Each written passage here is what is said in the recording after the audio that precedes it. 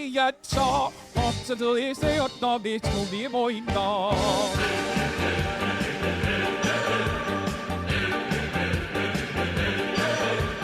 백전백승 소동당 세시대를 열었다 승리만 내기삼을 온세삼의 펼치다 불쏘나다 발미나다 퇴리에 만나보소 지리되는 대내로의 악담교 나가서 유약자 범죄도의 세웠다비 등이 보인다 유약자 범죄도의 세웠다비 등이 보인다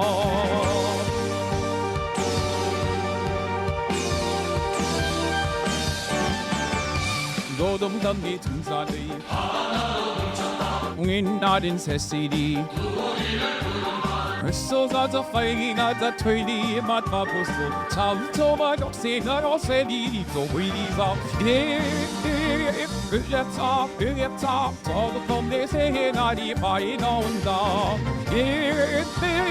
으야차 저도 내 새해 날이 많이 나온다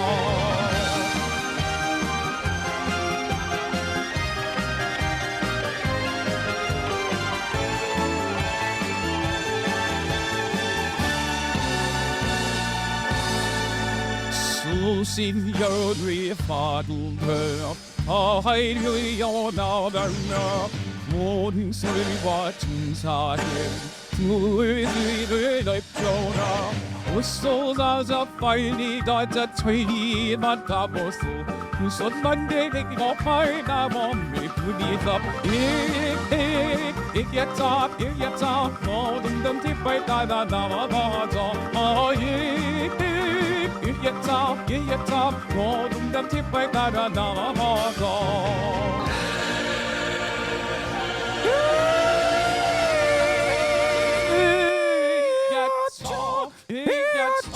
모든 덤티 빨다가 나와봐줘 What's going on, everybody?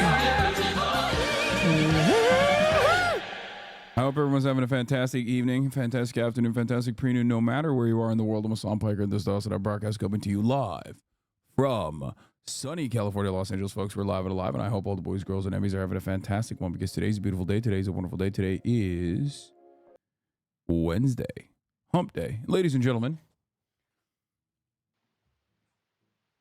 it's Wednesday, it's hump day, and I hope everyone's having a great one, no matter where you are in the world. It is September 9th. A TikTok mentioned you. It is September 9th, 2024. And I'm right on time. It's 11:15 a.m. Right on time for all the boys, girls, and MBs, and I hope everyone's having a great one. Because today is going to be a beautiful day. Oh. What?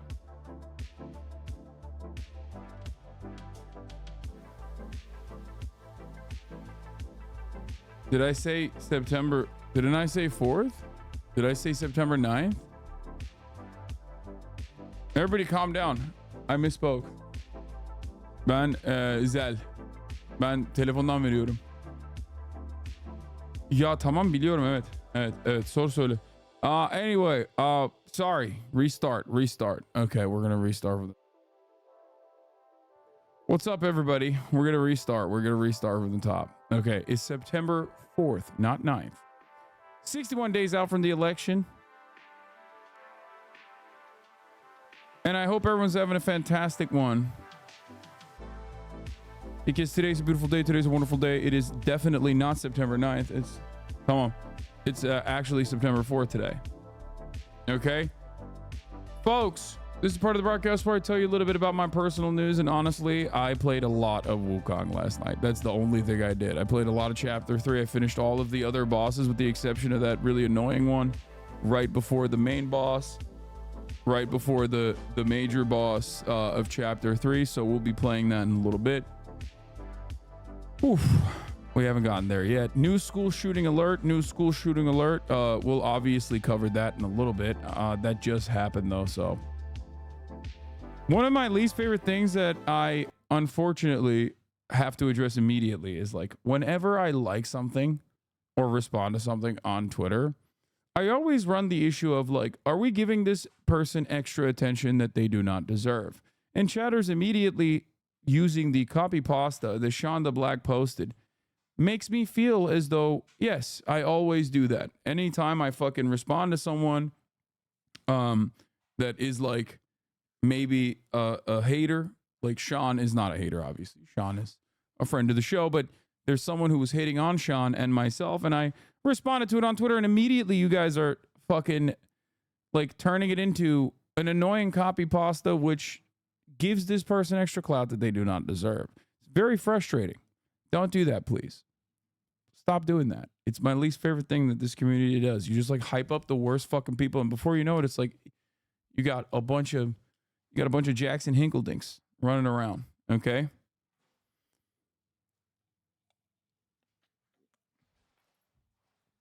I didn't even engage the haters this time. This is a fan. What is this?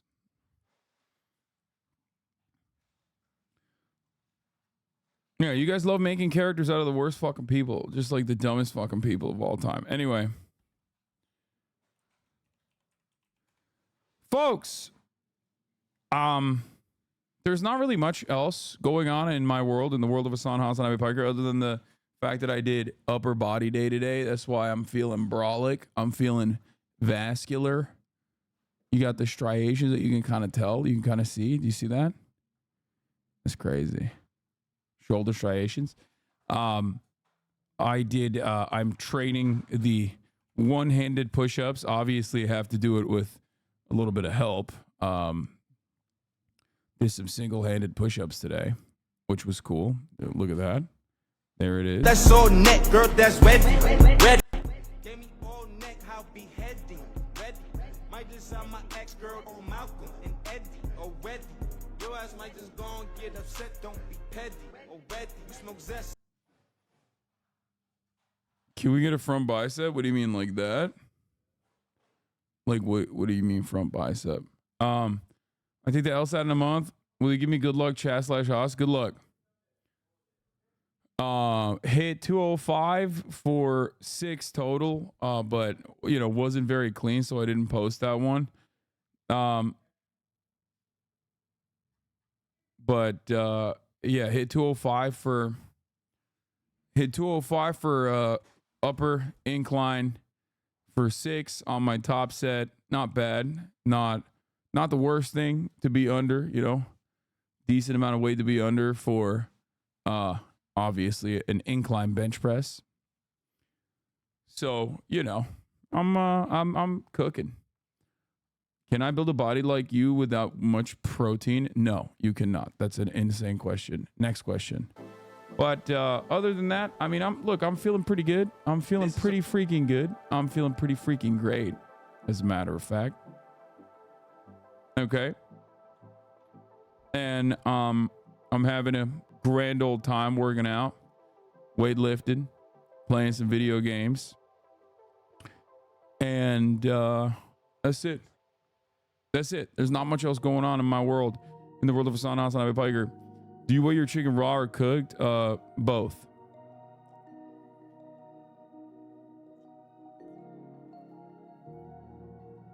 Is there a list anywhere that you can maintain a list of your home gym setup? No. I do not have a home gym anymore. I work out at a home gym, but it's my trainer's home gym, and they have everything. So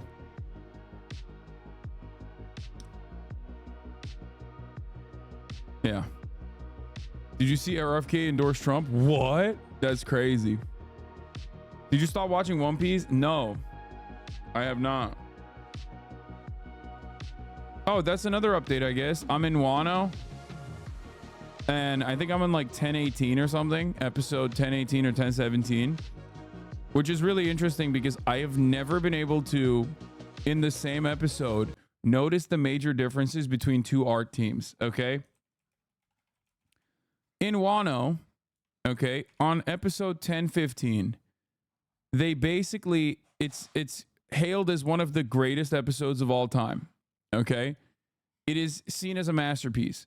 It's because from start to finish, the story is great, but from start to finish, the episode is drawn by a different team. Okay? Out of nowhere, the art style changes, the animations are more fluid.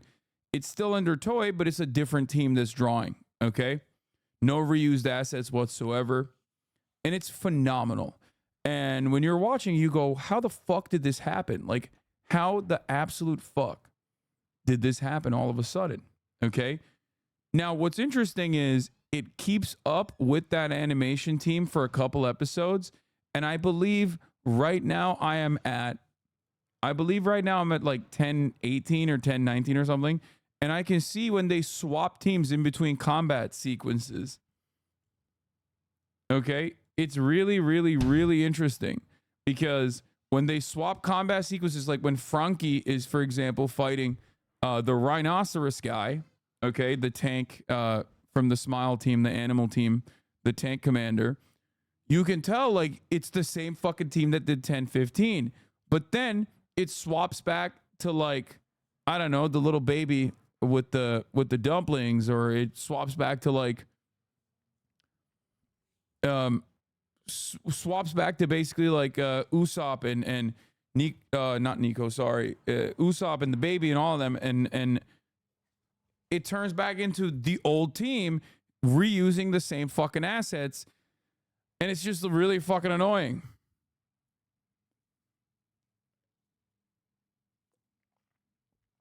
You're picking up animation quirks now, peak weeb shit. It's just very frustrating to see. It's very frustrating to see like the change. You're literally going to start seeing Vincent Chancellor's work soon. He literally carries. Also, he follows you on Twitter, what he does. That's cool. You are such a slut for this shirt in a good way. Yeah, no, I'm being extra slutty since until the summer ends. But also, this is why I do it. Look at this. This is a fan cam from 20 hours ago. It's got 46,000 likes. It's a fan cam, right? This is literally a fan cam. We're in the middle of a fan cam.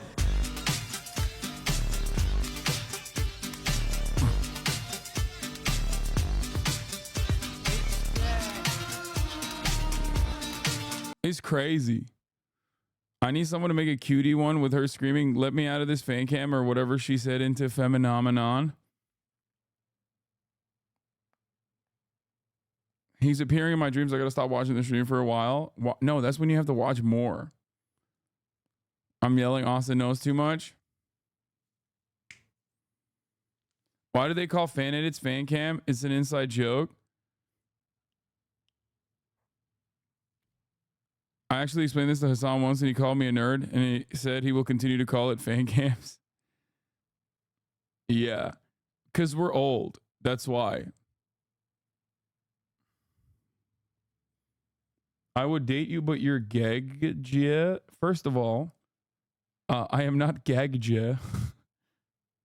I am a straight man, contrary to what my haters and lovers both think. Ironically enough, the gay community does a handshake with all of the homophobes on that one. There's two issues that the gay communities, the homosexuals and the homophobes align on two things, okay? One, using the F slur, like all the time. Two, wishing I was a homosexual man.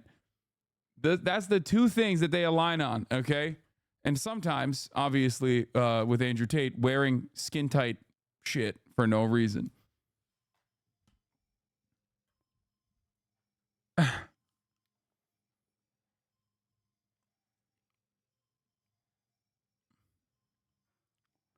Vincent will add memes to the impact frames and the animations he does. The big Zoro fight is animated by Vincent. Okay, all right. All the nerds need to chill out. Cutie fan cam that comment was talking about. This is a fan cam, right? This is literally a fan cam. We're in the middle of a fan cam. This is our worst nightmare, cutie. Get me out of the fan cam! Get it hot like Mama John. Make a bitch go on and on. It's a feminine This is wonderful. Someone get me out of this fan cam. Turns out you may not be gay, but you bait them like crazy. I don't. That's the other thing. I don't. I'm just a straight guy who's comfortable with his sexuality and is not like offensively homophobic and only uses homophobia in an ironic sense in an identical way that gay people use it. It's so funny that like I think I put a little stank on it when I was talking about Harry Daniels the other day, and I don't know him like that, so I shouldn't have been like that. Some random twink shows up, and in the comments on that TikTok, people were like, "Twink is a slur." First of all, it's not a slur. What the fuck are you talking about? Is there like a generational difference now? You know how like old trans people call themselves transsexual versus like obviously that's like not appropriate any longer. Like, is that a thing, or is that just like young people that are stupid and don't know anything?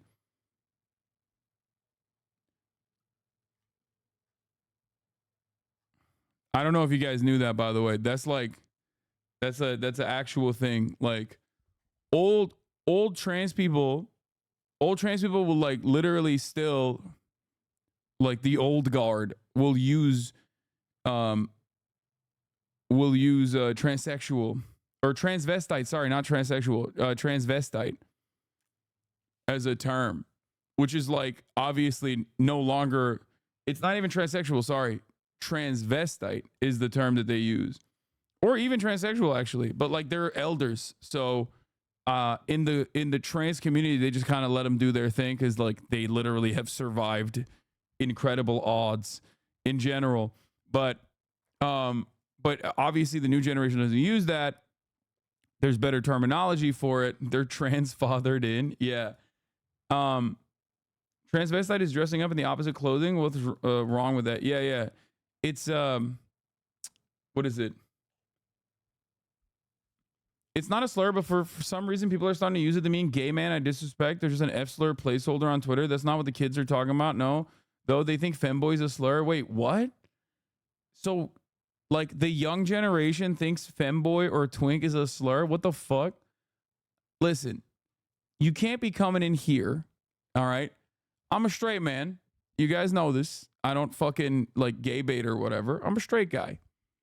Having said that, however, I'm also a bottoms rights advocate. Okay. So you can't be coming in here to a man's community who advocates for the bottoms to unionize, who advocates for the bottoms to organize, and then be like, twink is a slur now. You can't say it.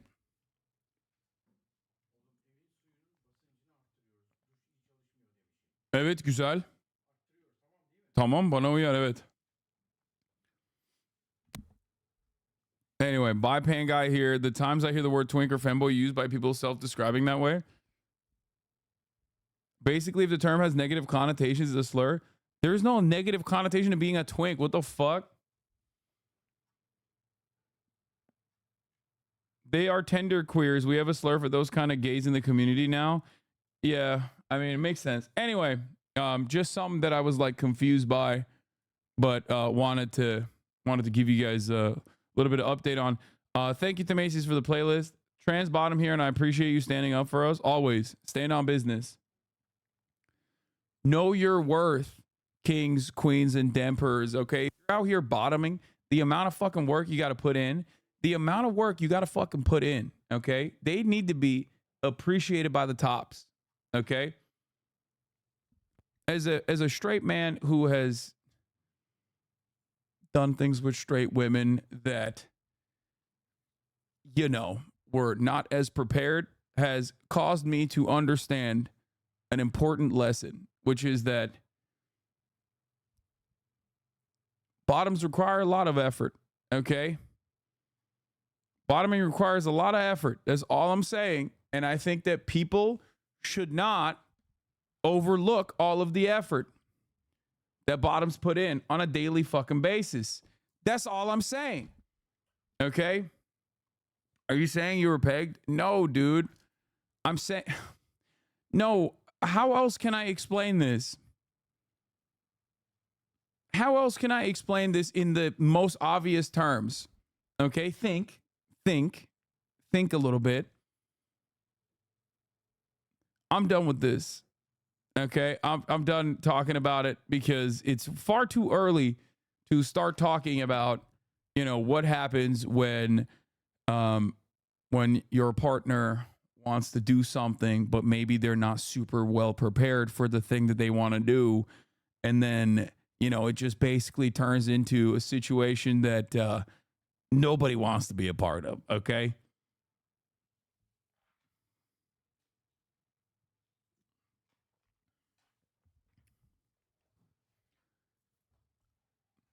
Not exactly a big fan of anal anyway. All right. Let's continue. Accept Jesus Christ as your Lord and Savior.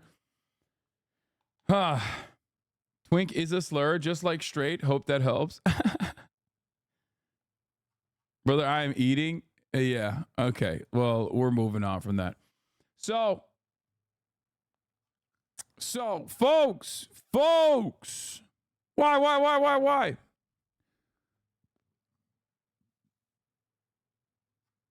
Where were we? Not super well prepared for what they want to do. Oh, like holding a book talk? Yeah, no, that's what I meant. Like doing slam poetry to friends. And not whatever the fuck you thought.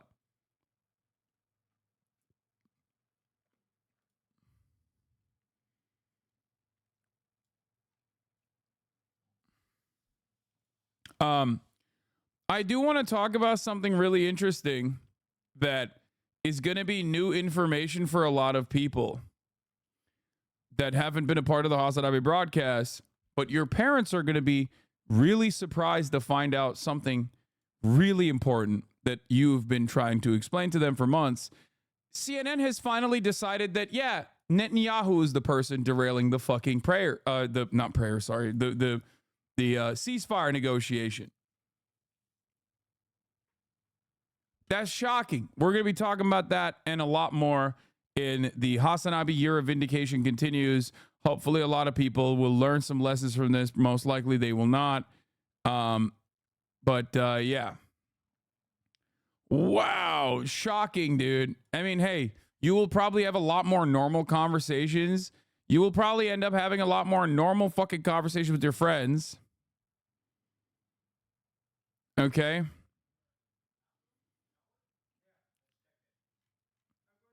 Are you going to go over the Two Nice Jewish Boys podcast? Yes, I will, dude. Okay, I will. Mainstream media finally acknowledges Netanyahu destroying the ceasefire negotiations as the year of vindication continues.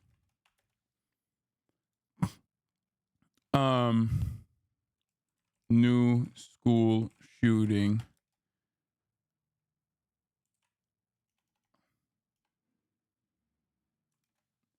Yeah, I was watching the NPR coverage of the Israel-Palestine ceasefire negotiations, all this stuff, and I was shocked because it sounded exactly like I don't know, my broadcast, but from 5 months ago, 4 months ago. Really, really shocking. It took them fucking 5 months to get there. Okay? It took them 5 goddamn months to get there. It's shocking to me. Okay?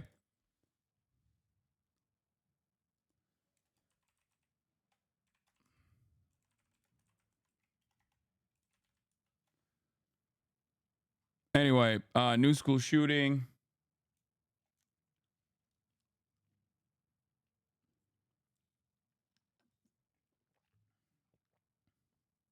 Year of the Dragon and Vindication. You did say it was September 9th. Maybe you're a time traveler from the future. True. I accidentally leaked that I'm a fucking time traveler from the future. Do you think the change in tone is for pressure from Biden? We'll talk about all that in a second. Hold on. Let me blast off real quick. Does anyone have a blast off meme?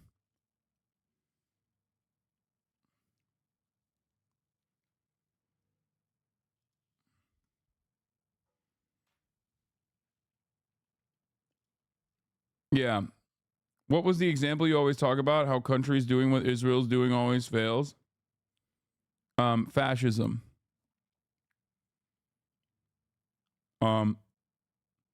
Internet Archive ruling not in favor of the internet. Oh shit, that sucks.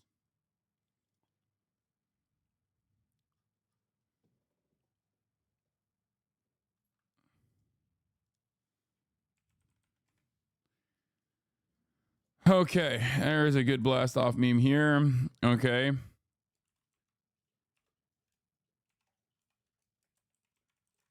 Kong later, get in now. Okay.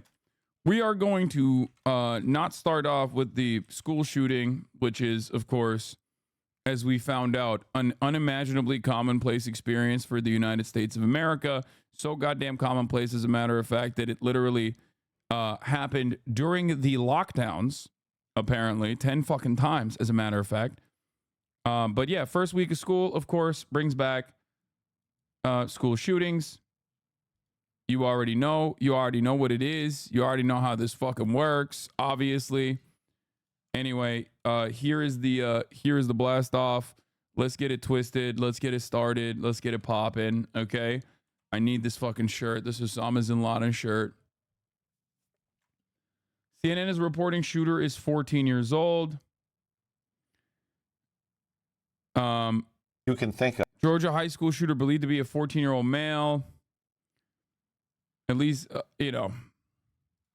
we're back, dude. We're fucking back. I don't even know what to say about this. Like, this shit doesn't even, this is so unimaginably commonplace at this point that it's like, it doesn't even hit the fucking, it doesn't even hit like the top of the agenda for the day. You know what I mean? It's just like, maybe like 20 years ago when this would happen, it would be like, or in any other country right now, other than the United States of America, this shit happens and they're like, we have to make broad legislative changes.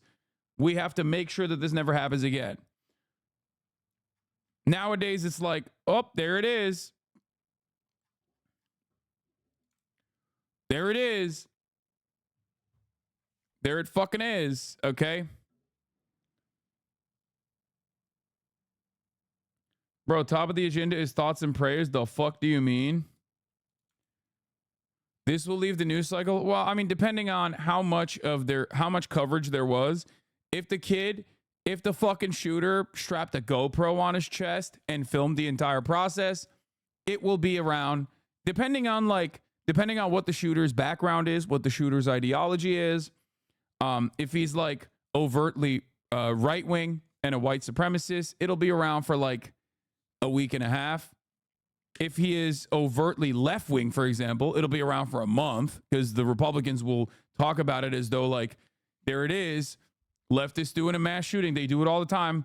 If he's an immigrant, holy fuck. Obviously, that's, if he's like the child of undocumented immigrants or something like that, it'll be around for maybe months and months. But ultimately, if it's one of the exact same style of school shooter that you fucking see all the goddamn time, like a white kid, a straight white male, okay, who got his dad's gun and walked into school and shot a bunch of people, then it'll be over. It'll be over in like 3 to 4 days. No one will talk about it again because why the fuck should we? That's just commonplace. That's just how it works, Bro, he's 14. Yeah, I know. What do you mean?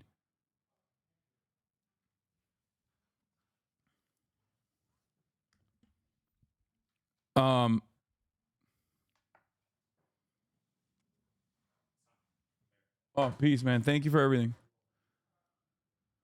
Oh, anyway, we'll get to the shooting. We'll get to the shooter in a moment. We got other shit going on right now before that. Okay.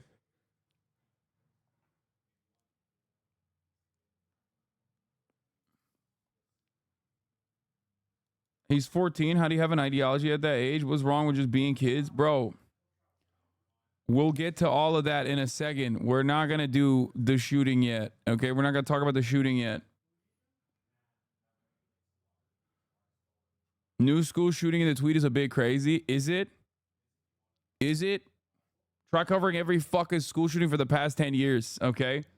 Sorry. I'm meeting the expectations of the fucking audience instead of like sitting here and acting like this is completely out of place and uncommon and a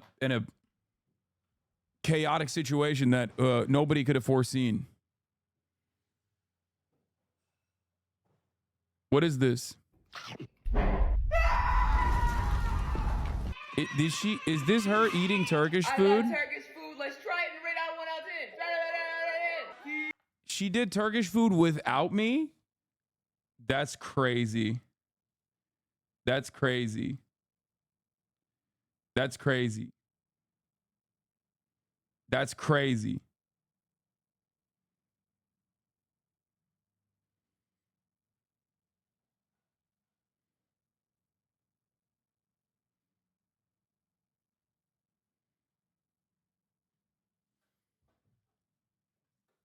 She invites you on in this? I had to move destinations because the sun was burning through my corneas. Let's start with the drink that I just dropped on the ground before I could try it. This bitch. It's a Turkish yogurt drink. It's Ayran. called Aryan. Aryan. It can't be the nationalist word. Or maybe that just means white. Sure, Jan. So let's give it a taste. It's not my type of drink. The flavor is not killing it for me, but I understand how it. Bro, I can't deal with it. First of all, it's a 4-minute TikTok. It is a salty drink. This is crazy. This is crazy. This is a crazy. I'm watching a hate crime unfold. Okay. I'm watching a hate crime unfold.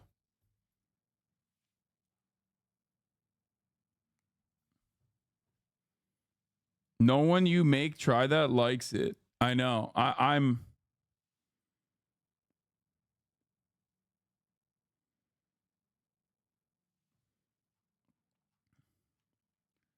Gotta have it with spicy food. I wish more people tried it like that. Yeah, it's true. You're supposed to have it with like kebab. You're not supposed to have it like side by side. You grew up drinking it. It's salty and thick. So I'm gonna give that one 0 out of 10. Would never drink it again. Appetizer time! Before I get into this, is my baby daddy Turkish? Is it Hasan Turkish? I'm kidding, Hasan. Come here on the cooking show. Let's see besties, Hasan. First appetizer! Stuffed grape leaves. Oh, she just squirted on the table. I'm sorry. I'm so embarrassed, but This is not that good. I don't like this stuffed grape leaves. Anyway. Twitter already going with non-binary trans shooter. Bro. We're not going to get to the shooter stuff yet. Okay? We're not going to get to the shooter stuff yet. We'll talk about it. Obviously, it's a breaking story. We'll cover it extensively when there's more information. I don't understand how motherfuckers don't personally like have this shit locked down at this point. Dog, when the school season starts, okay? When the school semester starts, shootings start, okay? By this point, you should have this locked down, okay? If you're in this community, if you watch this community, if you watch this content on a regular basis, there's a couple things you know. Number one, we wait for more information, okay? From official sources. Number two, okay? Whenever school shootings or things like that happen, which are incredibly fucking commonplace, right-wing Republicans are going to make shit up, okay? They're going to make shit up. They're going to always make shit up. And the thing that they love making up is that it's a person that is like an undocumented migrant or trans, okay? Twitter is the least reliable source of this information because it has turned not only to 4chan, but now to fucking 8chan, okay? It is the worst place to learn anything.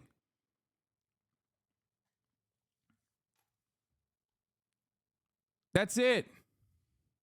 That's it. It's the worst place. Show shooting coverage. Also, we're not covering the shooting yet. Come on, dog. You're an 8-month subscriber. Obviously, like, I'm, when people are like, oh, look at this, look at this, look at this. Like, I'm going to briefly talk about it. And then I'm going to tell you, we're going to get to it. Okay? Holy fuck. Why are you being annoying? Why are you being annoying when I'm in the process of like trying to fucking move away from it? And like, the only reason why you say this is because you want to be like, I'm a smart guy. Okay. The only reason why you're saying this is because you want to be smarmy in the chat. Okay? I'm literally trying to move away from this subject matter, and you're bringing it right back to me. Okay? This is the attitude that a lot of people in this community have. You got to stop having this. It's just confusing is all. No, it's not. Okay? No, it's fucking not. It's not that confusing. You want to know why it's not confusing? Because, of course, look at the fucking... First of all, look at what it says at the top of the fucking chat. Hasan will cover the shooting story when there's more information. Please stop asking about it. That's number one. Number two, there's a shit ton of people who are posting in the chat about it. Okay?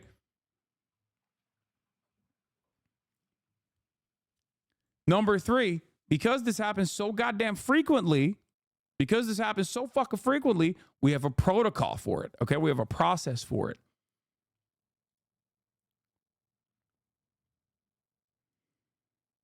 Limbless Gaza children blown up by American missiles. I sleep. Expected school shooting. I mean, it makes sense. It makes sense that like people are more tapped in on that because it's a domestic issue that never stops. Okay. Last but not least, I hate when people do this. Don't fucking backseat my goddamn content. Okay. Especially when I'm trying to move away. Especially when I'm trying to move away from the fucking process because it's like annoying to cover it without enough relevant information. Okay. Instead, we're going to start off briefly and talk about a couple different things. Okay. Specifically related to the ongoing situation in Israel-Palestine. Because this morning I woke up and I did my daily routine and I listened to, NPR. And on NPR, I saw something that I've never seen before. Coverage that was actually attributing fault to Benjamin Netanyahu. Coverage that didn't say Palestinian-run Hamas-run health ministry, but the Palestinian health ministry. That coverage that actually showed that 40,000 Palestinians have been slaughtered over the course of the past 11 months. It was shocking. It was shocking. It almost recognized the humanity of Palestinians. I thought I was personally hallucinating for a second because I'd never seen such anti-Semitic vitriol from mainstream media. As a matter of fact, it would be considered anti-Semitic vitriol in mainstream media to do that sort of coverage literally like a month ago or maybe 2 months ago. Okay? So how the fuck did this happen? How do we get here? How do we get here where fucking mainstream media is literally 8 months too late to the goddamn game here? Netanyahu derailed a potential Gaza hostage deal in July, Israeli newspaper reports. Wow. Wow. Wow. Maybe fucking Kamala Harris and Joe Biden can fucking finally see this reality as well. I don't know. Just kidding. They're too invested in lying at the behest of Benjamin Netanyahu.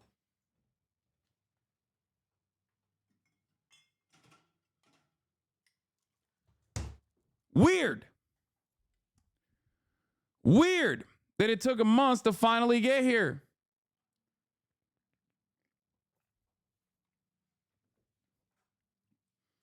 But they got there nonetheless. Good. Israeli Prime Minister Benjamin Netanyahu in July effectively spiked a draft hostage and ceasefire deal by introducing a raft of a new 11th hour demands, according to a report by Israeli newspaper Yediot Ahronot, citing a document it obtained. Now, let me tell you something, okay? These guys, Ynet, not exactly a fucking anti-Zionist institution, okay? As far as Israeli newspapers goes, yeah, they're doing news coverage on the matter, as I've said time and time again. Not exactly anti-Zionist, okay? This isn't a local call. This isn't local call. This isn't 972 magazine. This isn't even fucking Haaretz, okay? This is Yediot Ahronot. This is not a fucking Israeli newspaper that is even remotely anti-Zionist, okay?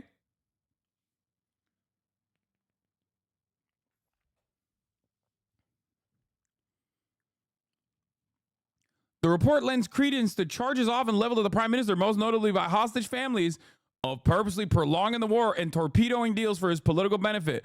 Far-right members of Netanyahu's coalition have pledged to bring down the government should he end the war. No, it's not because they killed enough babies to make CNN report the truth.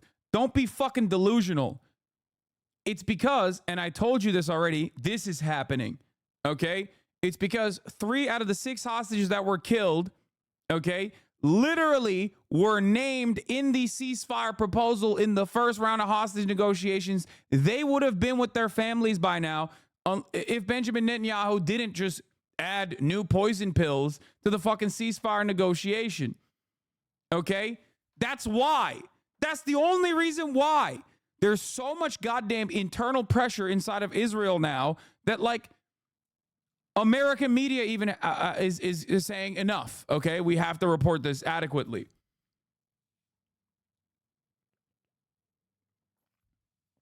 This is why I said things are changing dramatically with these fucking protests. Okay? This is why I said what I said. Do you understand? Because Western media does not fucking care about the humanity of Palestinians. They do not care about that shit at all, okay? Palestinians are nothing. They are collateral damage to Western media. They're nothing. But you know who is something? Israeli citizens. Hostage families. And when hostage families, Benjamin Netanyahu's own fucking cabinet members, Benjamin Netanyahu's own defense minister, Yoav Gallant, and numerous other, and every single fucking Israeli newspaper is like, Benjamin Netanyahu, do the ceasefire deal, you fucking piece of shit, you fucking animal. God damn it, do the fucking ceasefire. Enough is enough. American media, which normally, by the way, I don't expect this from New York Times, by the way. New York Times will probably not cover this because, like, in terms of ultra-Zionist creed, okay, bullshit, I would say New York Times is up there. CNN is a close second. New York Times is one of the worst, though, in terms of, like, objective or rather liberal, supposedly objective, supposedly liberal media. New York Times is probably one of the worst in its coverage, like, straight up.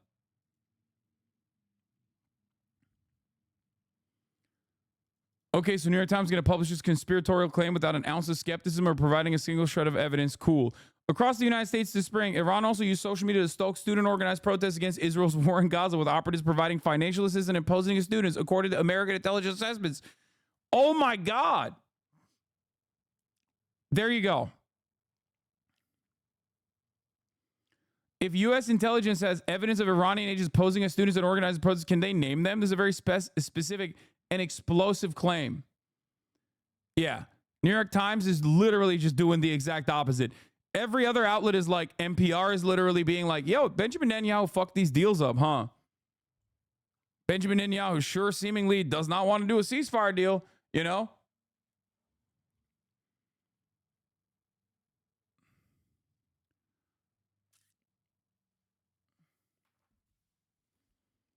New York Times, on the other hand, Iran emerges as a top disinformation threat in the U.S. presidential race. That's one of the top. Look at this. U.S. announces plan to counter Russian influence ahead of 2024 election. Iran emerges as a top disinformation agent. Come on, man. Maybe talk about the Israeli protest, dude. What's going on? It's crazy how far they have fallen off the map on this shit specifically.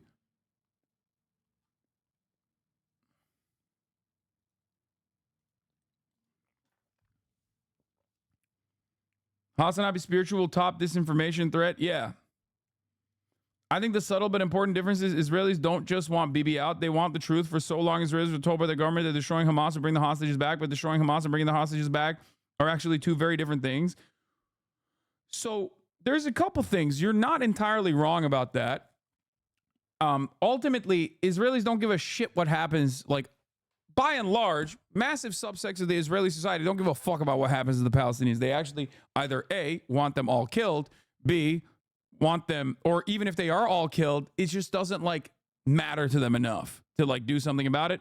And then there are obviously the pussy ass socialist to fucking, you know, older Ashkenazi Jewish population that does care a little bit. They're, like, kind of anti-war and they do protest. You got, like, the Standing Together group that has grown in size and that ideologically is like all the way from liberal Zionists to like anti-Zionist. It's comprised of like the largest force internally inside of Israel that is conducting anti-war protests that isn't just about retrieving the hostages. But of course, the largest force that you have seen so far are people who are directly, aligned with the hostage families. That is the mass organizing that has occurred in Israel. And of course, many of those people don't necessarily give a fuck about what happens in Palestine, what happens with the Palestinians, but they want their fucking friends and their family members back. Okay? So that's something to consider. It's important. You need to understand what the actual motivation is here, so you are not led astray. I'm not going to fucking lie to you and act like a lot of these guys care about Palestinians or anything like that. They don't. But it doesn't matter, because this right now serves the exact same purpose. If you want a ceasefire, these guys want it too. Why do they want it? Because they want the fucking hostages returned. Okay? They want the hostages returned. And that's precisely what's going on here. Okay? Now, for months and months and months, I have been screaming from the fucking rooftops about the situation. It is obvious to me and anyone who actually sees the situation in front of them that it's not actually Hamas that's sullying the ceasefire negotiations. It's actually Benjamin Netanyahu, almost personally. Israeli hostage negotiators, former and current, have said Benjamin Netanyahu is sullying the hostage deal. Yoav Gallant has said, his own defense minister, who is literally another person that has war criminal charges in the ICC right now, an application for the arrest warrant of Yoav Gallant is literally about to come down in the next couple of days, probably by Friday. Okay? He has said Benjamin Netanyahu wants a military solution to Hamas. It's not going to happen. Rear Admiral Daniel Hagari, with the big ass ears that you know very well, the guy who went down to the fucking tunnels and was like, remember that calendar? That's a terror calendar, which it turns out it was just a regular calendar. That guy has said there's no military solution to Hamas. Everyone fucking understands this, okay? People are starting to come to that recognition even in Israeli society, especially when, you know, you're supposed to be militarily dealing with Hamas, but all you have created for Israeli society is destruction of your economy. You have a shit ton of reservists that are fucked up. You have thousands of dead soldiers, IDF soldiers. The amount of IDF casualties is akin to like fucking 12 years of occupying Lebanon at this point. It's like crazy the amount of fucking people that have died. The amount of IDF soldiers that have fucking gotten smoked by dudes who are 18 fucking years old wearing busted ass Adidas, running up to fucking Merkava tanks and just dropping a grenade and then piecing the fuck out back into a goddamn tunnel system. It is crazy, okay? The incompetence is out of control. It is very obvious that you cannot deal with these people militarily, okay? You just can't do it. You can't do it.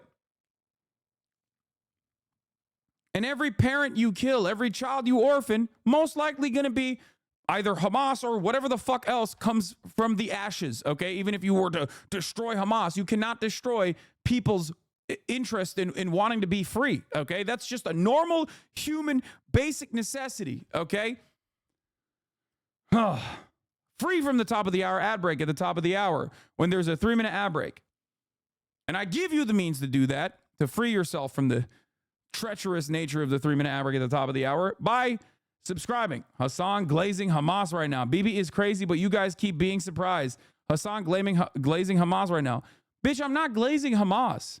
What I'm simply telling you is if you fucking kill people, yes, their orphans are going to be like, hey, the guys that killed my parents, the guys that blew up my school, I fucking hate them. I'm going to fight back against them. It is the most understandable thing. If that were to happen to you, my expectation would be for you to fight back as well. Ridiculous to assume that Palestinians are supposed to just sit there and get fucking murdered. You know what I mean? What a crazy expectation.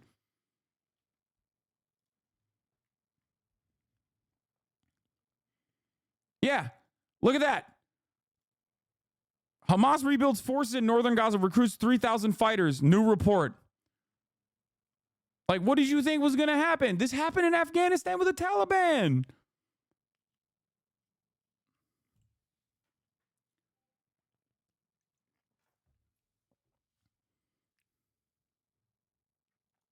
Some random account posted Look at this guy. legendary Intifada monologue.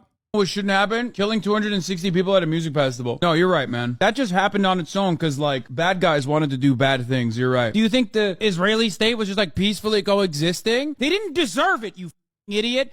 My goal is solutions. Your goal is the continuation of violence. This is literally October 9, by the way. For those of you who don't know, that's from October 9. This is me talking back in October 9. You want every single Palestinian to be executed ruthlessly in the streets. How do you think this happens? You think these people are just like, oh, we were violent because we want to be violent? Or do you think it's because you have entrapped them, you have bullied them, you have subjugated them? 2 million people live inside of Gaza. They're not even people in the eyes of Israelis. The average age is 18 years old. 57% unemployment. They can't even get concrete inside of Gaza so they can build water salination plants because 97% of their water is toxic. They're dying of mass starvation. You cannot push people into a corner their whole lives and not expect them to fight back at a certain point.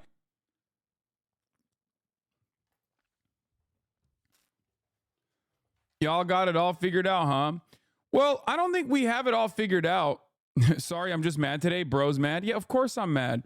I don't think we have it all figured out, but I will say, again, in the eve of mainstream media, CNN, all these fucking cherished institutions of wonderful journalism finally catching up to the fucking reality on the ground in Israel, the reality on the ground in Doha, something that I've been screaming about for the past fucking 6 months at this point. I don't know. You know, maybe I do have some things figured out. Maybe I just have a different point of view. Maybe I look at the situation and analyze it with the actual recognition of the humanity of the Palestinians. Perhaps that might have something to do with my commentary being correct and everyone else being fucking incorrect. And when you're talking about 40,000 fucking dead people, like, and you're not mad about it, I don't know what to tell you, you know?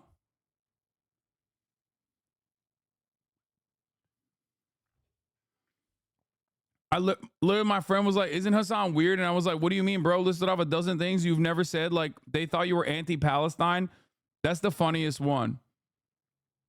Not 6 months. You've been screaming about this for years, and I respect the fuck out of you for it. Yes, specifically in terms of Palestinian emancipation and many other issues that I cover on a regular basis. Of course, I've been talking about it for the past 10 fucking years nonstop. But in terms of, like, looking at the situation and being like, this is Benjamin Netanyahu fucking up the bag. This is Benjamin Netanyahu fucking up the negotiations. This is something that Americans can, like, look at, and if they actually were to look at the other sources that are readily available, and maybe apply a little bit of fucking logic to it, you'd be like, maybe the party that killed the principal negotiator on the Palestinian side is not exactly really interested in doing a fucking ceasefire, you know?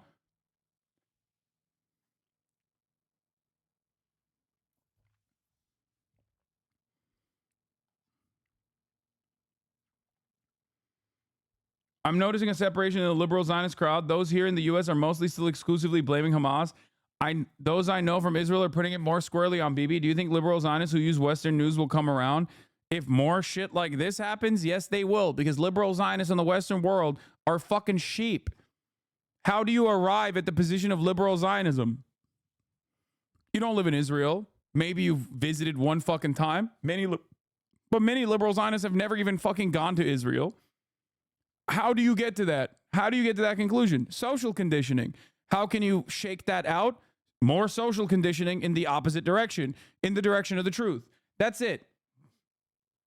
Also, Zionism is fascism. So liberal Zionism is an oxymoronic position anyway. And many liberal Zionists are like very progressive people otherwise, with the exception of Palestine. So of course, for them, you know, it's probably much easier for them to like shake themselves from this like idiotic fucking notion that this is sustainable. So who you voting for, Hasan, if you're so mad and figured it all out? Because Kamala says she's going to do the same fucking thing. I know, chatter. I know. Which is very frustrating. And I talk about it on a regular basis. Anyway.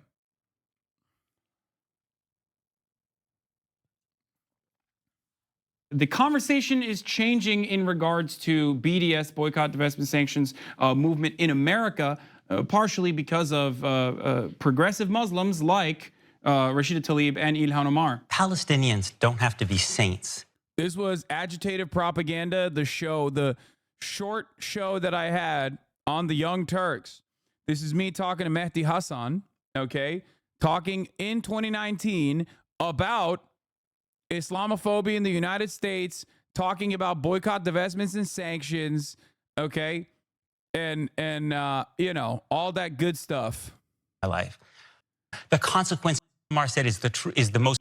The conditions in which Palestinian people living in the West Bank are subject to these horrific conditions, horrific living conditions by the state of Israel, America's greatest ally and the only democracy in the Middle East, if you ask Republicans and even liberals. Very much so. I mean, it's definitely shifting.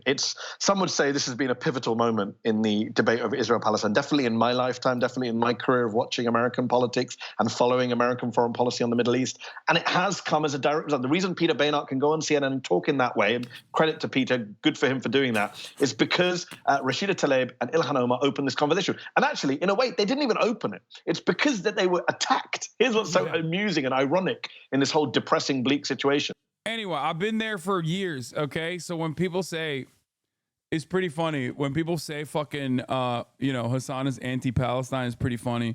Here's another one. This is from 2018, obviously. May 15, 2018. Israeli murders Palestinians, and we act like it's totally fine. It's not. You know.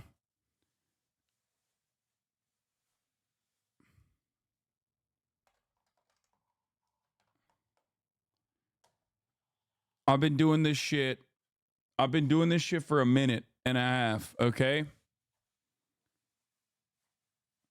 Some chatter asked why you look younger, lol, like it wasn't 5 years ago. Yeah, no,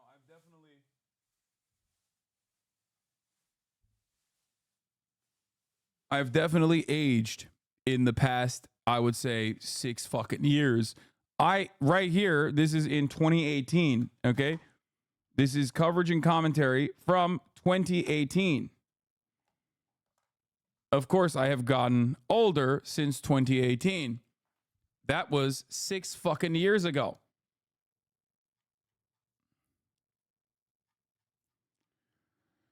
To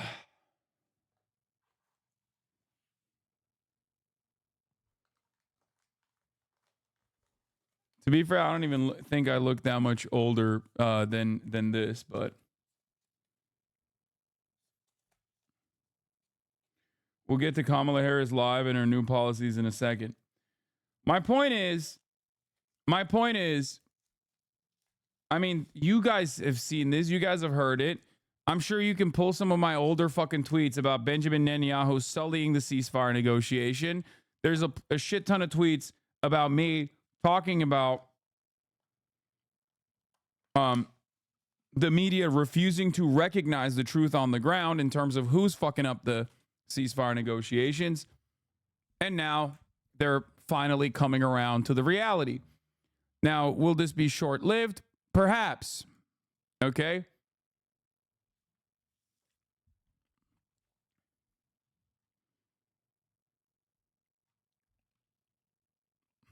Actually, I don't even think I look better than I do back then.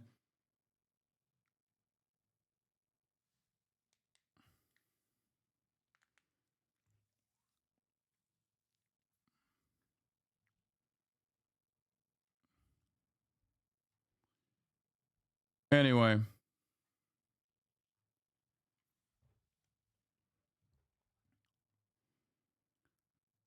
Yeah, sorry. I mean, you look younger now. Okay.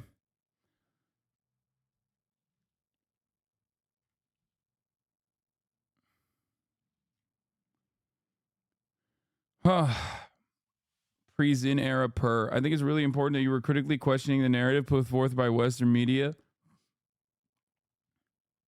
So, anyway, beyond the fact that like I've been up Western media's ass on obviously uncritically and unconditionally supporting propaganda that is pro-Israel, that outflanks the reality, that completely sidesteps like the wants and interests of like peace at the behest of at the behest of like the American State Department and their interests in the region, it is a welcome change of pace in terms of like CNN and NPR finally offering a little bit of truth to the matter. Okay. Having said that, however, yesterday,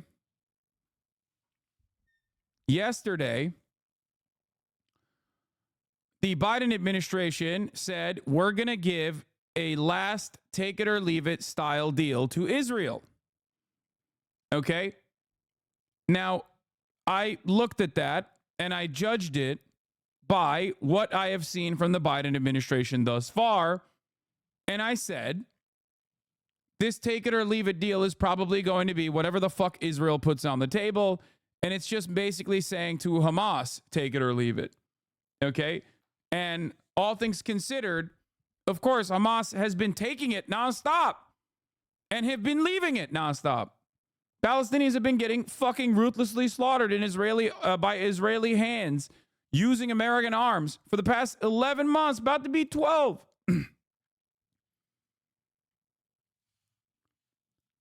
So nothing has changed from the way that they analyze the situation, and seemingly nothing has changed from the way that the American government is analyzing the situation, which is, of course, insanely frustrating. Having said that, however, America took it one step further, and it seems they chose to do this thing, which is really fucking stupid. They chose to prosecute the leaders of Hamas. The Department of Justice is charging Hamas leaders in October 7 attack. I don't know who this is for. I'm sorry, this is funny. Okay. I can't take this seriously. Half of the people that they're charging are dead. There's like one guy remaining that they could even prosecute for this. Okay. Are you fucking joking? Justice Department has charged multiple senior Hamas leaders in connection with the October 7th attack, while demonstrators face off with police in Israel demanding a ceasefire to bring the remaining hostages home. Marcus Moore is on the scene in Tel Aviv. Good morning, Marcus. Well, George, good morning. The Department of Justice charging the head of Hamas, Yahya Sinwar, for his alleged role in the deadly attacks and the kidnapping of American citizens here in Israel on October 7th. Attorney General Merrick Garland pointing to the terror group's killing of more than 1,200 people, including 40 Americans. The DOJ accused 6 top Hamas leaders, quote, for financing and directing a decades-long campaign to murder American citizens and endanger the security of the United States. At the same time, here in Israel, we've seen thousands of protesters back in the streets, really trying to up the pressure on Prime Minister Netanyahu to sign a ceasefire deal and bring home 97 hostages held by Hamas, and that includes 7 Americans. These protests have been intensified after Hamas executed 6 hostages on Saturday. Now, U.S. officials are still determined to get a ceasefire deal, saying that President Biden is personally involved in the negotiations. But one of the major obstacles is Israel's refusal to fully withdraw its troops. Wow. Wait, what? Israel's refusal to withdraw troops is a major obstacle? Whoa, that's crazy. Shocking, guys. Color me surprised, okay? Look, I'm shocked. What? But I've been watching mainstream media for the past like 4 months if you've only been tuning into MSM coverage of the ceasefire negotiations for the past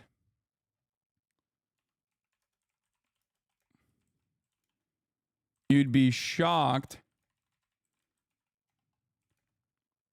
that they're now recognizing that it was Benjamin Netanyahu that's been responsible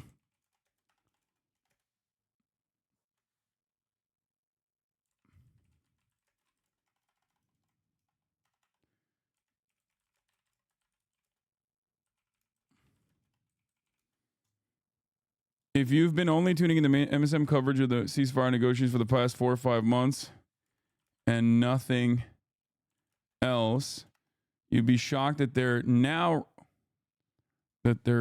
only now recognizing that it was Benjamin Netanyahu that's been responsible for destroying the talks all along. Are you okay? I am. I'm the most okay I've been. What do you mean? Are you okay, Hasan? Huh? Are you okay? Is there a chance that Israel off the hostages is a false flag operation? Fuck no. Dude, what are you talking about? No, there is 0% chance that Israel offed the hostages themselves. Why would they fucking ruin their own PR?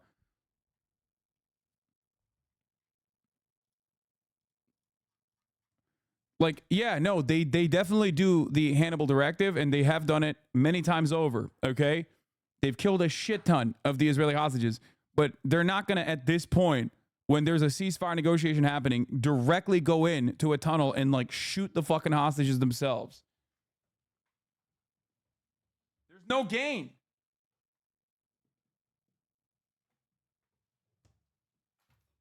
Why would they... What would they benefit from doing that? They have complete gridlock, complete bedlam in Israel. They had a fucking mass strike. Everyone is directly holding Benjamin Netanyahu responsible for the deaths.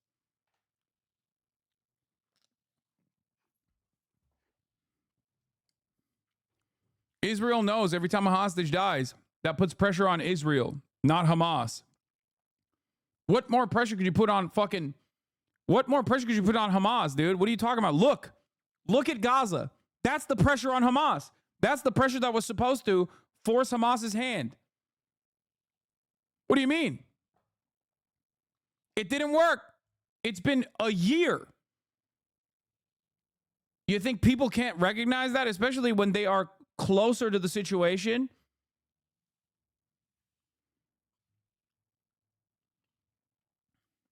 Come on, dude.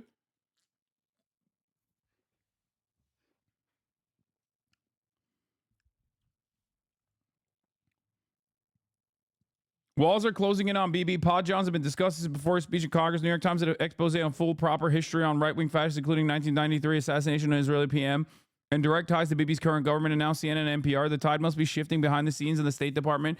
When you lost the libs, you are cooked, BB. No, the tide shift has always been there, okay?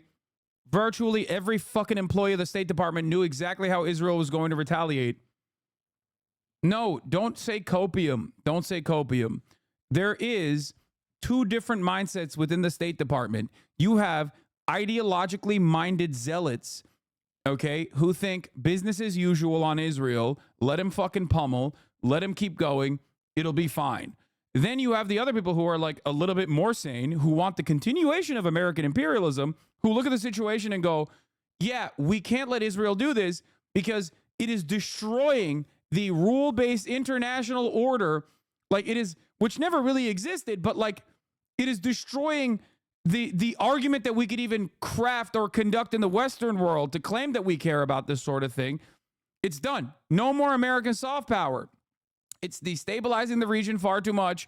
It is destroying our fucking chances of like ever conducting any kind of like the facade is being destroyed, right?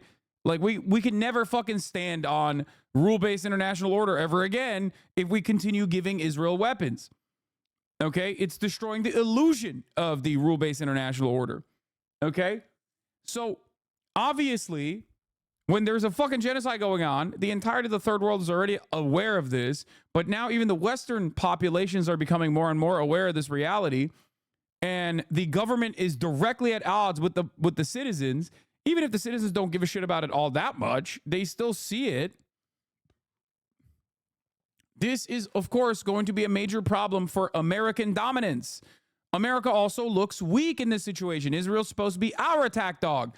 They can't continue this fucking bloodshed without our weapons.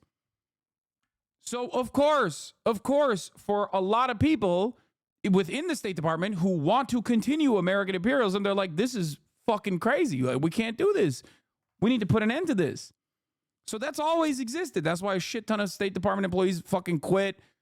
very publicly, made bold declarations. Like, we're talking about dudes who are responsible for other genocides being like, well, this genocide is going to fuck up the bag for America. Okay. And they are right.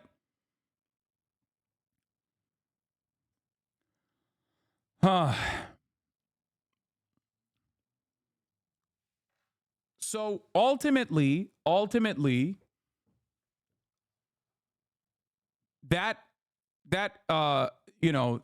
divergence have always existed within the American State Department, considering how much Israel fucking bullies the American agencies in general. If we were to look at the State Department, like, I would say one of the, like, there are obviously very pro-Israel people within the CIA, and then there are very anti-Israel people within the CIA as well, who are like, what the fuck? They keep spying on us. They keep doing whatever the fuck they want. How are you not going to do anything about this? Like, they keep fucking up our operations. So it's more so a battle ideologically within the State Department of people who are unconditionally and unimaginably pro-Israel versus people who are like, yeah, I'm pro-Israel, but like, we also have American dominance to consider here. So that already exists within the State Department.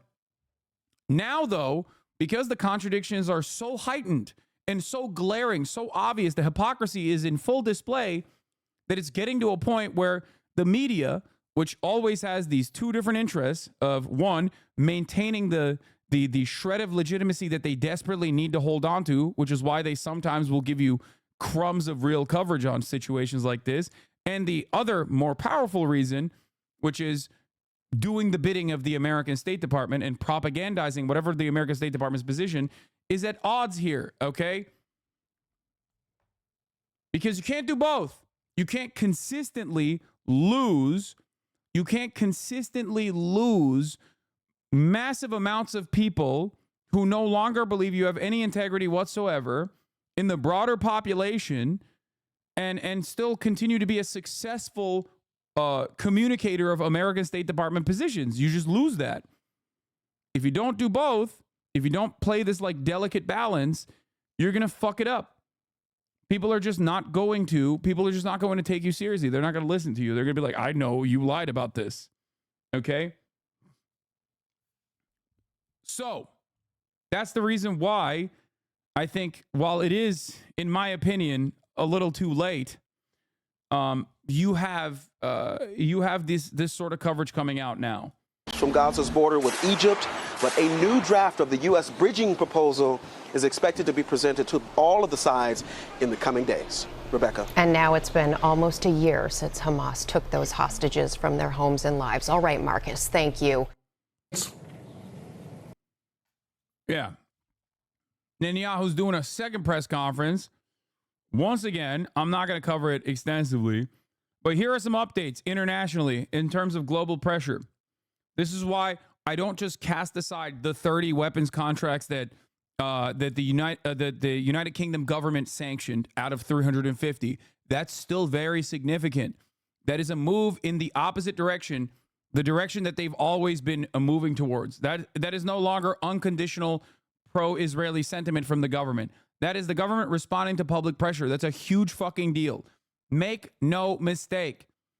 Judge the actions in front of you by not what you wish would happen, but by what has happened thus far.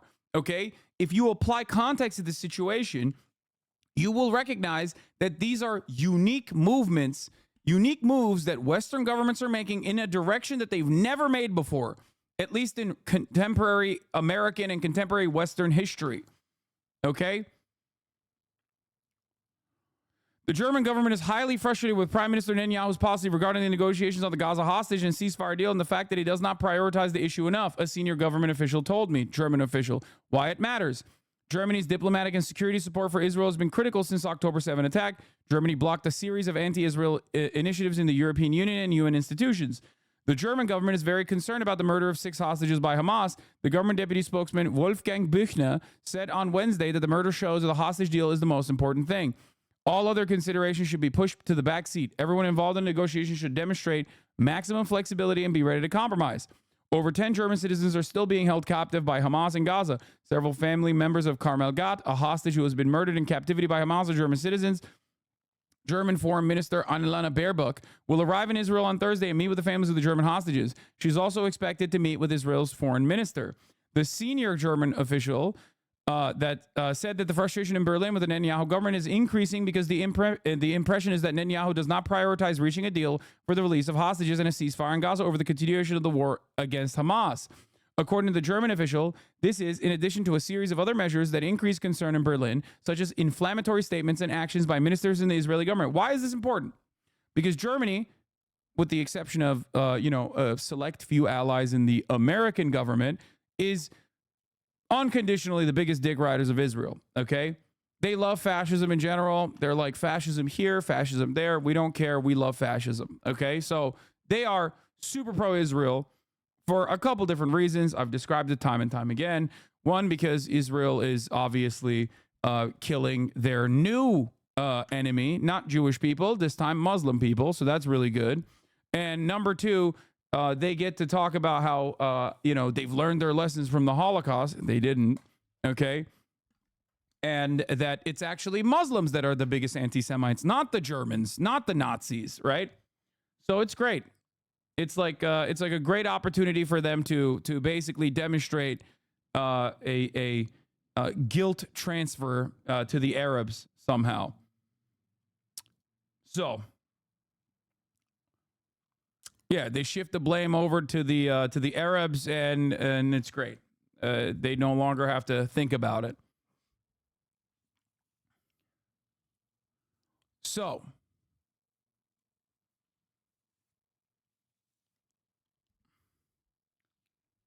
Do you think Israel being a critical counterintelligence threat to the U.S. contributes to our unwavering support?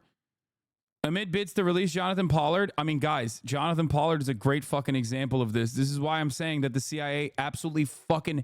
There are people in the CIA who fucking hate Israel, okay, for understandable reasons.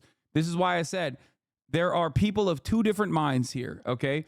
You have the unconditional dick riders of Israel within the American State Department, and you have the people who are like, dude, what the fuck are we doing? Okay? Israel, like, the hilarity of Israel is, like, even during the fucking Russiagate shit, which Felix loves talking about, like, a big chunk of the foreign interference that we actually intercepted was coming directly from Israel, okay? And then we were like, oops, maybe we shouldn't talk about this stuff all that much. You have to understand, Israel absolutely plays a role in the American elections in very obvious, publicly open ways like AIPAC, Kufi, okay? Demonstrating the interests of some of the most far-right elements within Israeli society in terms of continuing the apartheid, in terms of continuing the genocide, and then also in more covert ways, like the bots and shit that you see every now and then.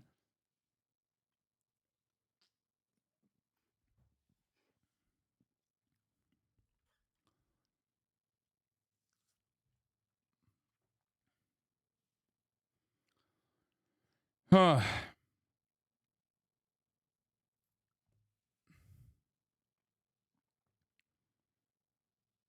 Didn't even Obama not fuck with Netanyahu? Yeah, I mean, Obama was one of the most like anti-Israel politicians in the highest office for sure, which is hilarious to say because ironically enough, Barack Obama gave Israel $38 billion on his way out, by the way. So it's pretty funny that like the standards are that fucking insane. And yes, doing the Iran denuclearization agreement, doing the Iran denuclearization agreement literally was the biggest fuck you to Israel that America could ever do in terms of its foreign policy. That is precisely the reason why Republicans famously invited Benjamin Netanyahu to speak at the U.S. Congress. Okay? So yeah, that's like anti-Israel as you're gonna get. A guy who gave Israel $38 billion fucking dollars. And if you ask ultra Zionists or even Zionists in general, not liberal Zionists, but ultra Zionists and Zionists in general, they will literally fucking tell you Barack Obama is a Jew hater, like straight up. Aside from a bunch of other anti-black slurs and maybe call him a Kenyan Muslim man. So, you know. But let's get back to this point here. Jeremy Scahill from Dropsite News, formerly of The Intercept, talked to the breaking points about his latest investigative reporting. Here is what America is potentially doing. Happy to be joined this morning by Jeremy Scahill, who, of course, alongside our own Ryan Grimm, is co-founder of Dropsite News. Great to see you, Jeremy. Good to see you. Good to be back. Yeah, of course. So you have some bombshell reporting about these ceasefire negotiations and really pointing the finger at, in a conclusive way, at Bibi Netanyahu for intentionally undermining a deal that he had already agreed to. I can put this up on the screen and you can elaborate here a bit more. But effectively, Hamas agreed to a 3-phase deal that actually backed down on what was one of their key demands, that there be a permanent ceasefire. This was something that supposedly the Israelis had already agreed to. And yet after Hamas says, okay, yes, we accept, then Netanyahu, specifically enabled, as you point out, by the U.S., layers on a bunch of additional conditions intentionally met to undercut the achievement of a deal. Talk to us about the documents that you were able to gain access to and put this in a broader context for us. I mean, the broad context is that for the past 10 plus months, the narrative from the United States and Israel has been that Hamas has been blocking a ceasefire. My sister-in-law's brother is a Palestinian in Gaza who watches and loves you, especially your gaming. He was injured in an airstrike and has been watching the stream from the hospital, even though he's now missing an eye. I told him I would write in chat on his behalf. Can I pass on his message? Yes. Of course.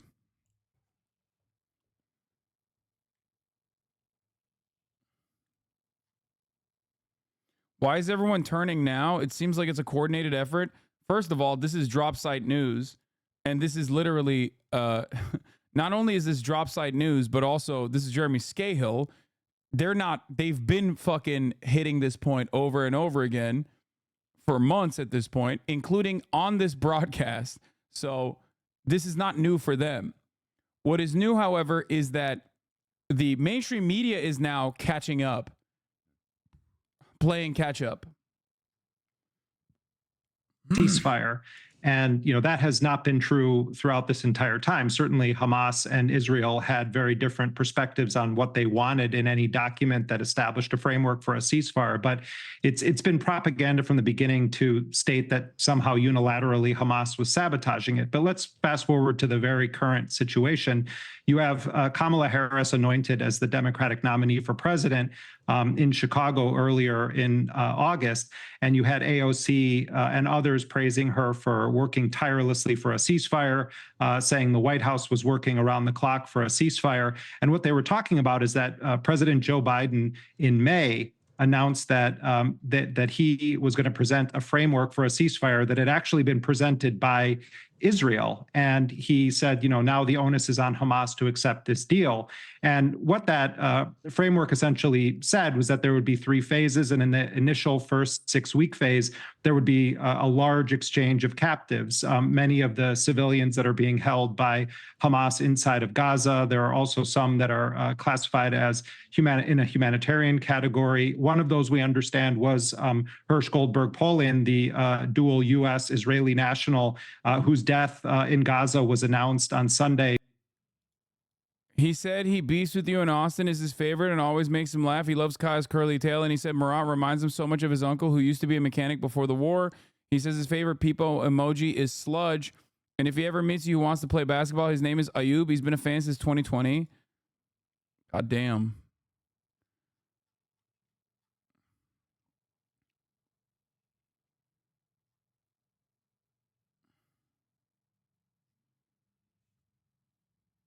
Hopefully one day.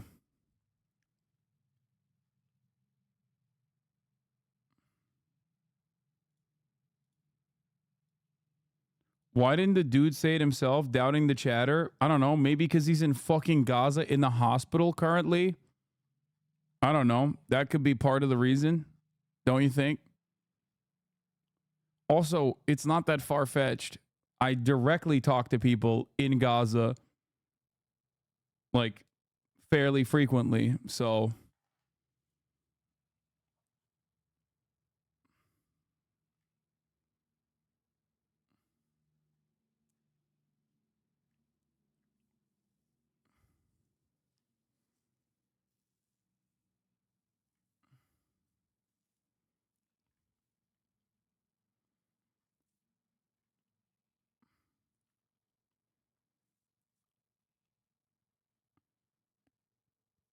this might come as a surprise to some chatters. This might come as a surprise to some chatters, but there's probably people in Gaza right now watching. There's also Palestinians here that don't live in Gaza, but either A, live in the West Bank or live in diaspora that speak to their family members who are in Gaza on a daily basis.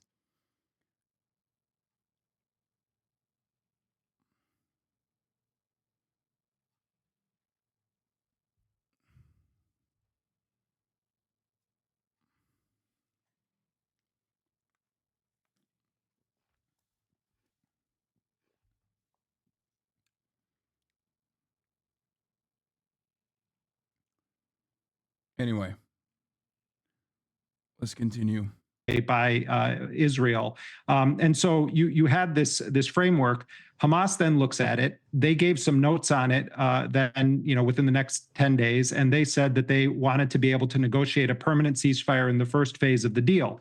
Now, according to my sources in Hamas, they were told by the international mediators, Qatar and Egypt, this was a deal breaker for Israel and the United States. And so Hamas deliberated on that. The United Nations Security Council endorsed the so-called Biden framework. And by July 2nd, Hamas had actually backed off of what it was one of their most important demands and made what they thought was a really big concession by taking that language out of what they were insisting on. They then go back to the mediators, and the documents I have show that on July 2nd, Hamas formally informed both Egypt and Qatar, the two main mediators dealing with the United States and Israel, that they would accept the terms of the framework based on an American amendment. And Hamas sources told me that the Americans acknowledged that Hamas had accepted that framework, and they went back to Israel. And then Netanyahu bombards the process with a whole slew of new conditions, including an indefinite presence of Israeli troops in the Philadelphia corridor, which has been governed by agreements going back to 1979 and 2005 with Egypt and Israel. Israeli forces are not supposed to be in the Philadelphia corridor or controlling the Rafah crossing. And they also insisted that they would maintain troops in what's called the Netzarim corridor, which essentially splits Gaza in half. So Hamas said, no deal on this. We already agreed to something. And so what we've seen is Antony Blinken running over to Tel Aviv and traveling around the Middle East. And now what's happening is they've tried to say to Hamas, yeah, we know that you agreed to this, but now you have to accept parts of these other demands that you've made very clear you will not accept, which is an indefinite Israeli troop presence inside of Gaza. Yeah. Everything that Scale's talking about here, where's the sourcing on this? Brother, use your fucking eyes. What's really funny about what you're saying here in terms of like, where's the sourcing on this, which is at Dropsite News, if you would like to, if you want to specifically go to the source that Jeremy Scahill, the primary investigative reporter on the subject matter, is just basically reiterating on breaking points with Crystal and Sagar. But beyond that, if you're looking at like the actual sourcing, it's coming, one, directly from Hamas officials, and two, it is now also coming from Israeli newspapers like Yediot Ahronot's latest reporting that shows that it was Benjamin Netanyahu that was sullying the deal since July.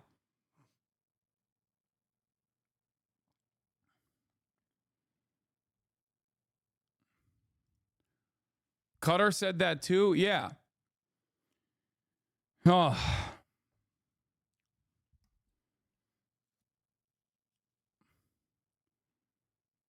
Yeah. Also, the person that is like the person that conducted this investigative reporting is not just some random fucking dude.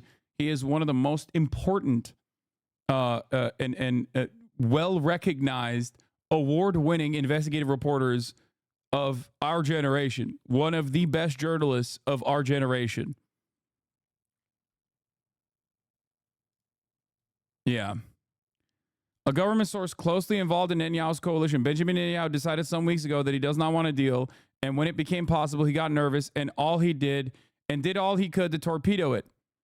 This is from Haaretz.com 7 hours ago.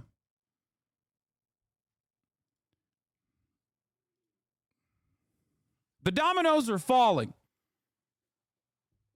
Okay? That's it.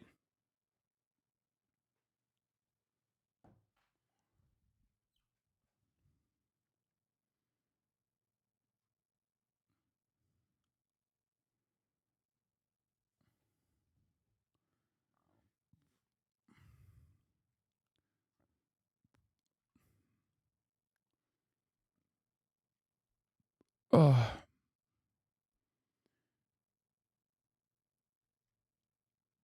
Do you think that this is the first stage of Bibi's undoing? This is a lot to get caught red-handed with. Nothing will change unless American government, like people in the highest positions of power within the American government that currently are unconditionally pro-Israel, respond to public pressure and change course. Okay? This entire thing changes overnight with ease. Okay? This entire thing changes overnight with one phone call. That phone call has not come yet. That phone call has not come for 11 months at this point.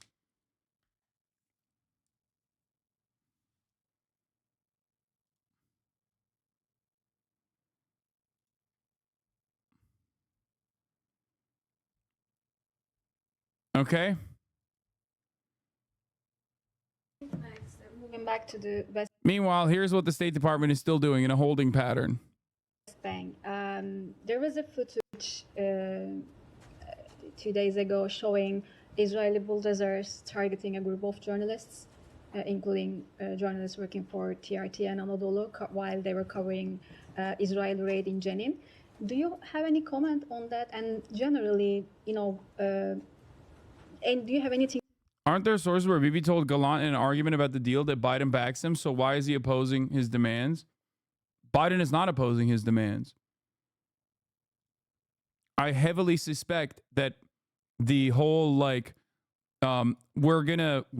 are indicting the American Department of Justice, indicting Hamas officials 11 months after October 7 in the midst of Benjamin Netanyahu getting a shit ton of internal pressure is a deliberate way to try and move the conversation in a direction that they want to have, which is remember Hamas, remember October 7. It's not working. It's unsuccessful, but they're literally still openly showcasing that they are not interested in actually forcing Benjamin Netanyahu's hand at all.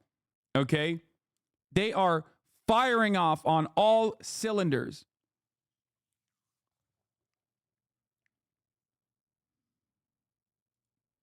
Is a threat to Israel again. And secondly, sir, more than 40,000 Palestinians have now been killed in Gaza, a majority of whom are civilians. And these numbers are from the Palestinian Ministry of Health, but they are backed up by the United States, by international organizations. Humanitarian conditions in Gaza have degraded so much that diseases like polio and hepatitis A are now spreading. We have seen countless children be orphaned. We have seen countless mothers lose their children. How much is too much, sir? At what point is it time to end this war? Well, we'll end the war when we achieve our war goals of making sure that Hamas can't repeat such atrocities. But we're fighting this war in a just war with just means. In fact, with means that no other army has ever fought. No other army has taken the precaution. I mean, he's right. No other army has dropped 5 atomic bombs on a densely populated civilian area that it is the belligerent occupier of. That's literally true. Historically speaking, no other army in world history has ever dumped 5 atomic bombs worth of munitions into an area that it is currently the belligerent occupier of. So he's not wrong. Whenever Benjamin Netanyahu says stuff, because it's such pure projection, or not 4, sorry, 5 atomic bombs.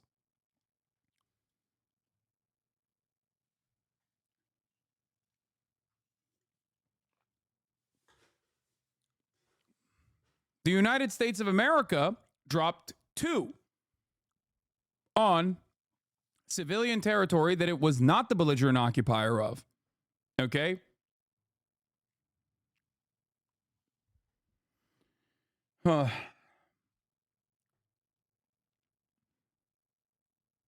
Anyway. That Israel has taken, sometimes at great risk, to make sure that we minimize the number of casualties. You talked about polio. We enabled now massive vaccination of polio. We want 90% of the Gazan people of Gaza vaccinated. I think 200,000 I think were vaccinated today. We put in 1 million tons of food, 1 million tons of aid, 700,000 tons of food. That's unheard of. We've taken... He's like, we're fucking killing them, but sometimes we give them food too. Yeah, it's 11 months, man. It's 11 months of genocide, of course. You know how bad, you know it's bad when the density of bombing is worse than Cambodia? Holy shit.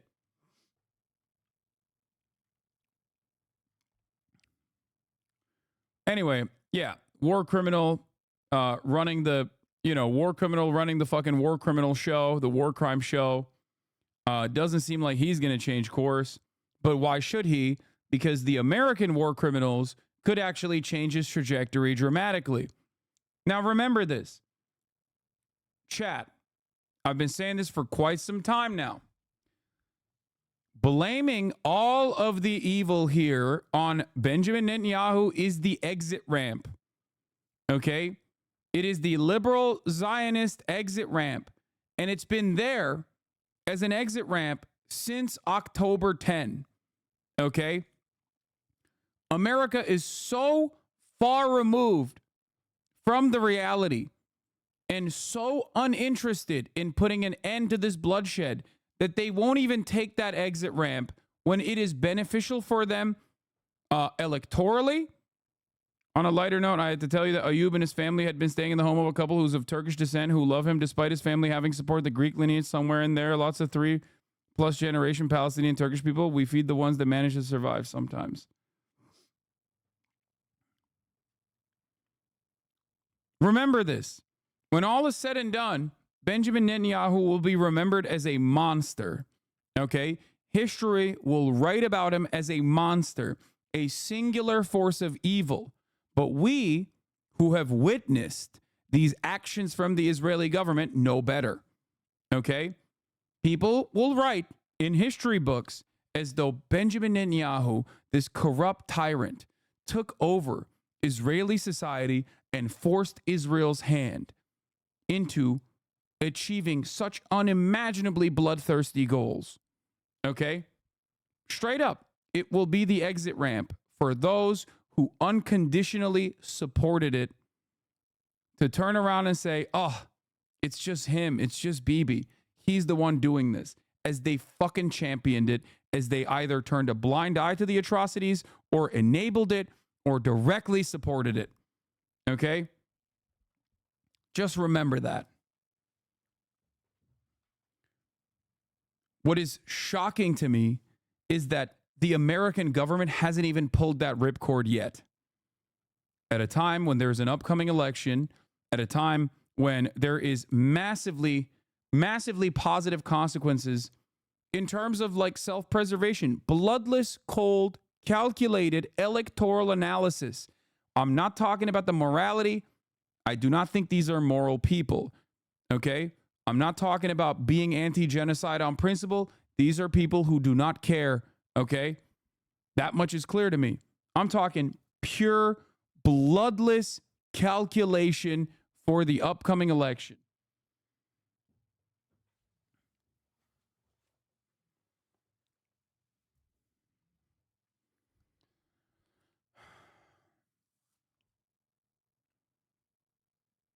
It is crazy.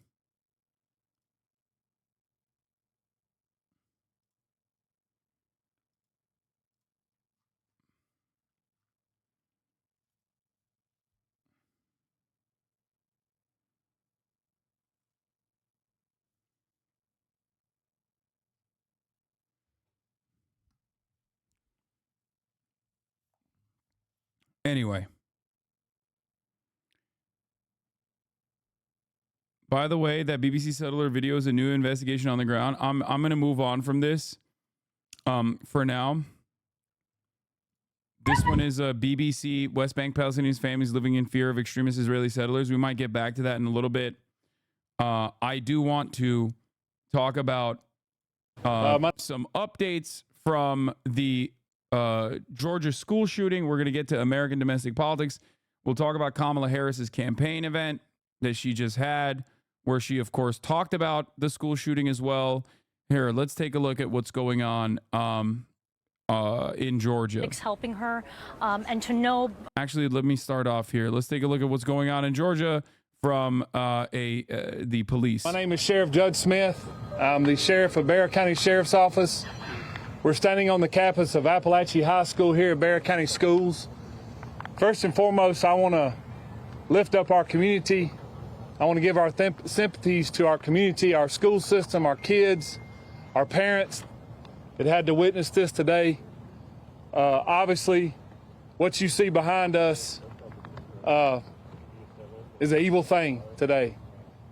At about 9:30 this morning, we received the first call that there was an active shooter on this campus. We're not releasing any information as far as injuries, but we have multiple injuries.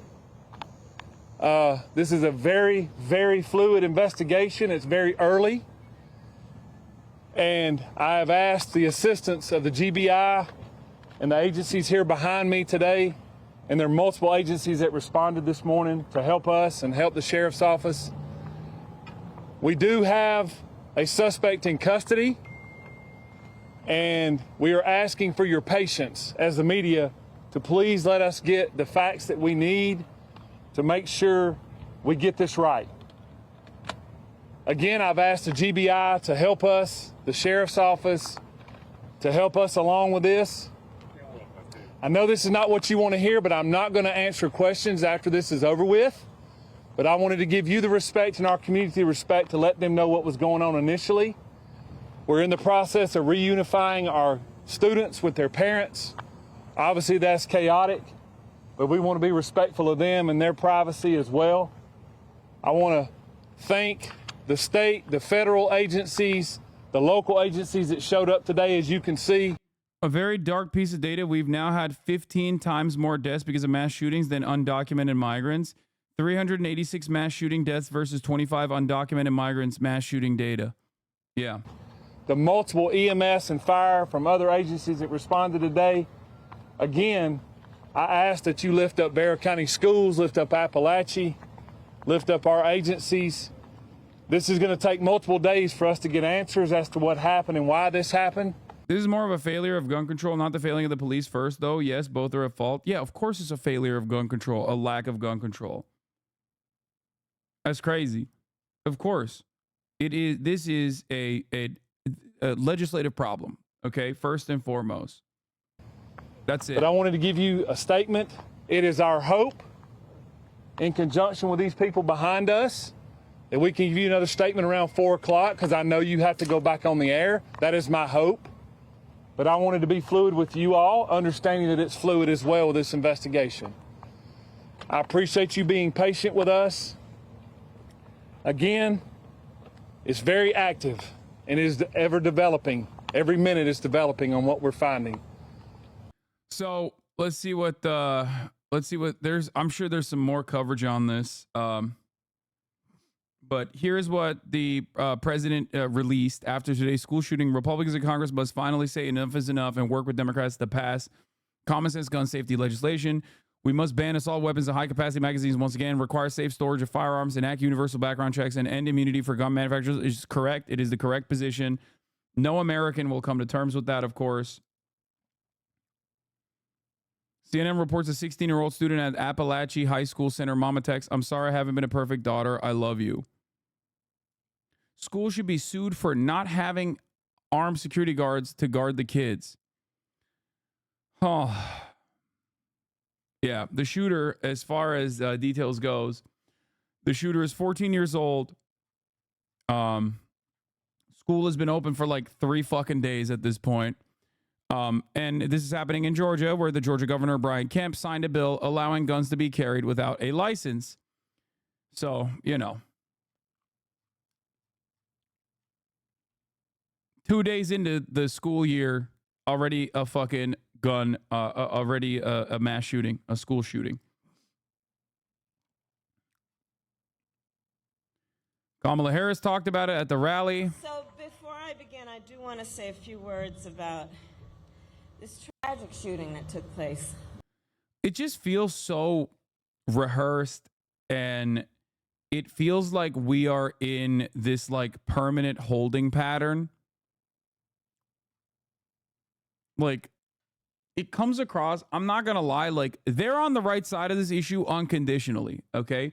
Democrats are on the right side of this issue. Straight up. It's just, it's the truth, okay? This is not like, this is not an endorsement of Kamala Harris or Joe Biden or anything like that, or an endorsement of the Democratic Party. Having said that, however, they are absolutely on the right side of this issue. It's just, that's it. But because it has happened so much and so frequently that like this pattern that we keep repeating over and over again comes across scripted and hollow. Yes, I'm going to cover Tim Pool, Dave Rubin, and others receiving money from Russia Today to push pro-Russia content. I'm going to do it. Please just calm the fuck down. I'm talking about something else. It's on the docket. Of course I'm going to talk about it.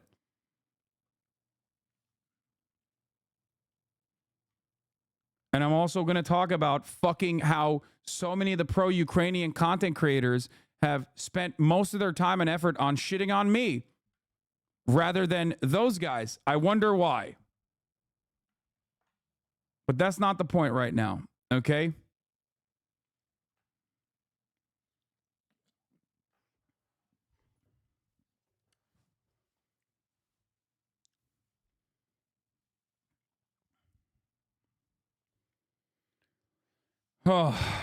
This morning in Winder, Georgia. We're still gathering information about what happened, but we know that it comes across hollow. It comes across rehearsed. You know what I mean? I don't know how else to describe it. there were multiple fatalities and injuries.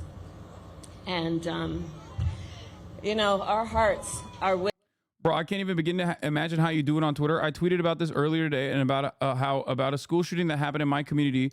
How it's fucked that this shit still happens. The algorithm must have picked it up. I've gotten threats, DMs, replies from the most unhinged freaks. Shit is fucking insane. People are actually out of their minds. Like, holy fuck, dude. I don't know how you do it every day. You have to remember, these are not real human beings, okay? Just remember that, and you'll be fine. These are not fucking real human beings, okay? Like, they're human beings, but they're barely sentient. There's something about Twitter, especially now Twitter, that has caused all the worst aspects of like these subhuman scumbags to just feel emboldened, okay? To say whatever the fuck they want to say. Those people would not carry that same energy in the real world, okay? That's it. Those people do not exist in the real world for the most part.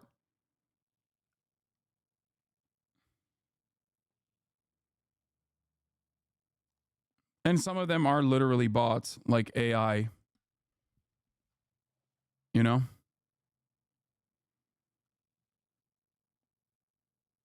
This issue will never be tackled because 6% of shootings happen in private schools, so it doesn't affect rich people as much. All the more reason to ban private schools so the rich can actually care about safety and education. That's an interesting attitude I had not considered. But I think it just simply won't get solved because the Republican Party owns like unlimited, unrestricted access to weapons as a major policy position, and it's a very popular policy as well. So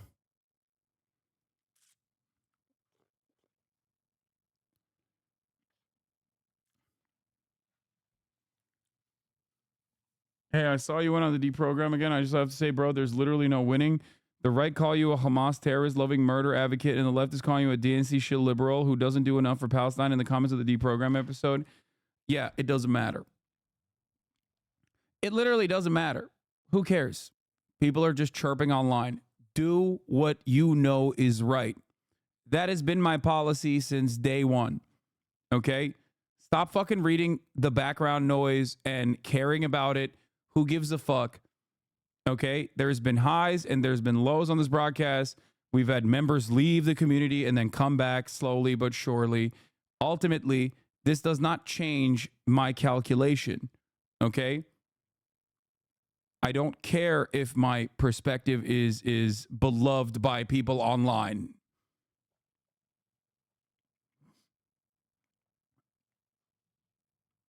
Okay?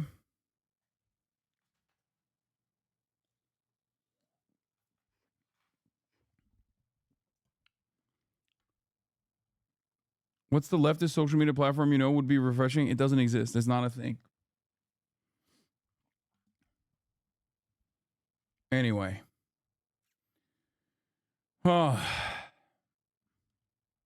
Optics are a tool to an end. Helps, but fuck it. Yes, it would be much nicer if most people had not, most people who are extremely online, who happen to be overrepresented in obviously the way that people read comments and whatnot, were not brain broken fucking losers who are incredibly uncharitable. Okay? Yes, it would be nice, but it doesn't fucking matter.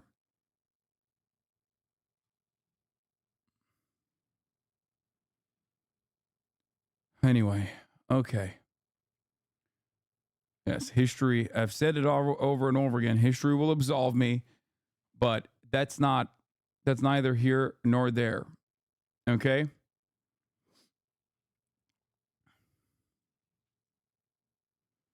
When I was younger, I was one of the it's not a gun problem people. Because of you and people like you, I saw the error in my thinking and the truth. Thanks, man. Exactly. And that's precisely why I do what I do. That and also serving 3-minute ad breaks at the top of the hour. Okay? Those are the two reasons why I do what I do. You know, because at the top of the hour, there's a 3-minute ad break. If you no longer want to see those ads, all you need to do is subscribe for $6 or for free with Twitch Prime, or by getting gifted a sub if you are lucky. Okay? I don't think that there is going to be a mass event that causes Americans to wake up to this reality of school shootings and where it comes from and how to stop it, for the record. With all the students, the teachers, and their families, of course. And we are grateful to the first responders and the law enforcement that were on the scene. But this is just a senseless tragedy on top of so many senseless tragedies. And it's just outrageous that every day in our country, in the United States of America, that parents have to send their children to school worried about whether or not their child will come home alive.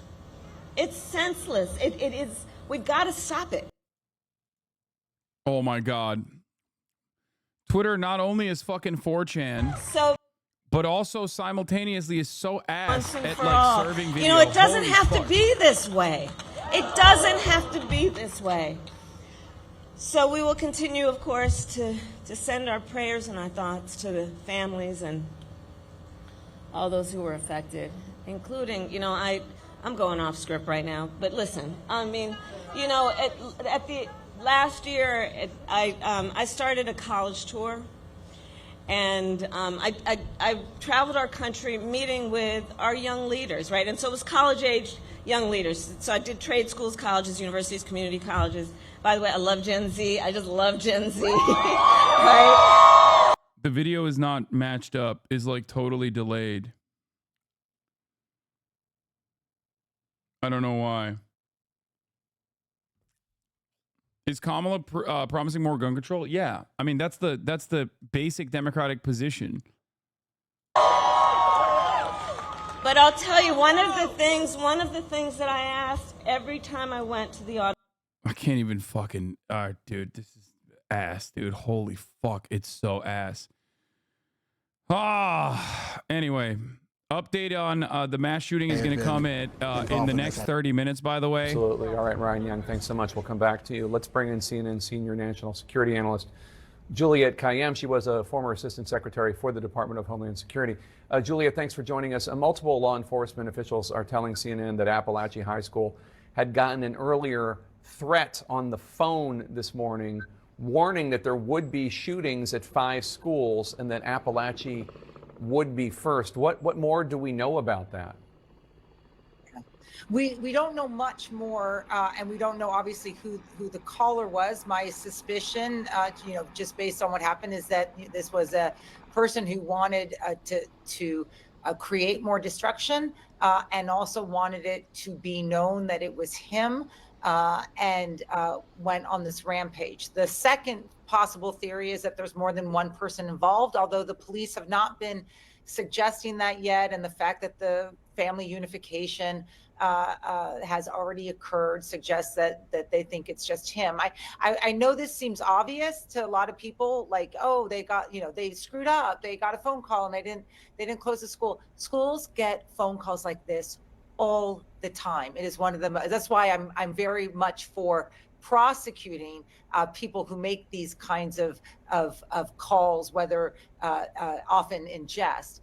These kinds of calls are happening all the time. We have to learn what did they think of it? What did they think it was? How often was this school getting them before we can pass judgment on the school district? We're told that officials are going to brief in a few minutes. We'll obviously bring that to our viewers and listeners live. What are some of the topics you want them to address? So obviously the access issue, I'm curious about how accessible the school was. What was its risk environment? Had there been violence before? What kind of, it's a high school, what kind of metal detectors and others there were? Obviously the age, Jake, it's 14 years old. I was looking at the statistics. It's not as unusual as we wish. That school shootings occur by 14-year-olds, but a mass shooting like this is very rare. That's a young age. So then the third and important question is access to the gun. Everyone knows Georgia's gun laws are permissive. It's just, this isn't a political commentary. They are exceptionally permissive. And that means that the parents or someone who had the gun made it either available to him or he took it from them. We need to get more aggressive against adults who buy these weapons and make them accessible or allow them to be accessible to a 14-year-old. And I guess the last question, of course, is motive. Was this against a particular person, a classroom? What was his reason for doing it?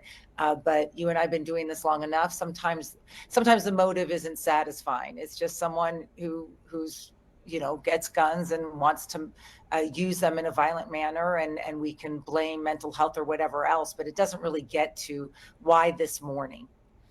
Yeah, and for those who don't know, some parts of the country have safe storage laws, meaning that there needs to be a trigger lock or the firearm needs to be stored in some sort of safe so that minors cannot get the gun or anyone else cannot get the gun. What is your assessment so far, based on the limited information we have, of the initial emergency response?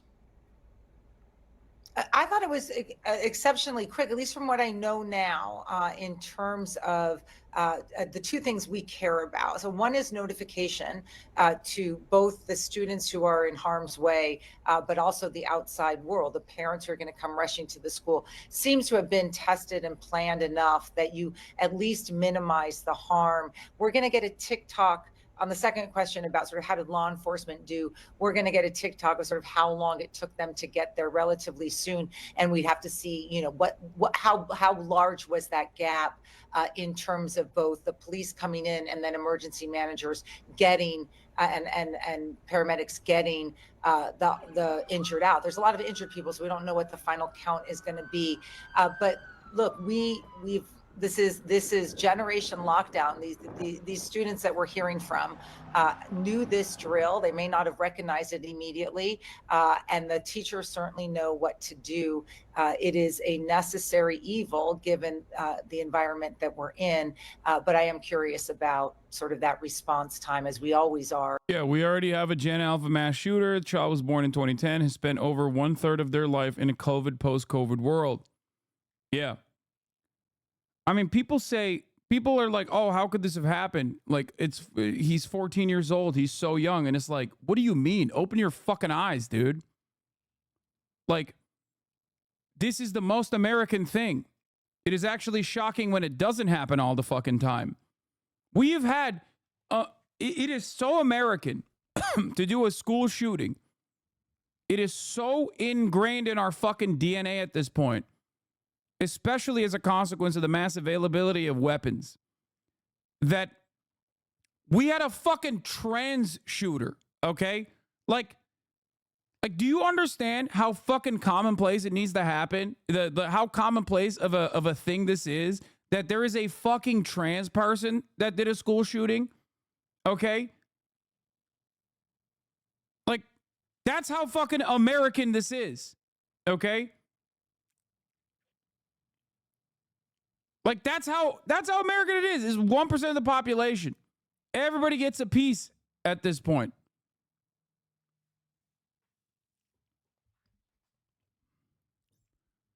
I'm honestly surprised there was this long of a gap between school shootings. There wasn't. It's just this one is like something that the media is paying more attention to. And also the gap between school shootings is called summer break. That's just what it is. It's called summer break. That's the gap between school shootings. The school year literally just started fucking 2 days ago, dude. 2 days.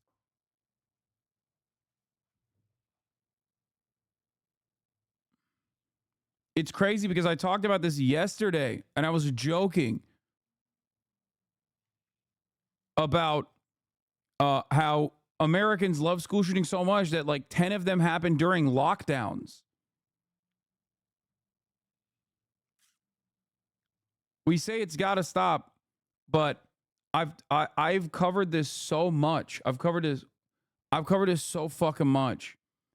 And it literally is unfathomable.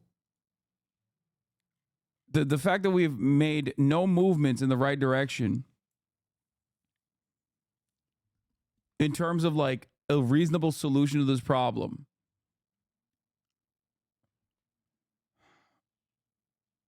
I don't know what to say. It's just, and the defense of it,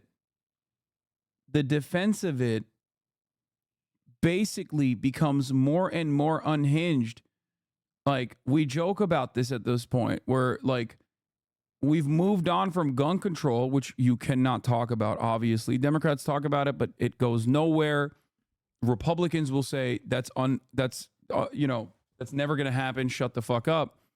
So they end up talking about the background of the shooter and claiming that like, the shooter is trans over and over again. Ridiculous, right? Or the shooter is an undocumented migrant or whatever the fuck they want to shift the blame over to. Then if there's no background that they can shift the blame over to, they start talking about how, well, it's a mental health problem. Okay. There's a shit ton of mentally ill people, dude. And all around the world, as a matter of fact. So why the fuck aren't they having the same exact issues? Perhaps it's because there's one significant difference in the United States of America as opposed to all the other developed nations where, they don't have more guns in circulation than there are people in this fucking country. Turns out that might be a big reason. And they say mental health, and they never actually do anything about the mental health problem anyway. It's just the same fucking shifting of the responsibility and shifting of the blame cycle all over again. It's just like when Republicans always remember that there are homeless veterans when we're talking about undocumented migrants. Oh, we're not even taking care of our homeless veterans. Bitch, you don't want to take care of the homeless veterans. You're the reason. Fuck you mean homeless veterans? The only time Republicans ever talk about homeless veterans is when the conversation is on undocumented migrants, okay? They remember that homeless veterans exist, homeless people exist. All of a sudden, they are victims.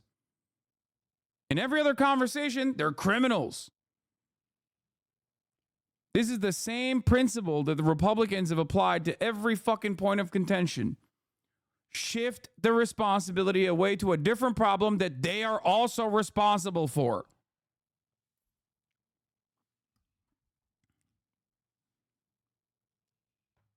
Mental health is a problem. Okay, so let's solve it. Let's do healthcare. No. Mental health is a problem. Okay, so let's do red flag laws. No. Then what the fuck?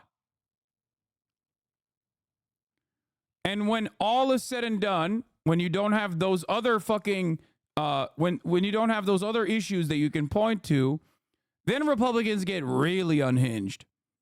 Door control, security guards. Oh, there's a security guard at this school that was armed. Okay, then we have to fix the doors. We got to do door control.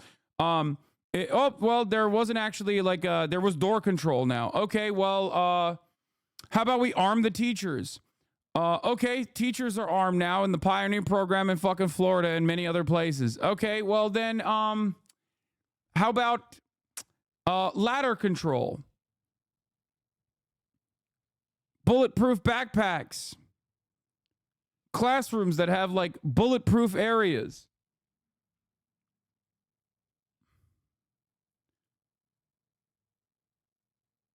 It just doesn't fucking matter. These people are unhinged. Georgia's lieutenant governor wants to also pay teachers $10,000 a year to carry guns at school. Barrow County Superintendent Chris McNeil said that although his district allows the security chief to carry a gun, the school board would have to carefully examine arming other employees. He supports increases funding to our school resource officers, saying the district has 15 to 16 officers, not enough to have one in each of his 20 schools. Barrow County Sheriff Judd Smith was more enthusiastic, saying armed teachers could be a force multiplier in the case of a shooting.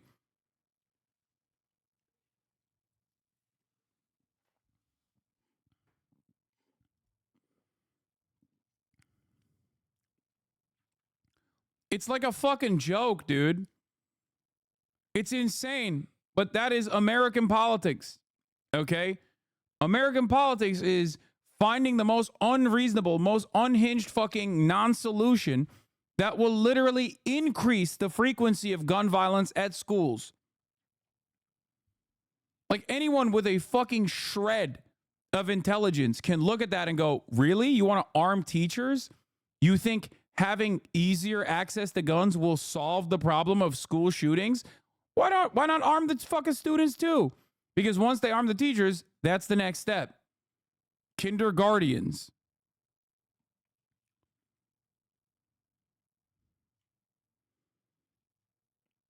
It is fucking insane.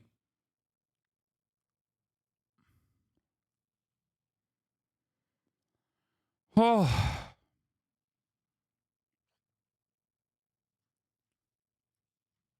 Fuck it, dude. YOLO. Let's arm everybody, you know?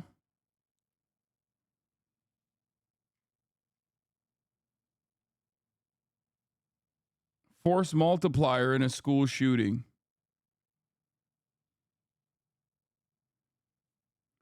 In my state, there's a county that's offering a $500 bonus for a retired cop to come guard for the year.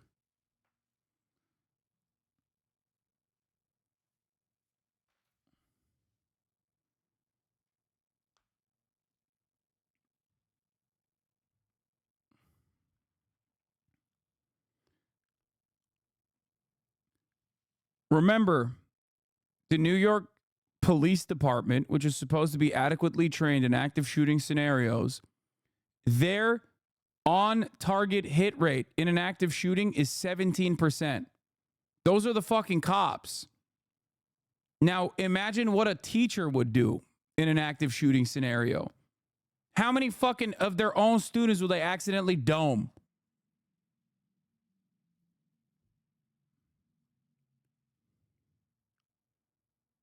It's fucking insane.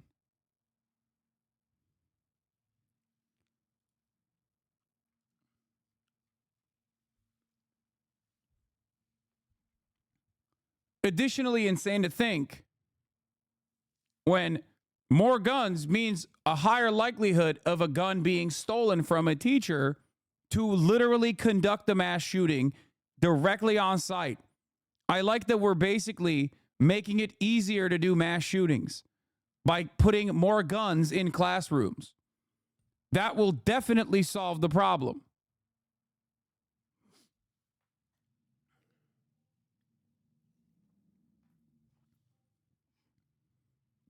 None of this shit makes sense. Nothing makes sense in the United States of America. Okay? Because we are way too primed to not solve these issues. We have no interest in solving these problems.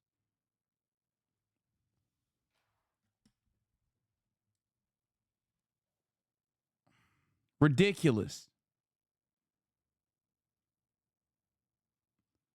Anyway, this is another thing that I was going to talk about. This is Israel's longest running English podcast. Two nice Jewish boys, hosts Naor Menninger and Eitan Weinstein, call for wiping out every single Palestinian in Gaza. Radio Rwanda in full effect here. Let's take a look at what the Two Nice Jewish Boys pod had to say about Gaza. If you gave me a button to just erase Gaza, every single living being in Gaza would no longer be living tomorrow, I would press it in a second. That's just, I think most Israelis if probably that's agree. the choice. Yeah. Yeah. Mm-hmm. No. These guys aren't nice, nor are they boys, man. What the fuck? This is two shitty elderly Jewish gentlemen podcast. Where are the boys? Are the boys in the room with us? I feel like once you reach 35, you're no longer a boy. You're a man, okay? Oh, even if it's not like right now. Yeah, no. I would press it right now. Mm-hmm. Yeah, and same with the territories. I would press it right now. Mm-hmm. No choice. No, Sharon is safe at home. God willing. I don't know. I haven't spoken to her in like an hour. No, I'm saying for the chance. Yeah. Yeah. I would press it right now. Give me that button. I'd press it right now. There you go. And I think most Israelis would. Yeah.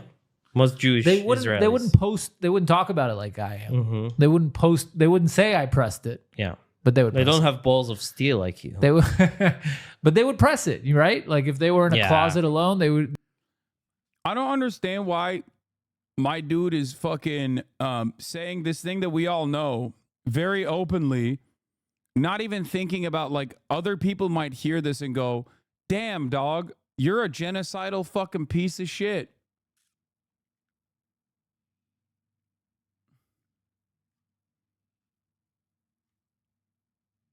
That's pretty crazy. They wouldn't even hesitate. Mm-hmm. Someone came to them and Hadar said, "No one will know. You press this, all the Palestinians are gone." You'd be like, "Fucking hey, is there another one?" I mean, it makes sense. They're doing it right now. He's just saying that he's on board with it. Do you think Hamas would if the other way were around? Maybe. Okay. But do you understand the difference in the way that this attitude is represented? Because Hamas isn't doing that right now. Israel is. Israel is literally doing that right now.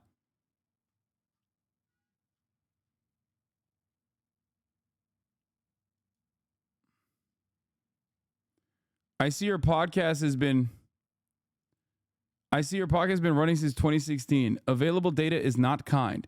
Most of your videos get under 500 views, and you don't even chart on Israel's podcast rankings. By all metrics, a failure. I recommend taking a Gary Vee course or getting a hair transplant in Turkey. Lol, why would we be in Israel's podcast ranking, you imbecile? We're a podcast in English. Because it appears to be the only chart you've ever shown up on.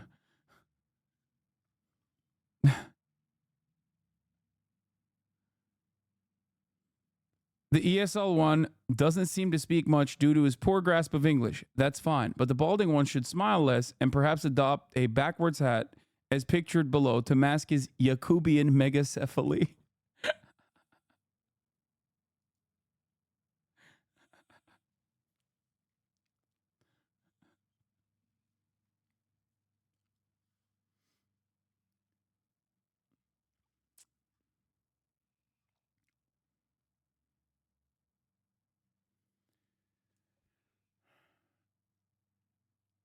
one of the funnier aspects of this conversation that's taken place here, okay, is that the notion that like, oh, Israelis are too afraid to say this out loud. It's like, no, bitch, they're not.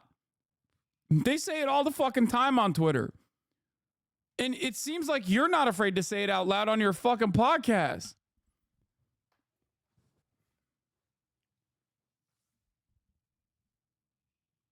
They say it in polls.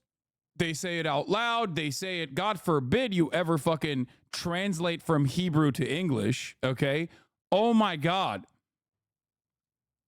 It's done an unimaginable amount of counter PR for any kind of opinion that people might have had about like, oh, well, Israel seems like the most moral nation on earth. Let's see what the average Israeli thinks about God. Oh my God, what are they saying? This is like new levels of Hitlerian politics I had not thought about before. Oh my fucking God.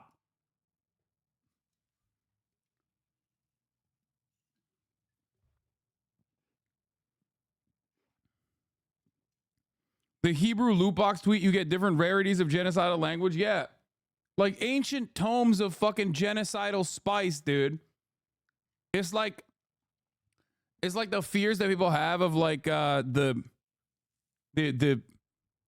polar ice caps melting, new rare diseases we haven't seen before. That's what is going on when you translate fucking Hebrew to English, okay? You have not seen this level of You have not seen these kinds of racist takes in a while.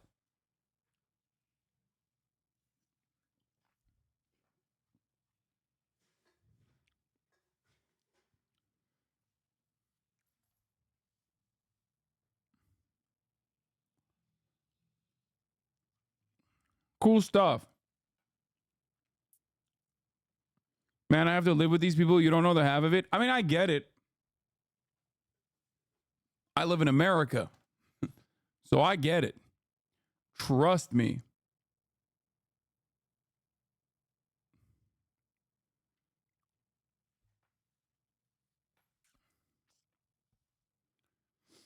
Holy fuck. You know, we got a decent amount of this kind of sentiment here too. Trust me.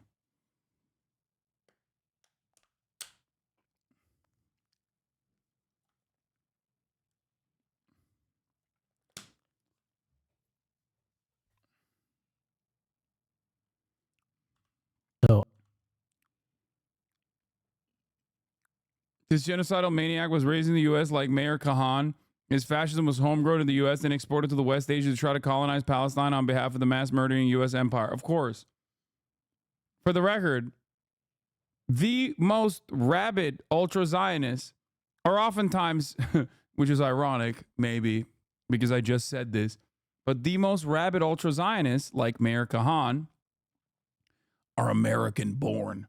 We just have this weird concoction here. Don't know what it is. I don't know if it's like the fucking water or something, but like El Salvadorans come here, okay? They're pushed aside by like are forced to not be able to integrate into American society. They start gangs. You know, that's what happens usually. All of a sudden, they're using American weapons, American training. What happens next? MS-13. What do we do with MS-13? We take them out of our prisons and we ship their asses back to El Salvador. We don't even tell the El Salvadoran government we're doing this. Fast forward a couple decades later, they are running the fucking show. Okay? That is our number one export and our number one innovative product is breeding people who are genocidal fucking monsters. Okay? We are so goated at it. It is the thing that we're the best at. I will move on to the press conference from the school shooting when it starts on CNN.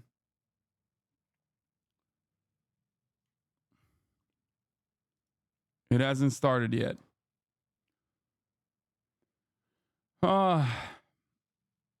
Great stuff.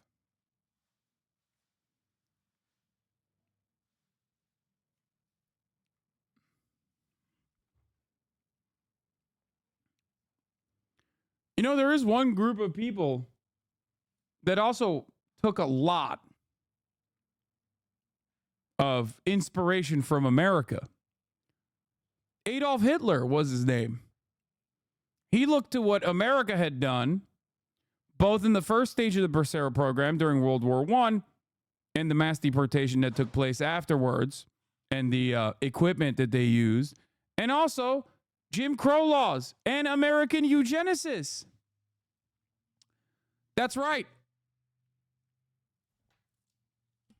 We're kind of the number one at exporting this kind of fucking Hitlerian politics.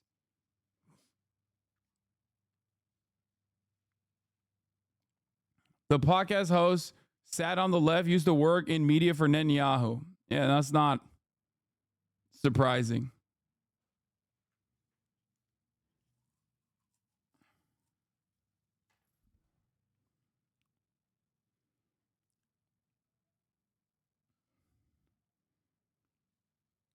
There's no good news in the world right now. There's some good news.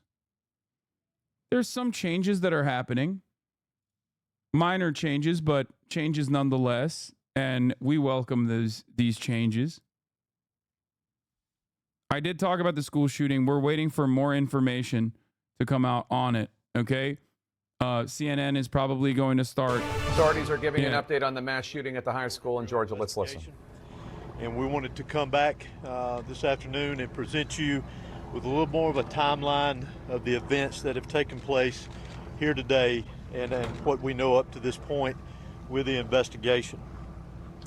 At approximately 10:20 a.m. this morning, the Bexar County Sheriff's Office received alerts about reports of an active shooter and radio traffic from school resource officers concerning the same concern, or having the same concern.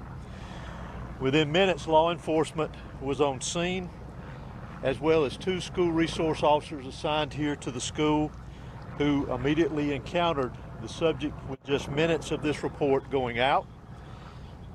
Once they encountered the subject immediately surrendered to these officers and he was taken into custody. Additionally, what I want you to know as of now, there are 4 individuals who are deceased from this incident, 9 that have been taken to local hospitals with various injuries. Of those that are deceased, 2 were students and 2 were teachers here at the school. The priority right now for us within this investigation is to gather all the facts, to make sure that we're accurate with it, because this is a murder investigation. As the sheriff mentioned earlier this morning, the shooter is in custody. His name is Colt, that's C-O-L-T, Gray.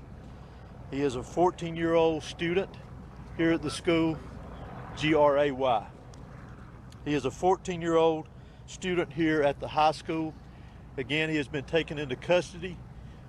He will be charged with murder and he will be tried as an adult and handled as an adult. We're coordinating these charges and obviously this investigation with District Attorney Brad Smith, who is the District Attorney for the Piedmont Judicial Circuit here.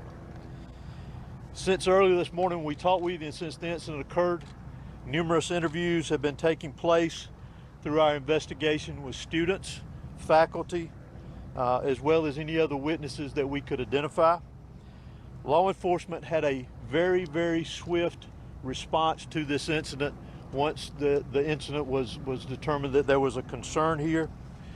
Those resources, whether it was in that response or throughout this investigation to assist, came obviously from the Sheriff's Office here, from other local law enforcement agencies, state law enforcement agencies, and the federal law enforcement agencies as well. To include, not to be left out, multiple EMS personnel, multiple fire personnel and agencies. Those agencies responded here as well today, and I am extremely grateful, as I know the sheriff is, for that quick response and the partnerships of working here together with what all has gone on. Currently, from the investigative perspective, we have crime scene agents and other special agents from the GBI, from close to a dozen of our different work units from across the state that have responded here today to work on this investigation. Again, collecting evidence, conducting interviews, and so forth. I do want to pass this along, that if anyone has any information that wants to be passed on concerning this investigation, that they can do that anonymously at our tip line at 1-800-597-TIPS or 1-800-597-8477. They can also report this on by downloading the See Something, Send Something app. That can be done by Android or Apple phones, either one. If they need to report any tips concerning this investigation. Let me close out before I turn this over to the sheriff and just remind you that this is still a very active investigation. There is still a lot that is very fluid. There's still a lot of interviews to be conducted that will continue on into the night, as well as crime scene work and collecting and gathering evidence. But what is more important for me to mention here to you is my heartfelt sympathy to the parents, the students that were here today. Regardless of where they were in the school, this has got a great impact on them as well as on this community. My thoughts and prayers, along with everybody standing behind me and every law enforcement agency in this state, and many I will tell you around this country, they are in our thoughts and prayers, and we will continue with that.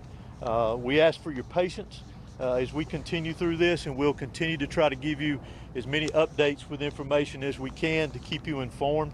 But thank you for being here. I'm now going to turn it over to Bexar County Sheriff Judge Smith. Thank you. H-O-S-E-Y. Good afternoon. I'm Sheriff Judge Smith of the Bexar County Sheriff's Office. I never imagined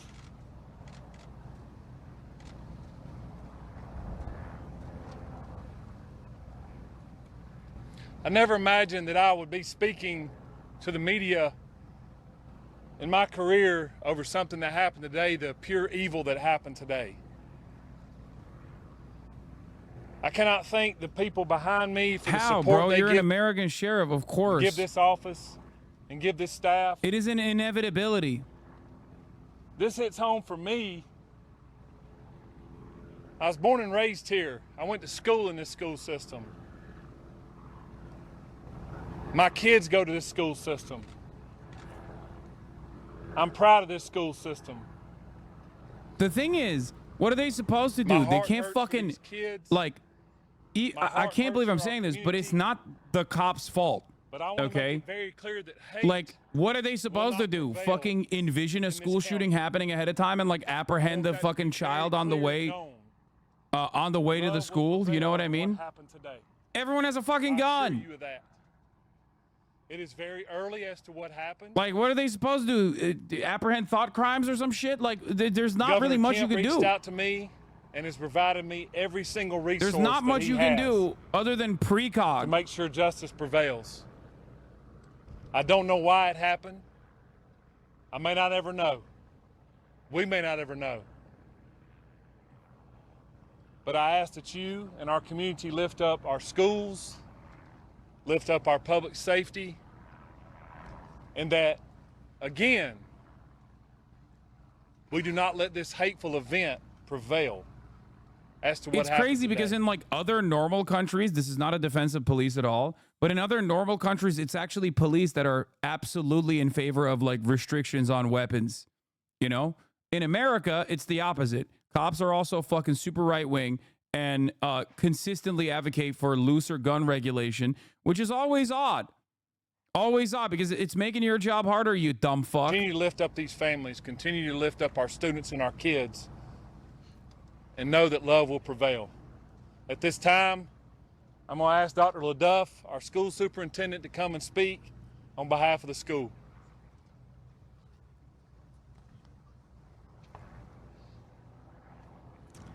Good afternoon. I'm Dallas LaDuff. I'm the superintendent of Bexar County School System.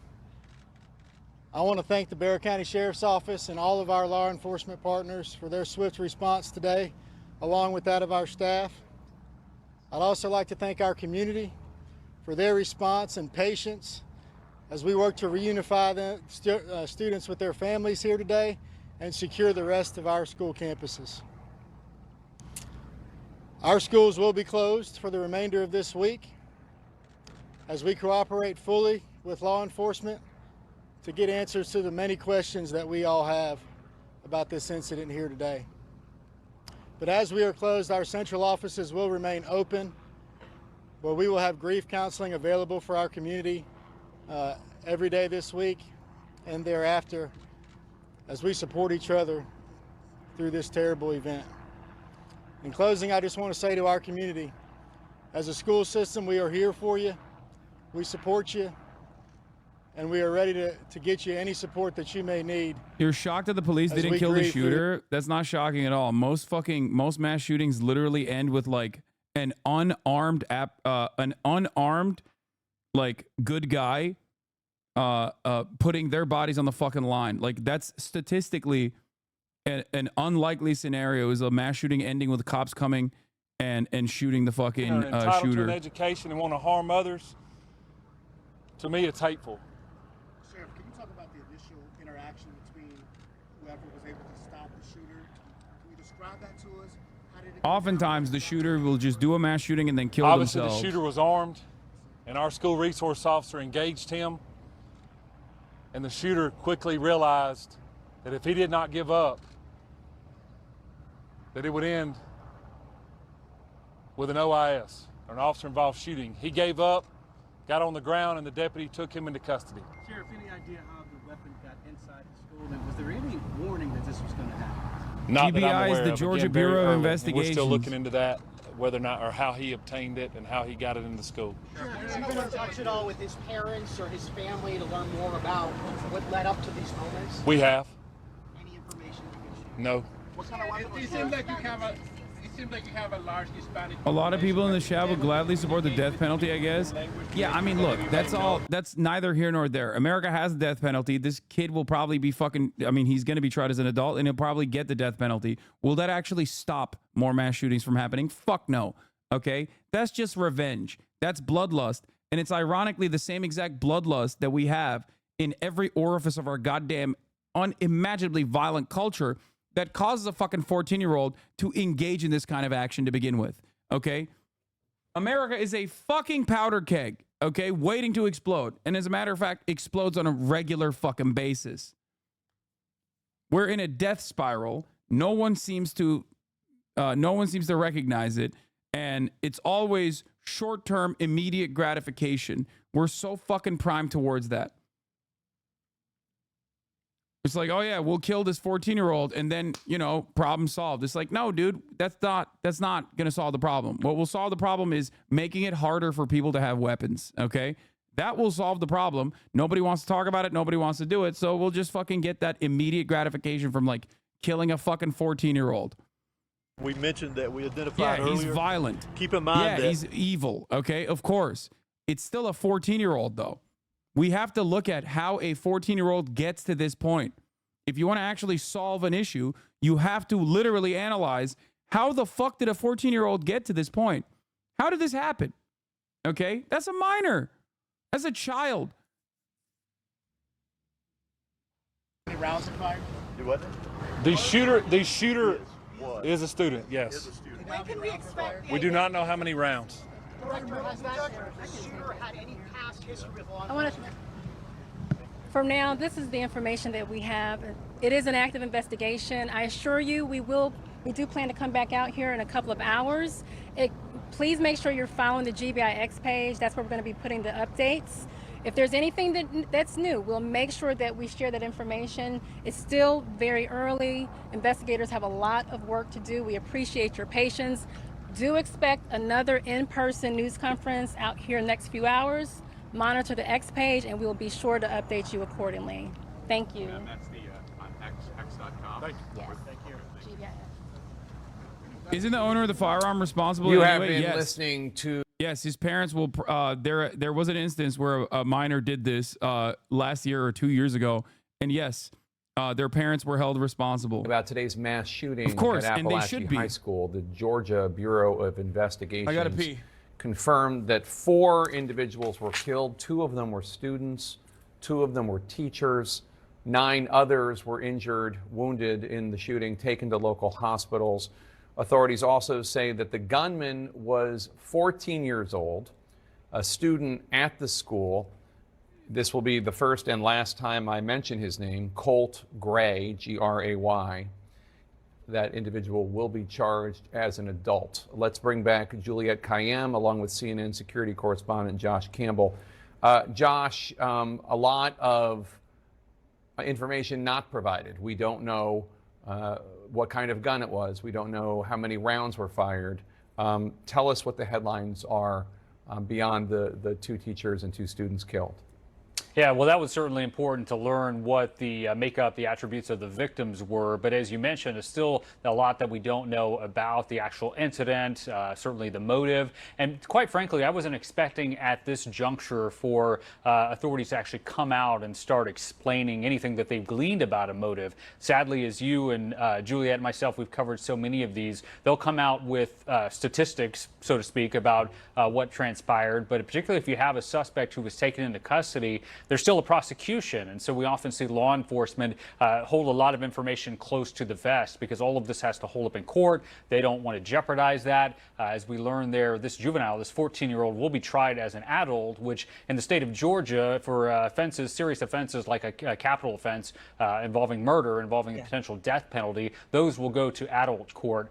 So we got that detail, but still a lot we don't know about the weapon itself, and that's key for me right now is how did a 14-year-old gain access to this firearm. We've seen in a number of instances, such as at Oxford High School, the shooter's parents there were prosecuted for their ability to help him get that firearm. We also saw in Give him the electric shock penalty over and over and over. Dude, you're talking about a fucking 14-year-old, dog. Like, do you hear yourself? Do you hear yourself? Do you think that's going to solve anything? Like, I get it. People are emotional about the situation, but like, you understand that like we have so many fucked up sequences of action in full display when you got a 14-year-old that's like doing such a thing. This will now come up in a debate. I hope Kamala takes advantage of it. I mean, come on, dude. That is like such bloodless calculation. Like, that's crazy. Oh, how will this impact the debate is crazy, dude. I know your heart is probably in the right place and you mean like maybe this will move the needle towards like some kind of common sense gun legislation.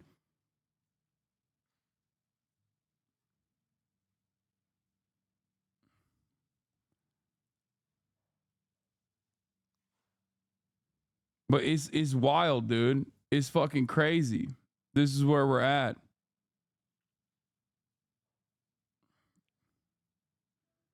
Bro, I'm in the middle of covering a school shooting right now. Yeah. Your hair looks great. Yeah, it looks great. It looks fire. Hold on. I'm going to put it on here. I'll show chat. Jason the Ween is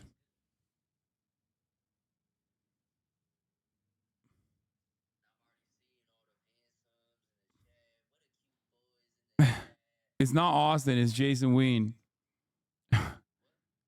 It looks good, man. You look more twinkish than I've ever seen you before.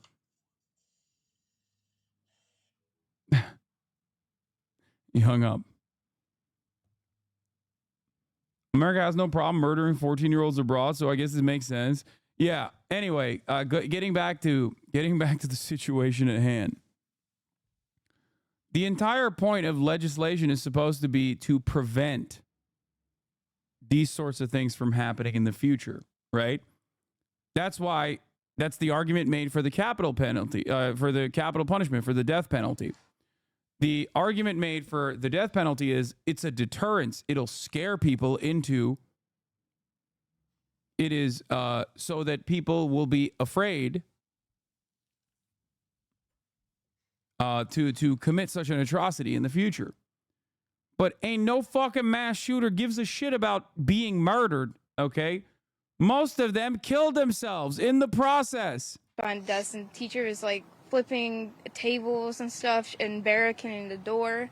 So I was just scared out of my mind. I was like, what is happening? Because I was like, whoa. And then I pulled out my phone. I texted my mom first, and then like a couple of my friends, see if they're okay.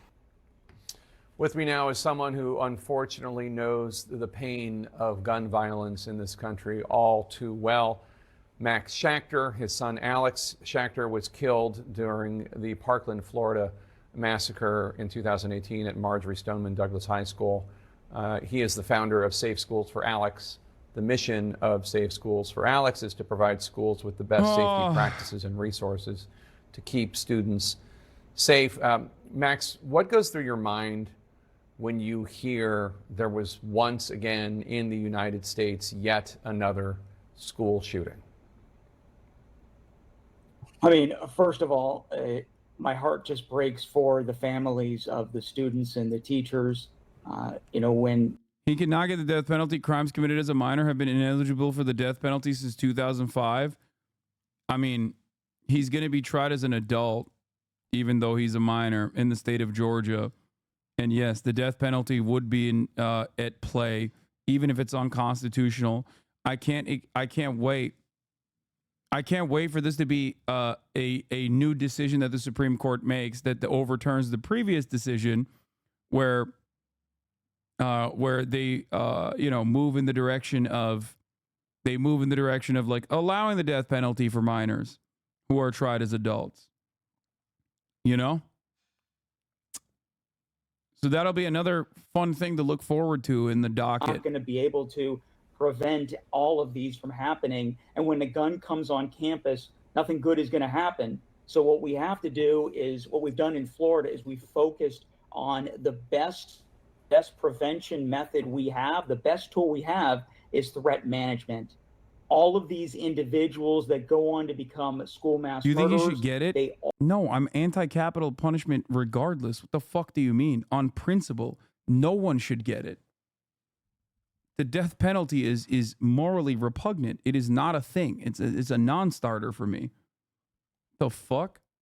Do you think he should get it? That's so fucking insane. Is that, there were telltale signs. There were It's a red 14-year-old flags. who killed four people. It's not just a 14-year-old who made it oopsie. What the fuck do you mean?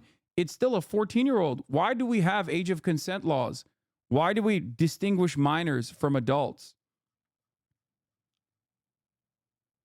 A 14-year-old is, under the eyes of the law, and in terms of like the way that you should interpret the situation, not fully cognizant of their behavior.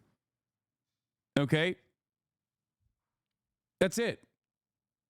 This is not an oopsie at all. And I understand the calls for violence against the 14-year-old or vengeance. It's a perfectly understandable emotional reaction to such an atrocity. But ultimately, that is not how the law is supposed to work. The law is supposed to be bloodless and cold and calculated and reasonable. Okay?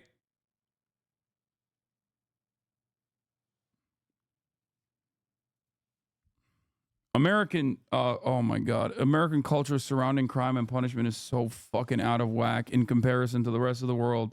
We will never be able to have this conversation, okay? Justice is not vengeance. The entire point and purpose of laws, rules, regulations, and criminal punishments for acts is supposed to ensure that it doesn't happen again, okay? A deterrence, if you will. Unfortunately, in the United States of America, our laws are completely fucked. Okay? And seemingly, the violence has not stopped. If anything, it's gotten worse. So what do? It seems like, in terms of gun violence, there is one thing that is different from every other country. Because when you look at other Western developed nations, the argument falls apart that it's mental health. Because everywhere else, they have the same number of mental health problems, the same percentage of mental health complications. And yet they don't have gun violence. They don't have mass shootings. Okay? When is justice not revenge? Wait, what? Justice is not revenge? What the fuck are you talking about?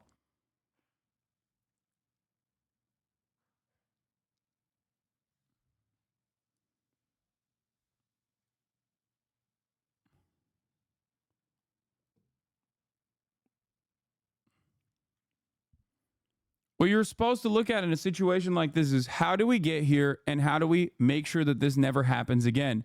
That is the point and purpose of the criminal justice system. Okay? That's it. That's what the actual true purpose of the criminal justice system is. That's what it's supposed to do. And if we have been moving in the direction of further and further punitive measures for any kind of crime, not just this one, but just any crime in general, and yet it has not solved the issues of gun violence, perhaps it's time to look at something else. Guns. The mass availability of weapons makes it incredibly likely that gun violence will occur. That's it. There are a million different studies conducted on this matter, but even if you don't want to look at studies, you can look at comparable nations. There's one other nation in the European continent, Switzerland, that has higher levels of gun ownership than all of the other Western nations in Europe. Okay? Switzerland also happens to have higher rates of gun violence than all of the other nations in Europe. Having said that, however, Switzerland, despite having a heavily armed citizenry, still does not have anywhere near the rates of gun violence that America experiences. Perhaps there is a reason for that. The reason is reasonable gun violence prevention measures, legislation, gun control. Okay? That's it.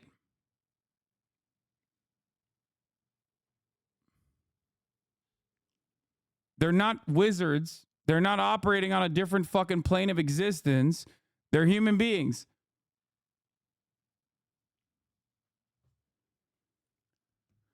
Huh.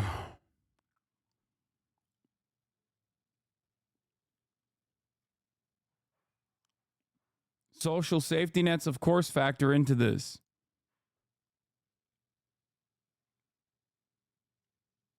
But you have to understand, like, I am calling for cooler minds to prevail here.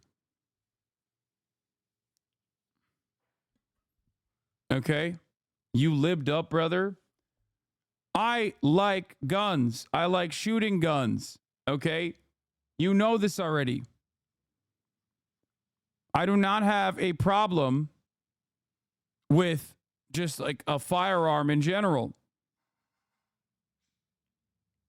Having said that, however, it is unconscionable that everyone and anyone could just have a gun, carry it, take it from their parents, and use it.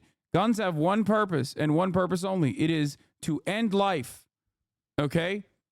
That's it. The first thing that someone at a firing range will tell you is how to responsibly use the gun. Because those motherfuckers understand it better than anyone else. Because if mistakes are made, they'll die. Okay? It is not an accident that gun violence is significantly lower in states where there are more restrictions on access to weapons. California comes to mind, even Illinois, where Chicago is, that everybody fucking talks about all the goddamn time, still has a lower gun violence rate than the national average. And Chicago, Illinois specifically, is obviously right next to a bunch of states where there's no fucking gun restrictions, no gun legislation whatsoever, which is precisely the reason why the overwhelming majority, if not damn near entirety of the guns purchased and used in gun violence in the state of Illinois, in Chicago, are actually purchased outside of the state. You just drive a couple miles, cross a state boundary, and you bring that gun into the state. There is no argument. There is no argument against reasonable, common sense gun violence. Are you reading this from Twitter?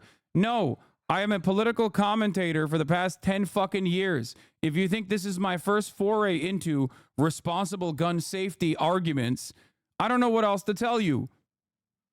Twitter, he says. Dumb fuck.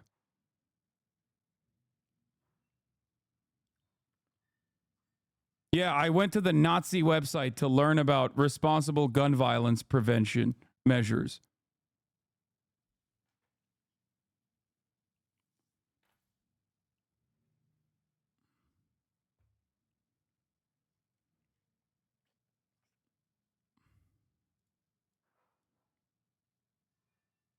Bring back public hangings for this shit like this. That would be a real deterrent.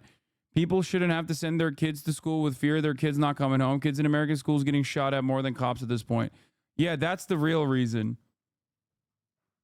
Yeah, we should publicly hang a 14-year-old. That will solve mass shootings, school shootings specifically, which are more often than not conducted by people who want to kill themselves either in the hands of the police or directly by shooting themselves in the fucking mouth.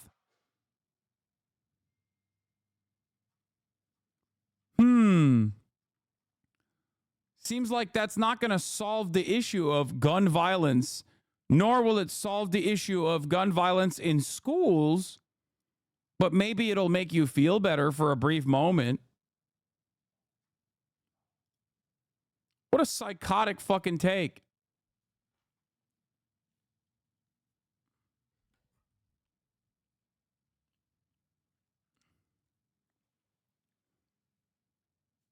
I like that prevention, which is the only solution to this, okay?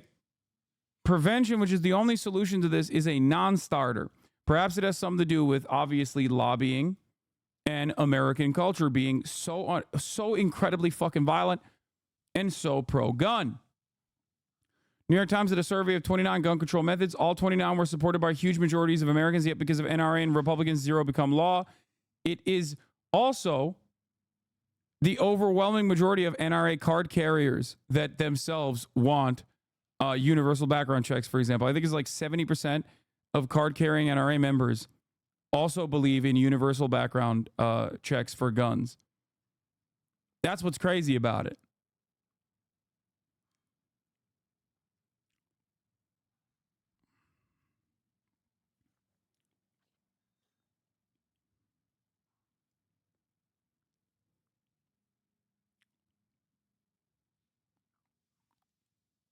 That last take was a real make suicide illegal kind of take. I know. A lot of the big brains working overtime here. Hasan, your take is not good either. A full ban is the only solution. You can't do all the fucking restrictions, but a child getting a gun from his qualified father will not stop anything. What the fuck are you talking about? There is no perfect solution, dumbass. We're talking about the law here in a country where there's 330 million weapons in circulation. More than that, actually, now. The fuck are you talking about? Okay? You can't just like wave a magical wand and be like, oh, all guns now have to be perished magically. It doesn't work that way. The goal is not to stop all gun violence. You can't do that. It's impossible. Okay? Where there are people and there are guns, gun violence will occur.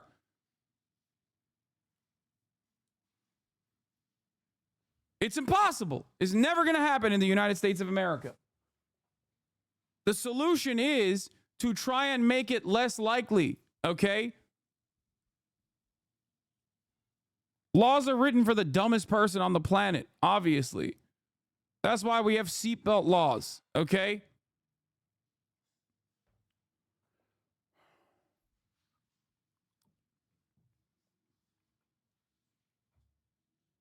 But it doesn't help that you're demonizing guns. There has to be a middle ground.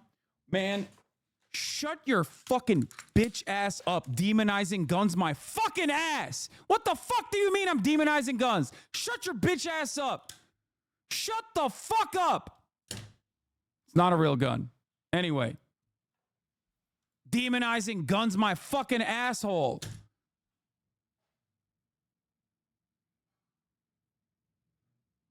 The fuck are you talking about? You think guns have feelings? What the fuck do you mean demonizing guns? The fuck are you talking about? What are you talking about? What do you want me to do? Put a gun in my asshole so you'll know, oh my God, this guy's a gun fucker. He's not demonizing guns. Let me suck off my fucking AR-15 on the corner here so you can fully understand. Like, I don't have an issue with shooting guns, okay? Dumb bitch.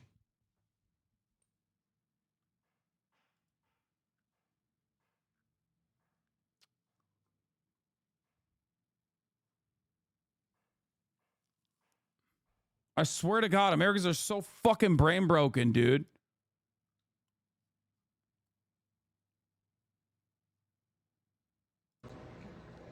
You knew that something very bad was happening next door. Did he ever say anything? No, he never really talked. He was pretty quiet. He wasn't there most times. Either he just didn't come to school or he just would skip class.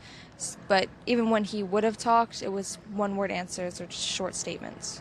You told me off camera you weren't surprised that he would be the shooter. Why is that? Just because when you think of like shooters and how they act or things that they do, it's usually the quiet kid or like that's a stereotype for it to be, and he was the one that fit that description in our class. Did you ever see the gun, or did the student that go to the door see the gun, describe it to you guys? No, I haven't talked with her after this. It was all pretty hectic, but I didn't see the gun.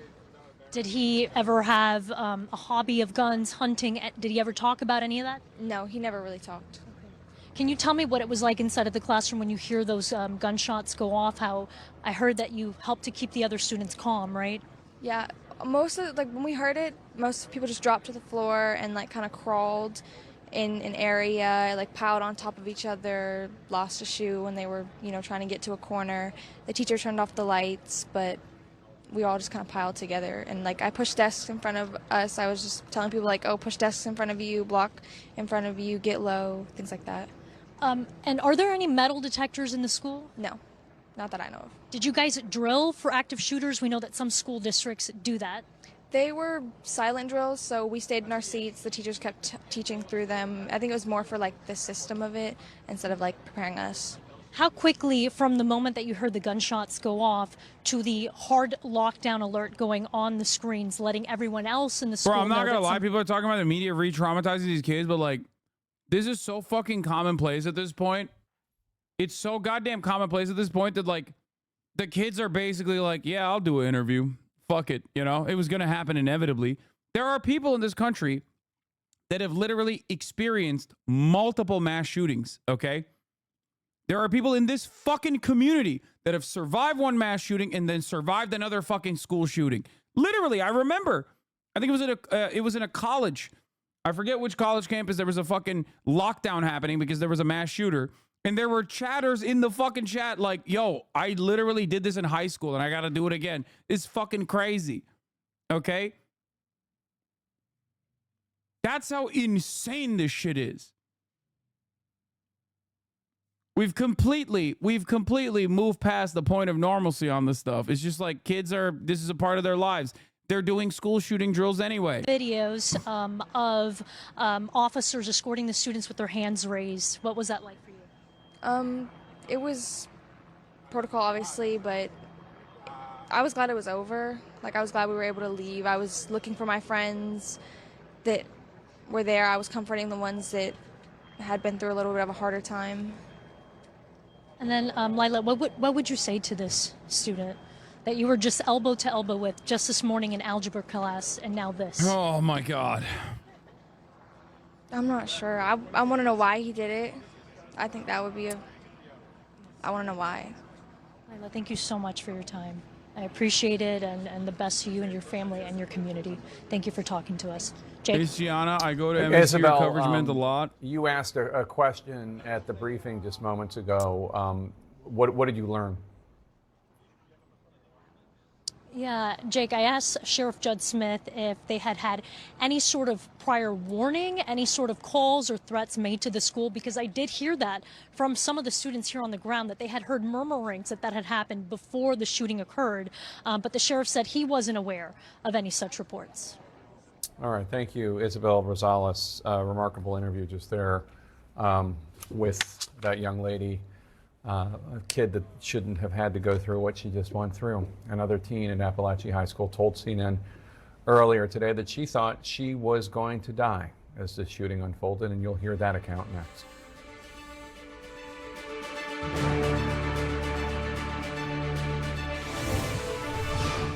At drivetime.com, we know you just want to shop for cars online without impacting your credit. No, don't you dare hit my credit. We won't hit your credit. Oh, you can get approved, see your real terms, and customize your payments. With no hit to your credit. Yay, no credit hits. Shop for cars online with no credit hit at drivetime.com. I can't believe you guys are complaining about fucking ads right at the top of the hour when there's a 3-minute ad break that's coming for you regardless. Even whether you watch the ad from CNN or you watch the ad that Twitch will serve you, a 3-minute ad break is upon us. Now, of course, all you need to do is subscribe. If you no longer want to see those ads, the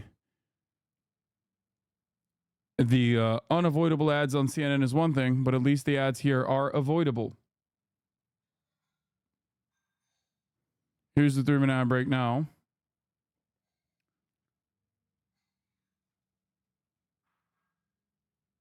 Dead kids, perfect time to sling Amazon ads. Put up another sign or pass a law, Lamar foul. Make that money off dead kids. Dog, I'm a fucking political commentator. Okay? I am a political commentator. Do you understand what that is? Do you understand what my job is? What do you want me to do? Fucking not cover the news? Just like drop a pivotal fucking argument that I make on a regular fucking basis? I'm in an ad right now. I can't hear you. I think even if you weren't in an ad, you wouldn't be able to hear me because your brain cannot comprehend normal thoughts.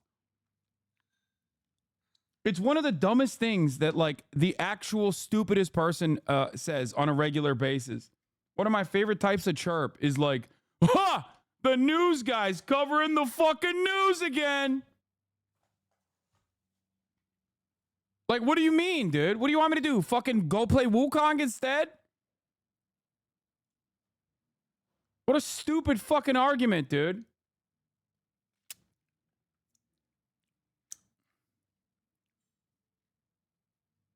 Check their logs. This is a troll. Yeah, no shit. Of course. Damn, dude. News guy covering the news. Seems like the news is not great today. Stupid. Beat varsa beat ver.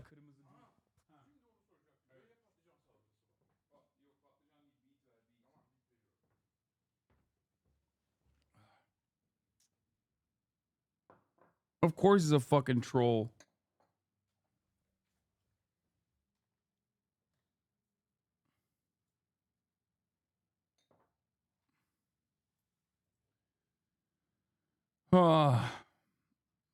Anyway.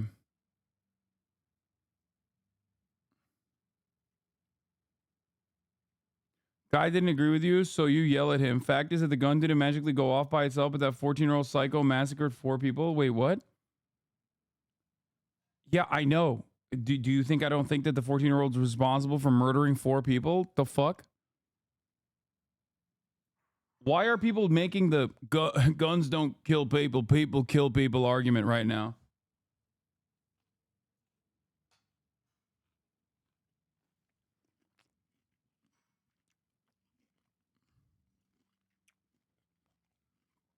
You act like it? Yeah, if you're stupid. If you're a stupid person. If you're a stupid person who is like, this is the first time that they've encountered a situation like this. Yeah, that's your takeaway from the conversation.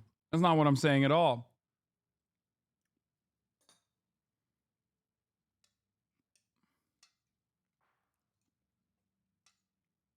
Hasan telling people they're stupid classic. I mean, it is a classic. I think stupid people should know when they're being stupid. I don't think you're like a genuinely stupid person all the time, but right now you're presenting a stupid argument.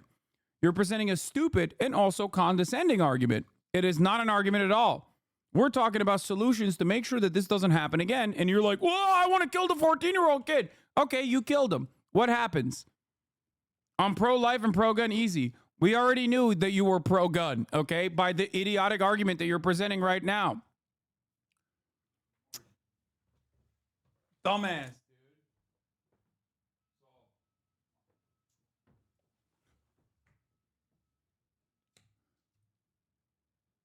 Pro-life? You're anti-life?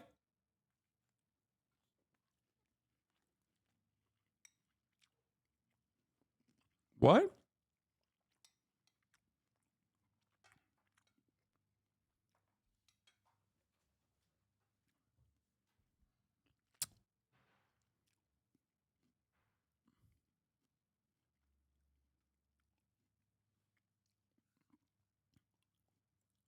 You what?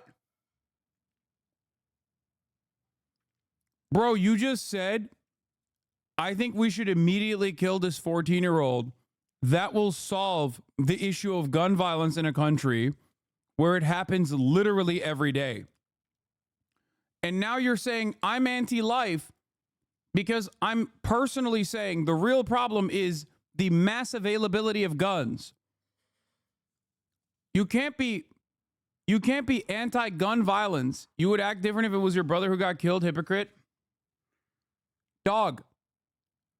Whether it's my brother who got killed or anyone else's brother that got killed, you are still the problem. Okay? It is your resilient attitude in the face of facts that says, no, it's not the guns that are the issue. You are the reason why so many people are getting slaughtered. Okay? It's dumbasses like you with this dumbass fucking perspective that says, hey, guess what, dude? We're going to have guns. Sorry. Kids are going to have to die because I want to suck off my gun. You libs are causing all this violence?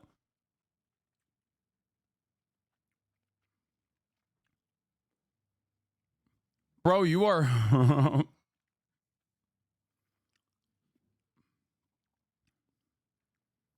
Dog.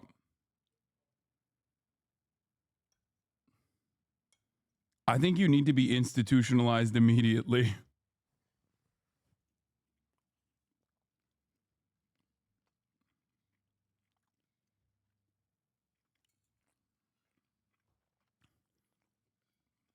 Every new thing that you have said has made you even more unhinged.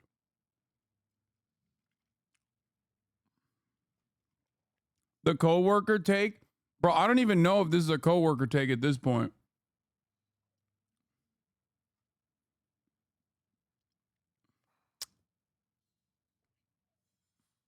My brother was literally murdered, and you're an absolute piece of shit. Hasan is right. Regulating guns is more important than your personal vengeance. Yeah.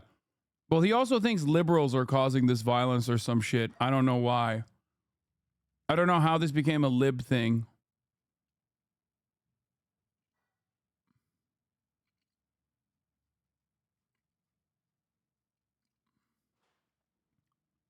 Yes, always liberals.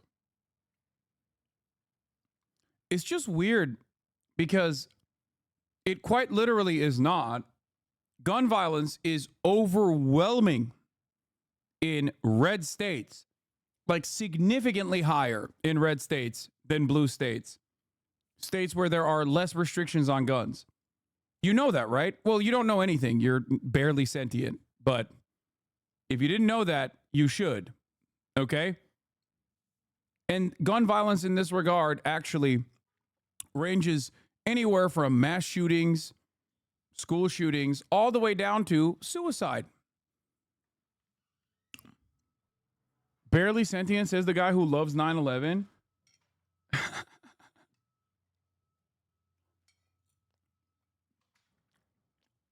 Who loves 9/11? What are you talking about, dude? How have you subscribed for 8 months to a guy who you think is a lover of 9/11?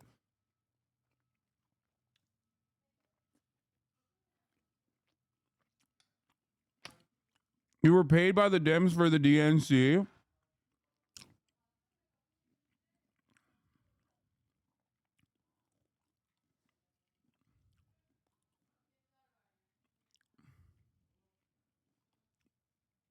What is this Oh, dude, I think this person's having like a mental health episode. Never mind.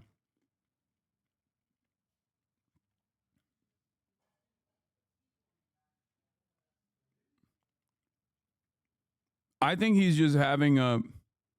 You're better than your uncle. Why did you even go to the DNC? If you had more backbone, you wouldn't have listened to the Obamas at the DNC. Oh, I think this guy is like a real leftist. Are you genuinely disappointed, or are you just pissed that they threw you out? She's an extension of Obama and Biden. Did you seriously think there was hope?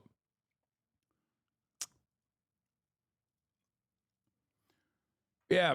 What's really sad about a lot of this is just like, dude, you're just mentally ill, you know? Like, there's not really much I could do here in this situation. You're hallucinating positions that I do not have.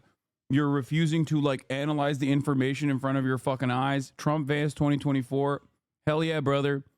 They're going to fix the gun violence problem.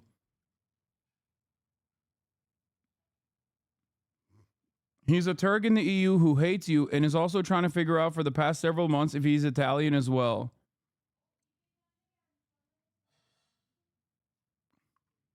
Play the Philip DeFranco clip talking about being paid by the DNC to be out here. That is 100% false. That is a lie. We requested for credential access, and that is the only thing they gave us. I booked and paid for my own flight. I booked and paid for my own hotel. I cannot speak to anyone else's experience, but I also know, like, Hasan, they're not going to fucking pay Hasan Piker to come out here, and he's credentialed. That would arguably be one of the dumbest ways for them to spend money. I was watching a bit of a stream last night, and I was like, there are people saying he was paid to come out here so he could shit on Obama while Obama was giving his speech. Yeah, I just want to say that because 2 idiots becomes 4, becomes 8, becomes 16, becomes 32, becomes 64, becomes 128, but then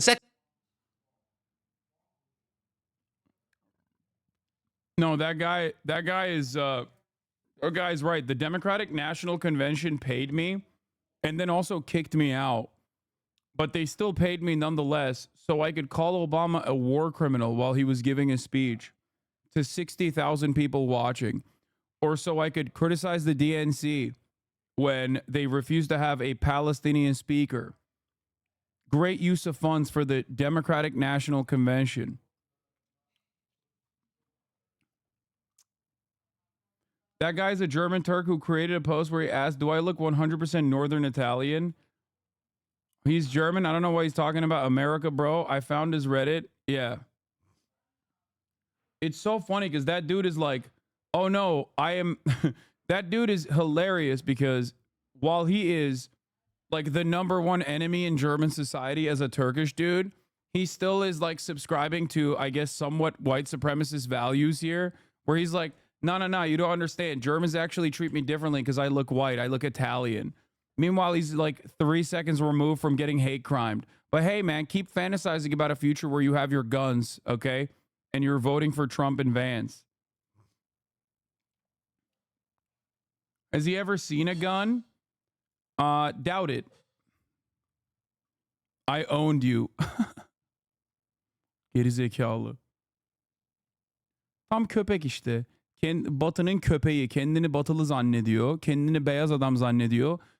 Etrafındaki her Alman bunları var ya, buna diyor ki köpeksin. Siktir ol git buradan. Öldürebilseler öldürürler açıkça. Ama hala zannediyor ki kendini, ben Almanya'da yaşıyorum, ben Almanım, ben beyazım. Beni beyaz zannediyorlar, İtalyan zannediyorlar. Geri zekalı. I'm not gonna ban this guy. He's hilarious.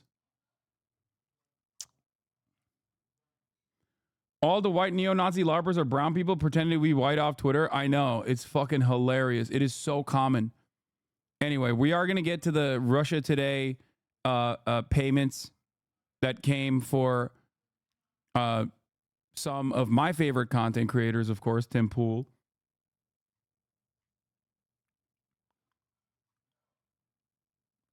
Brom, ben iyi Türklerdenim. Almanlar beni seviyor. Copium. Aynen. He's just coping. I'm calling him a fucking idiot, and that the Germans in his immediate vicinity would probably fucking stab him to death if given the opportunity.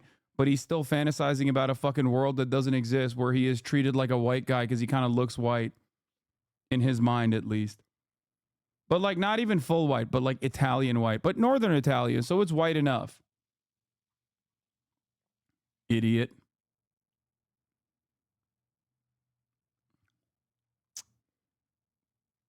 So many motherfuckers out here like that too.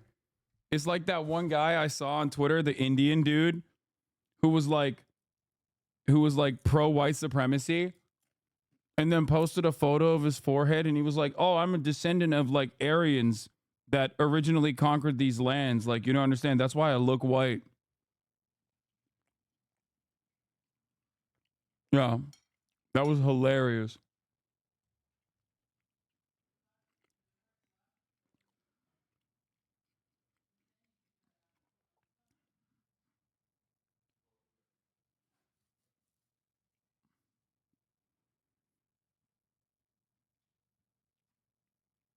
Yeah. Also saying this in the chat of a dude who looks like this and still gets called an Islamist fundamentalist and a sand N-word in America is even funnier. Like, dog,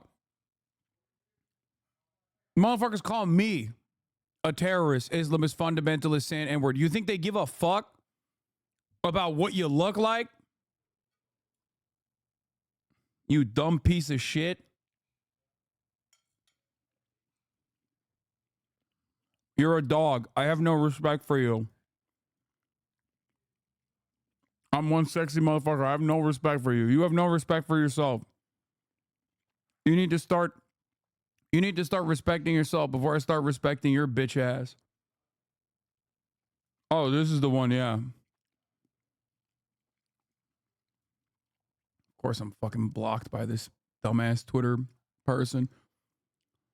Yes, Egyptian sand N-word were slaves to white Europeans. White people are the master race. White power. This guy says, you really love licking boots, don't you? I am a white man myself. I am upper caste. So I have ancestry from Aryan invaders who were like Scandinavians. This is my face. I look very white, but I have black hair.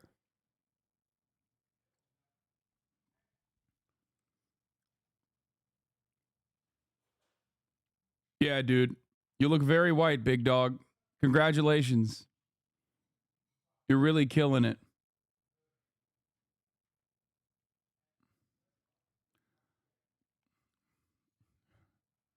A 14-year-old student at the school. Another 9 individuals at the school have been hospitalized. With me now, CNN security correspondent Josh Campbell. Josh, one of the things that it seems very clear is that this could have been much worse, as horrible as it is, had there not already been some safety measures in place. One of them being, we heard from a student, that the doors in the school lock automatically, and apparently, according to her, the suspect left the classroom, got the gun, came back and was not able to get into that classroom because the door was locked. And 2, there were 2 what are called school resource officers, basically law enforcement officers assigned to the school. Oh, that's right. I mean, this is yet another heartbreaking tragedy, but as you outlined there, so much of it is also just so chilling, and it really, gives me... This is how yesterday's memes become today's policies and get defended by liberals. Yesterday, it was door control that liberals were making fun of. Today, door control saves the day. Remember that. Remember that. Chilling, and it shows us that in this era where there's easy access to guns in this country, including by a 14-year-old who can go and open fire inside of a school, that means all of us, our loved ones, are just one random act away from potentially being shot and killed. So chilling. And then, as you mentioned, the law enforcement officers themselves, having them there, there's no question in my mind, but same for with the those school resource officers. Oh, thank God they were there. We don't know what the type of ammunition this person had, a number of How rounds. Many fucking school shootings were they were there and it didn't do shit? Worse had law enforcement not been there. And it's important to point out, we've long covered the Uvalde attack, for example. That was a colossal, unforgivable, inexcusable failure by law enforcement officers in that hallway to save those innocent children. But that's the outlier. Law enforcement in this country every single day rush towards violence, putting themselves in harm's way in order to protect the innocent. And it looks like that's what we saw here today. You had the school resource officers confronting a shooter, knowing this person was armed, knowing this person was dangerous and deadly, yet they did their job. And thankfully, he surrendered and no additional loss of life occurred. Yeah, Josh Campbell, thanks so much. With us now, Democratic Congressman Jared Moskowitz of Florida.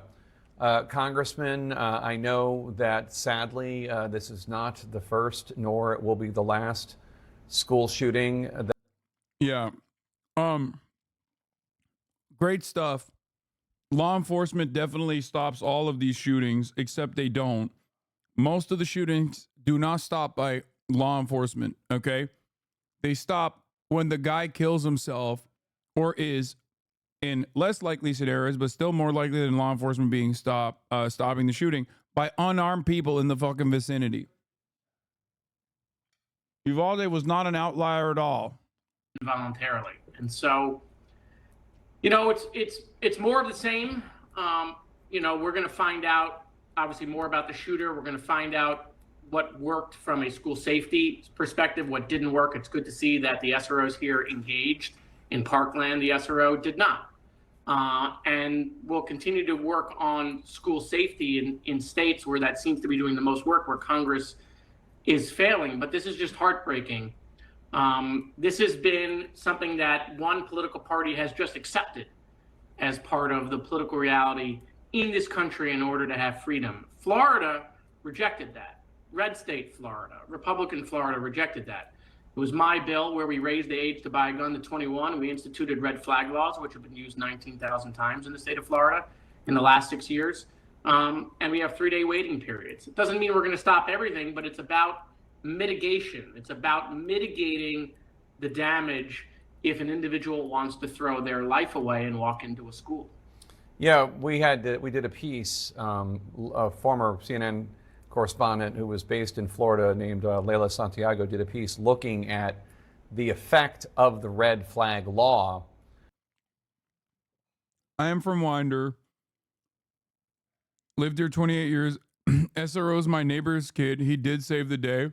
Hey, Ken Dukes, we're talking about fucking statistical likelihood that an armed school resource officer stops a fucking mass shooting. Okay? Not this specific instance. I know it's going to be really hard for you to comprehend these words that are coming out of my mouth, but statistically speaking, the likelihood that an armed security guard is going to stop a school shooting or any mass shooting, as a matter of fact, is incredibly unlikely. Okay? And even in this situation, 4 people still got fucking slaughtered. You understand? So that's still obviously completely outside of the hands of the school resource officer. It's not his fucking fault. It's not even the cops' fault. And I fucking hate cops. It is entirely on the hands of every fucking every politician that refuses to enact change on this issue. Okay? It is our legislators that are at fault. Shut the fuck up.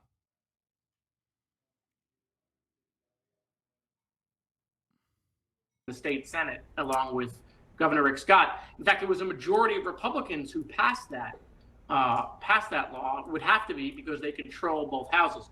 Why can they do it at the state level? Well, I think they decided to show leadership. We had the strongest NRA lobbyist here in Florida opposing that, Marianne Hammer. Marianne Hammer was the NRA president nationally. She's the one who wrote Stand Your Ground here in Florida, made Florida a petri dish. But I think Republicans decided it was enough. And that doesn't mean they weren't against the Second Amendment. It means they were trying to find balance. There's no protests in Florida for people who can't buy a gun here at all, zero. And so we can find a balance, but we don't have that leadership in Washington because the system is set up not to find compromise, not to find these things. I mean, my colleagues across the aisle, we're going back to Washington next week. What are we doing? We're going to subpoena Tim Walz in the Education Committee. We're sending the vice presidential candidate a subpoena. And then in the very same day, my colleagues want to talk to us about the weaponization of government. So we're not, the 118th Congress isn't serious about handling things for the American people, lowering costs, keeping people safe in their communities. It's going to take a new Congress to try to lead on these issues. And while we don't know the specifics here, right, each case is slightly different, but there's a similar current that runs through all of them. And if we find out more details, similar to the Michigan case, this is a 14-year-old, obviously didn't buy that gun legally on their own. And so we'll have to find out what the parents knew or didn't know, just like the shooter that almost killed former President Trump a couple of weeks ago. Yeah, I mean, the Venn diagram of where the solution is pretty simple. You have a circle that represents the prevalence of guns in this country. You have a circle that represents mental health issues. Most people with mental health issues are not dangerous at all. Most guns are not going to be misused, but then where there is this overlap, keeping guns out of the hands of these people who have serious troubles, that's where Congress needs to focus. And I'm glad that there has been some focus. It would be nice if there were more. Congressman Jared Moskowitz of Florida, thanks so much for your time. We're getting more accounts from students who lived through this tragedy, what they saw, what they heard. That's next. What are we talking about, dude? Oh my God. Oh my fucking Lord.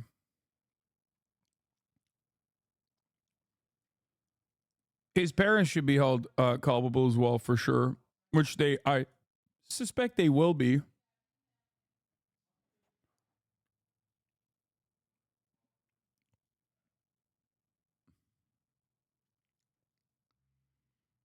But what these fucking idiots who chirp about needing more SROs and teachers with guns is that if the person goes cyber psycho and walks into school with a rifle, a motherfucker with a pistol cannot beat him in a gunfight. 223 will punch through their vest like butter. Yeah, there is no fucking, this is the same problem.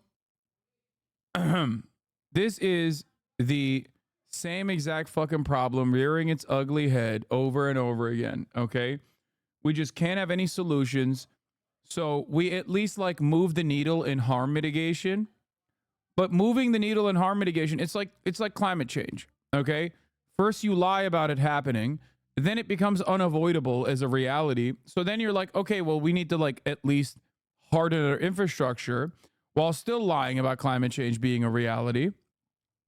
But by that point, we're not even looking to solve some of these issues, okay? We're just playing catch up, right? It's the same principle with guns too, except it's even worse because instead of offering mitigation, okay, instead of offering adequate mitigation, we literally offer solutions that are worse, that are worsening the problem.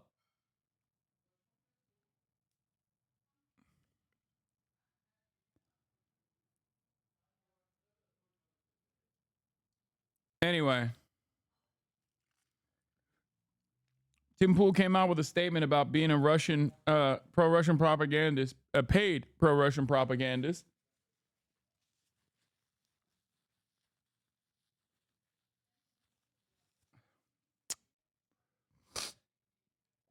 Yeah, Uvalde had a metric ton of cop hogs who also had AR-15s who wouldn't engage until BORTAC would arrive. More cops with guns won't do anything but siphon funds. Hot take, it's not the access of guns in the U.S. that enables these mass shootings. It's a lack of mental health, lack of infrastructure for kids to be kids, to socialize. Instead, they spend all day in front of their screens alone, and some inevitably lose their minds. This is a plausible explanation. Yeah, no, it's not. Do you want to know why?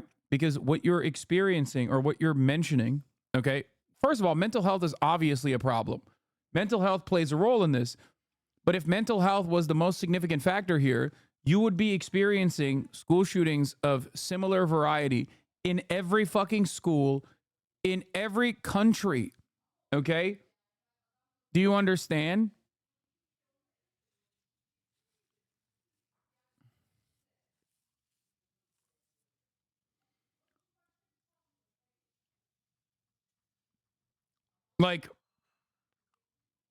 When you remove the gun,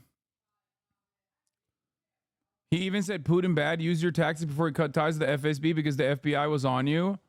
Moldovan Mama Liga. I'm glad that you're in here for this wonderful, for this joyous occasion.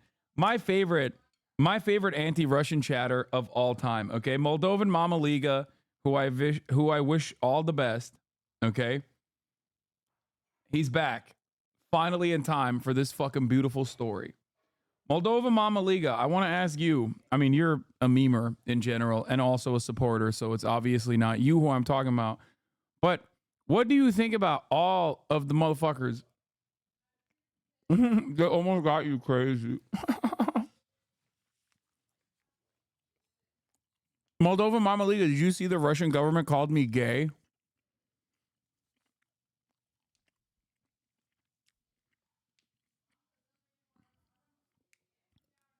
Or did you miss that? The Russian government came out with like a military recruitment ad, and he was like, our men are fucking hard. Unlike those gay ass losers who live stream every day and paint their fucking fingernails and do makeup and pose in front of cool cars.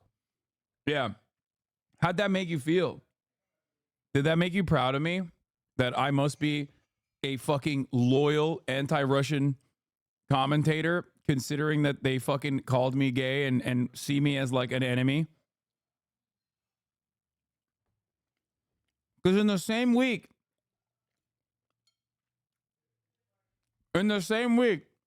the Russian government called me gay. The American government came out with a FBI investigation that should prove to all the dumbest motherfuckers that, like, obviously, I'm anti-NATO. I stand on that. I stand by that. But I'm not exactly pro-Russia either, okay? That much should have been clear if you listen to the words that are coming out of my mouth. So I want to ask the fucking pro-Ukrainian,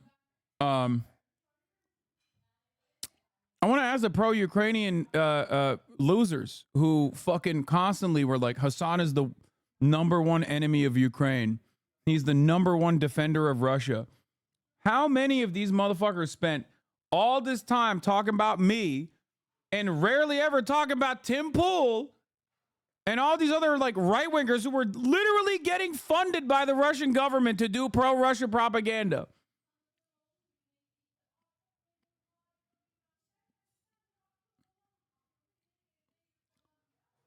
What happened? That's 2 L's in a row. Number one L. Number one L. Russia doesn't know you. Russia doesn't think you're a fucking dissident. Russia doesn't think you're an op. They at least think I'm an op. Number two, you spent all this fucking time shitting on me. Turns out you should have been shitting on the conservatives that were getting paid by the Russian government.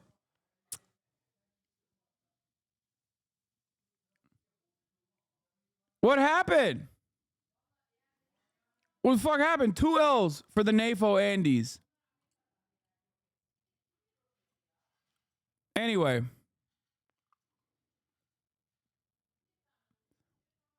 Yeah, number 3, you're on Reddit, which is an L in and of itself. Yeah, it's not just Tim Pool, it's people with Tenet Media.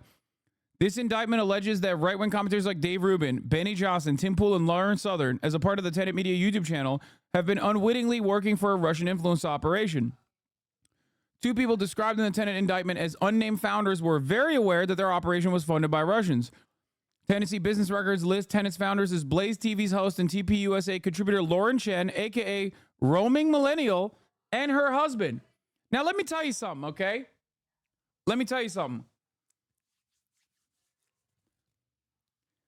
I have not tried to fuck any of these people in this indictment. But the number one defender of Ukraine, who kept saying I was a Russian fucking dissident or a Russian operative, has. You couldn't have fucking asked them why they were doing pro-Russia propaganda and how much money they were getting paid when you were trying to fuck Lauren Southern or when you were trying to fuck Roman Millennial, when you were doing fucking buddy-buddy conversations with these fucking people, Destiny? Huh? What happened?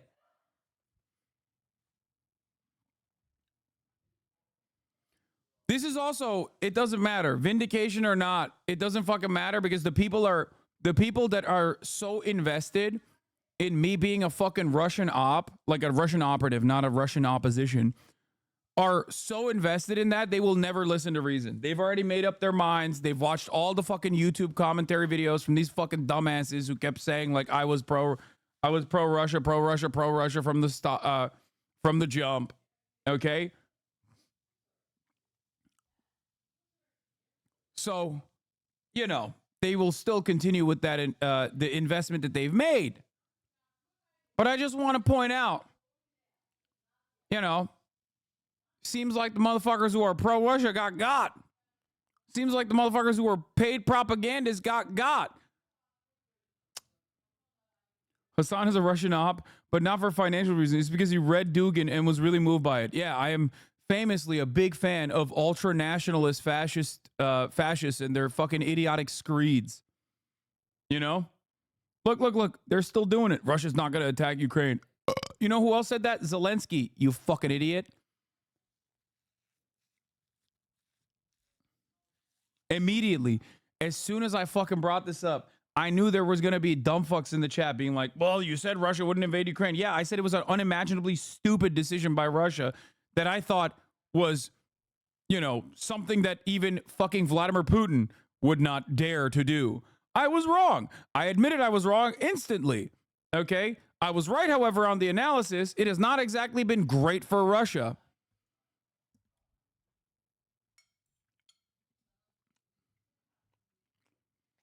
Now, one must ask yourself, why are you still holding on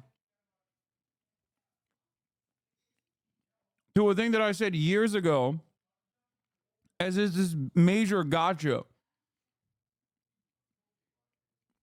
Why?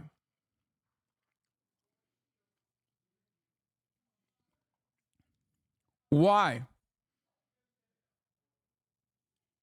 Do you feel like you hold your favorite commentators to the same level of accountability, especially when they've been objectively pro-genocide for the past 11 months? Literally went to the genocidal nation, cut commentary and propaganda that is pro-genocidal nation at literally the genocidal nation?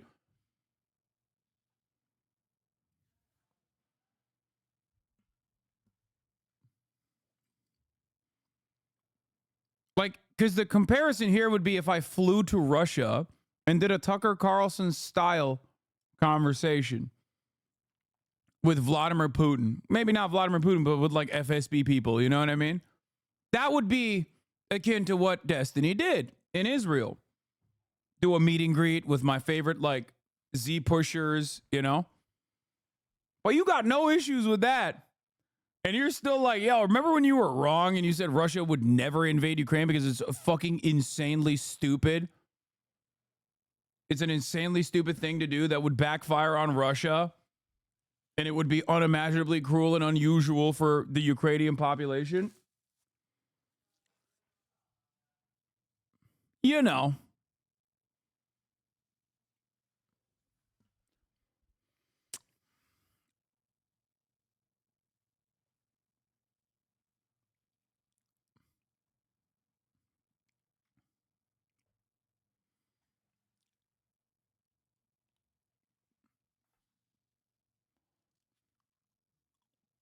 Anyway.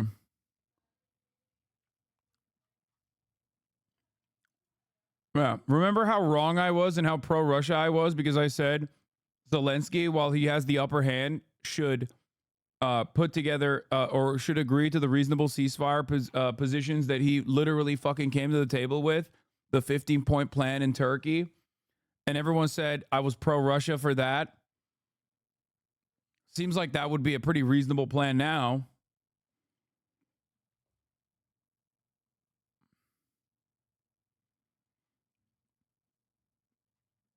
But hey, it's all good.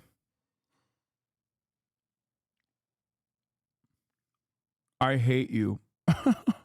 Okay.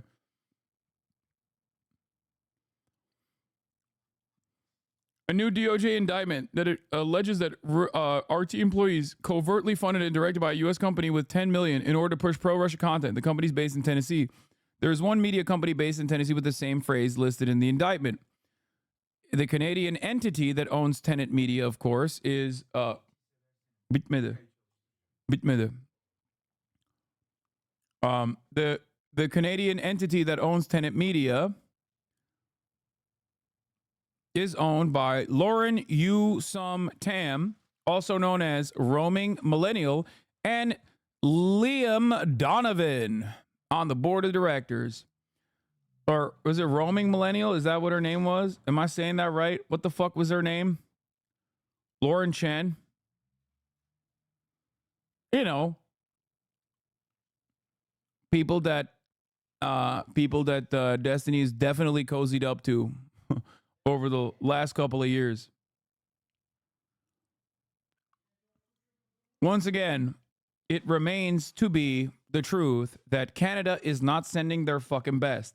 They're either sending their worst or they're sending their best in some instances. But like usually in the realm of politics, Canada is sending their fucking absolute worst.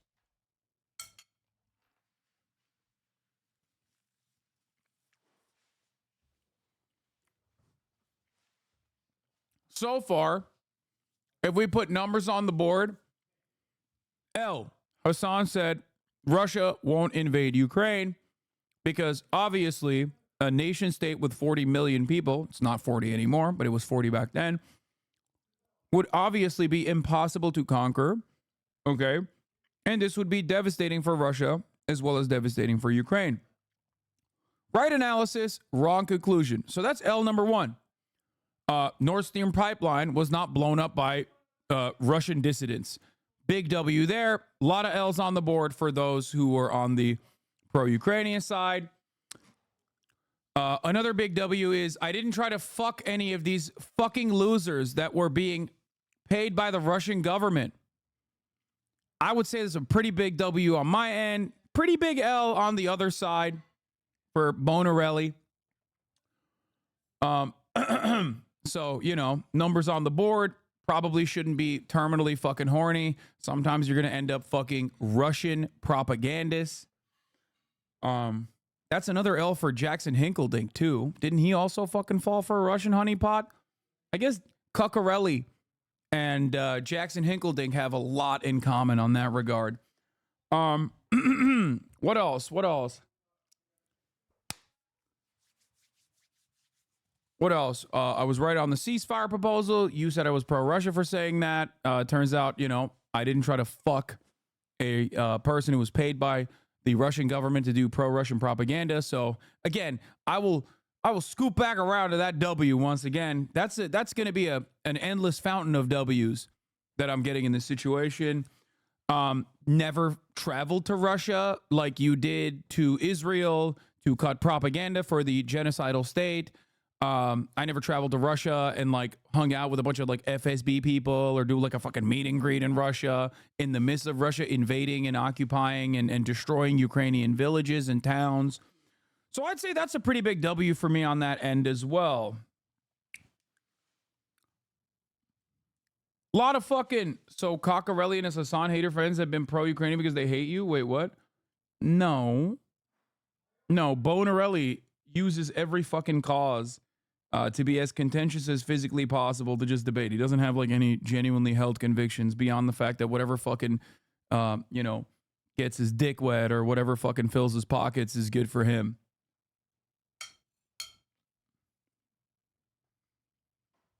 You know? You have a huge L that you don't want to talk about at all and always hide it as much as possible. Want to talk about it? Yes, I serve 3-minute ad breaks at the top of the hour. No two-parters. I know.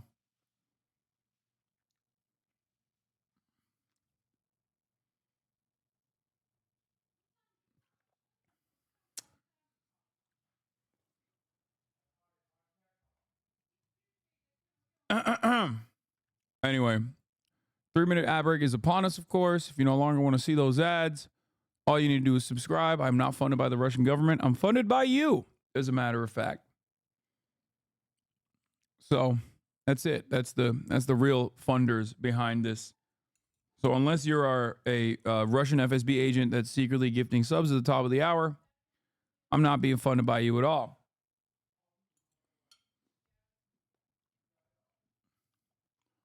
Hasan, did the no free cloud policy go away as it pertains to D? I know you used to say that. Yeah. I think it was like around the 6th month of pro-genocide sentiment where I thought, okay, enough. Enough is enough. It also did work fairly well. I think a lot more people, as he gained more prominence, a lot more people became aware of his presence. And then they were aware of all of the things that he says and does.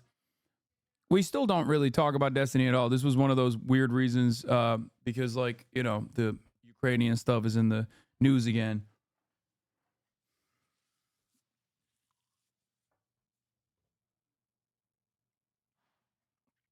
I think the Finkelstein debate was definitely eye-opening for a lot of people who found him to be this like moral arbiter of the truth or an intellectual giant.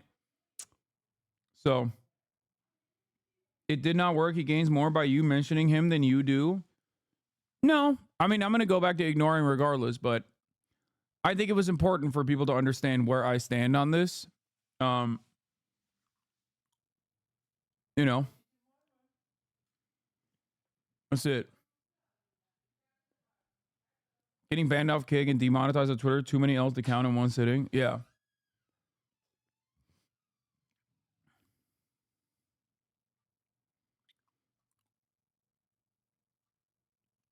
Let's continue. The indictment specifies that two of the people who work for this Tennessee company tenant were deceived, meaning they didn't know that the Russian government was running an influence op. Dave Rubin has 2.4 million subs and Tim Pool has 1.37.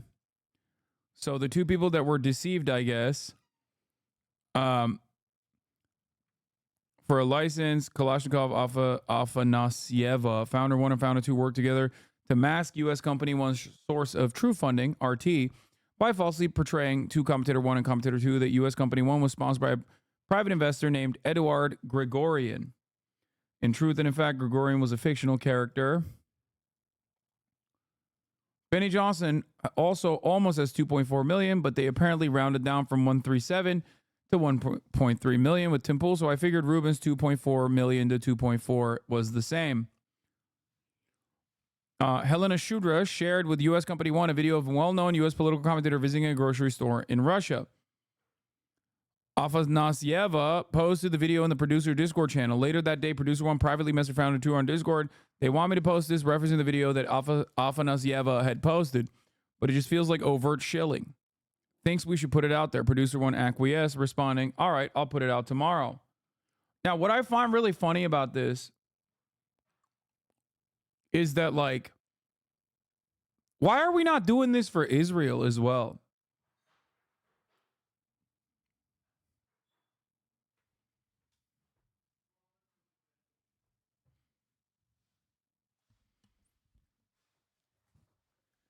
Because that would, of course, mean literally, virtually every fucking top-level media commentator would be in the crosshairs in this way.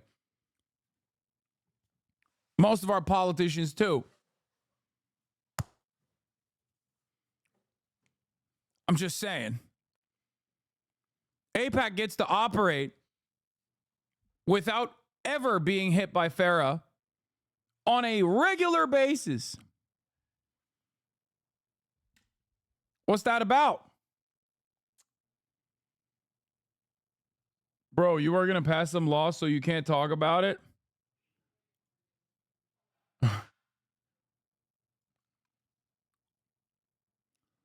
Yeah. AIPAC just spent $20 million to oust 2 progressive lawmakers, and Israel was caught running a $2 million influence campaign, but you'll never hear Russiagate stenographers utter a peep of protest. Yup. It's true. It's fucking true. It's true. It'd be quicker figuring out who isn't a shill for the Israeli government. Yeah. Isn't that purely because Israel's an American ally and Russia is an American adversary? Is Israel an American ally? Is it? Do they seem to be operating like an ally recently? Because it doesn't feel like it. I don't know. Just saying. Also, what you're saying doesn't make sense because then Bob Menendez would be free right now. So would Henry Cuellar. Bob Menendez's crime is that he got fucking payments from Egypt, another American ally.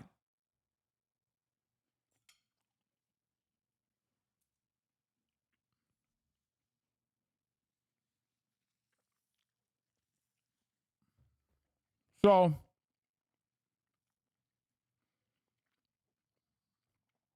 just saying.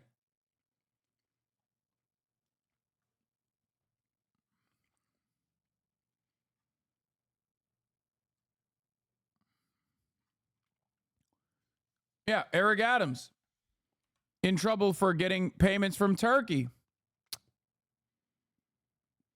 Some legwork in this thread on identifying the other unnamed and very lightly masked commentators in this incident. Matt Christensen. Oh, this guy. Doesn't this guy fucking hate me too? I feel like I've seen this guy make videos about me. I remember watching a video of his. Look, all I'm saying is, for all of the liberals who are super pro-NATO, who fucking spent a whole litany of time talking about how fucking pro-Russia I am, even though I fucking fundraised for Ukrainian refugees pretty early on, it seems like all of my enemies who fucking despise me are named in this. So if you have ever found yourself personally aligned with any of those people mentioned, maybe you're not actually pro-Ukraine and instead simply using a horrifying situation like the invasion of Ukraine to your immediate advantage. Ops taking hard L's again. 100 P. Because I spent a lot of my time shitting on these guys. You spent a lot of your time shitting on me and also trying to fuck these guys. Maybe not Matt Christensen, but definitely Laura Ingraham and also Lauren Chen.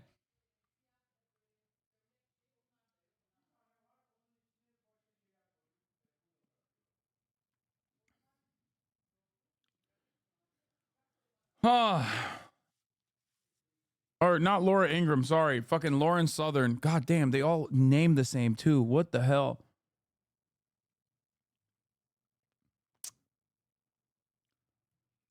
Tim Pool got 100K per episode and Ruby got $5 million per year.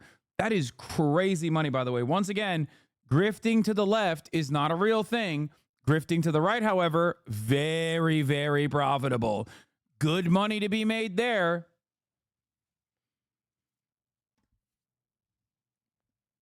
Lauren Southern, yeah. Russians wanted them to post the Tucker Carlson grocery video, but they always thought it was too obviously shilling. Lauren Chen said to post it anyway. The Russians wanted to blame the ISIS Moscow attack on Ukraine. They got commentator 3 to do it. If Dave Rubin is commentator 1, then I think Johnson is 3, and vice versa. To be clear, whether or not Benny was commentator 1 or the others, neither I nor the indictment are claiming he knew that he was working for the Russians. The question is whether he should have known or suspected is both philosophical and harder to prove. A statement of the Leo. Oh, they all have statements coming out. Oh, they have statements coming out now. My statement regarding allegations of the leaked DOJ indictment. Should these allegations prove true, I, as well as the other personalities and commentators, were deceived and are victims.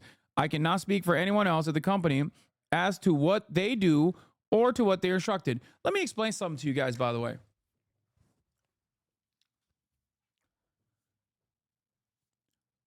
I get asked to do ads in the political realm all the time. All the time, especially during election cycles. Now, they're not fucking paid propagandists for like a foreign government or whatever, obviously. That would require an additional layer of stupidity. But beyond that, why the fuck are you taking ads from any political operatives whatsoever? Why are you taking ads to be pro a certain political position? Isn't that exactly what you're supposed to be against? Not even if it's like, it doesn't matter that this is like pro-Russia. Even if it was like pro-gun laws or you know, pro-guns, you shouldn't be taking that ad at all. The fuck is wrong with you? You're supposed to be independent media. I am. So I don't do this shit. Aren't you supposed to have your own independent opinion on subject matters? Why are you taking money from a group, even if they're not fucking pro-Russia, even if it was just a regular, homegrown American political group? Why are you taking money from them to say certain things? How should any of your fans ever believe you ever again for the rest of time? Will you be paid for this take? Okay? Or will you actually be telling your genuine opinion on this take?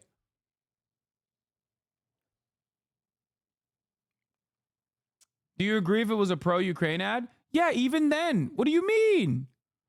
Even then, if you're a political commentator, you should not be getting fucking paid by pro-Ukrainian media either. What the fuck?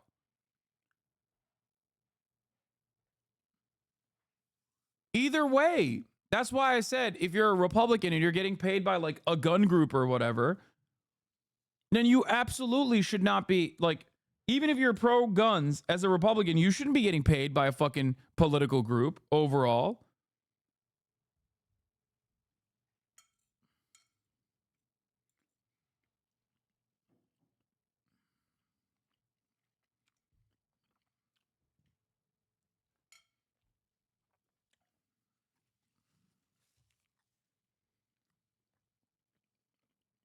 Never at any point did anyone other than I have full editorial control of the show. And the contents of the show are often apolitical. Examples include discussing spirituality, dating, and video games. The show is produced in its entirety by our local team without input from anyone external to the company.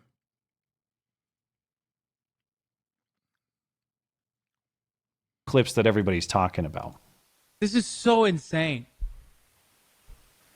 America deserved 9/11, dude. Fuck it. I'm saying.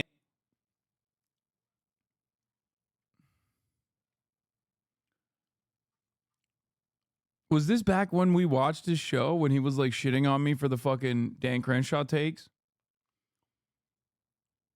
Anyway, TCW is a separate company not associated with timcast.com or other properties. It exists solely for the production of the Culture War podcast. That being said, we still do not know what is true, as these are only allegations. Putin's a scumbag. Russia sucks donkey balls.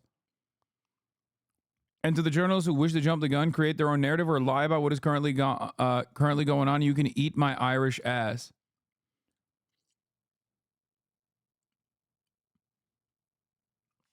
Tim, if you're serially so fucking stupid that you didn't realize the 100K per episode you demanded to spread Russian propaganda wasn't coming from Russia, the DMV needs to revoke your driver's license and you can't be trusted with household appliances.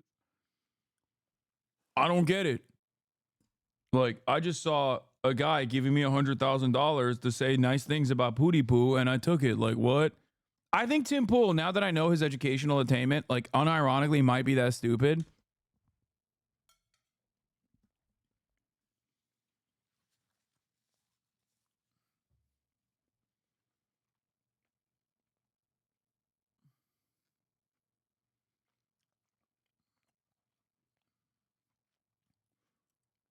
The only funny thing about this is that, like, paying Tim Pool $100,000 to be pro anything is automatically a waste of resources.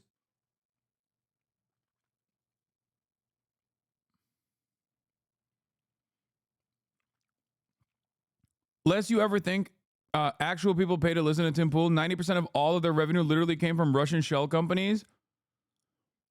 No, this is like one aspect of his entire production, I think. Yeah, Tim gets multiple revenue streams. Tim himself gets revenue from his own channels as well, so the Russian money wasn't 90% of Tim's revenue. I think it was 90% of his revenue for the one entity that he created. Wait, what? He got paid $100,000 per week? Oh my God, bro. $100,000 per week?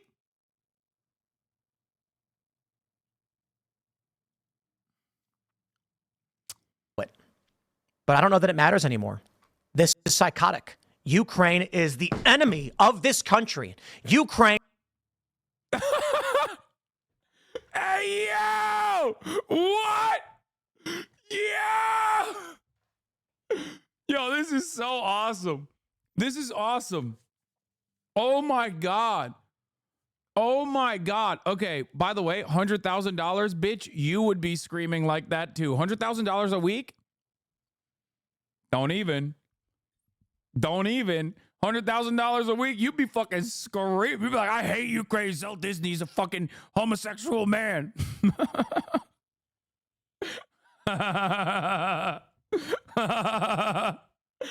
Oh my God, bro. $100,000 a week, bro. That's crazy. They know it. But I don't know that it matters anymore. This is psychotic. Ukraine is the enemy of this country. Ukraine is our enemy, being funded by the Democrats. I will stress this again. One of the greatest enemies of our nation right now is Ukraine.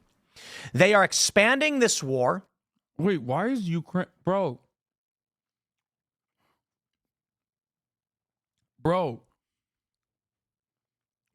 This is like mathematically the worst position to arrive at. Okay?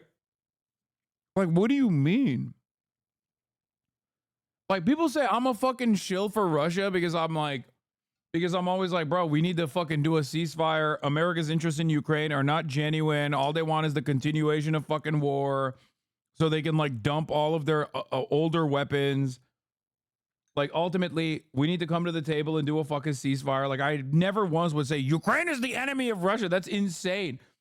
Bro, they got no autonomy in this. I'm sorry. The people on the Democratic Party side that consistently talk about how, like, well, this is what the Ukrainians want, are literally just fucking straight up lying. Because if everyone in Ukraine said, no, we don't want to do war, what the fuck? We need to do a ceasefire immediately. We hate being fucking slaughtered. Okay? America would still be like, okay, well, you know, what if it was okay for a couple more people to get slaughtered, you know? Because we really like the situation right now that we're in currently. We love that you guys have fucking, you know, destroyed half of the Russian artillery, you know? So,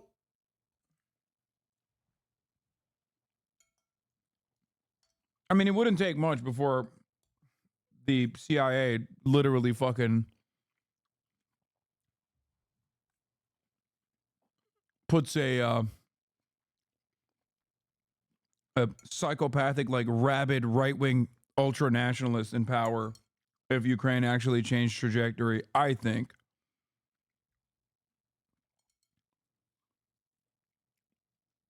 Just saying. But again, this proves the point that I was making, which is giving Tim Pool money to be pro anything is such an L for whatever your cause is, dude. I love that. Now, don't get me wrong. I know you've got criminal elements of the U.S. government pushing them and guiding them and telling them what to do. Ukraine is now accused, a German warrant issued for blowing up the Nord Stream pipeline, triggering this conflict. Ukraine is the greatest threat to this nation and to the world. What? We should rescind all funding and financing, pull out all military. Okay. This is actually really instructive. Okay. Why did he say triggering this conflict? Bro, they blew up the Nord Stream pipeline after. That's number one. And number two, here. Literally, I think he's reading a script. Like, this is instructive. Match what he's saying here with my commentary to understand the difference in opinion. Okay, if you want to know what someone who is like pro Russia shill, literally getting paid to be pro Russia, versus someone who's like, yeah, nah, dog, I think it's probably America that blew up the fucking Nord Stream pipeline and not motherfucking Russia. Okay, because it makes zero fucking sense whatsoever. It's still like, even when people used to clip the thing that I talked about with like the Crimean Bridge, Ukraine blowing up the Crimean Bridge, I used to say, yes, it is still an attack on largely civilian infrastructure and therefore could be considered an act of terror, but it's still born out of Russia's invasion of Ukraine. So it's still ultimately in the hands of Russia. They would, of course, clip the second part out and say, Hasan says blowing up the Crimean Bridge is a fucking an act of terror. I would literally compare it to what Russia does in terms of like attacking civilian infrastructure, which is unjustifiable. They would clip that part out to make it seem like I was simply saying that Ukraine is doing terror or whatever. Okay? There's a difference between that, my analysis, which still lends the blame in the hands directly of the responsible party, Russia, versus this guy being like, Ukraine is the number one enemy of America.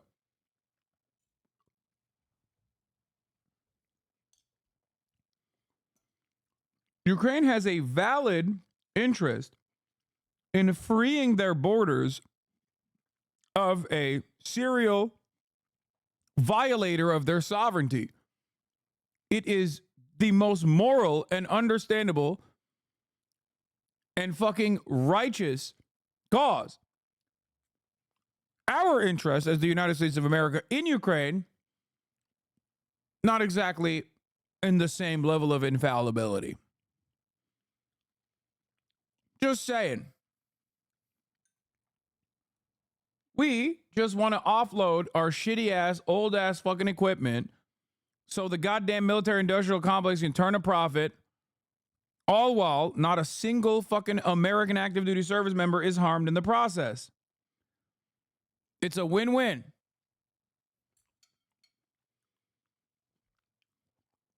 Insane to call Ukraine your enemy. How the fuck are they your enemy? They were invaded, dog.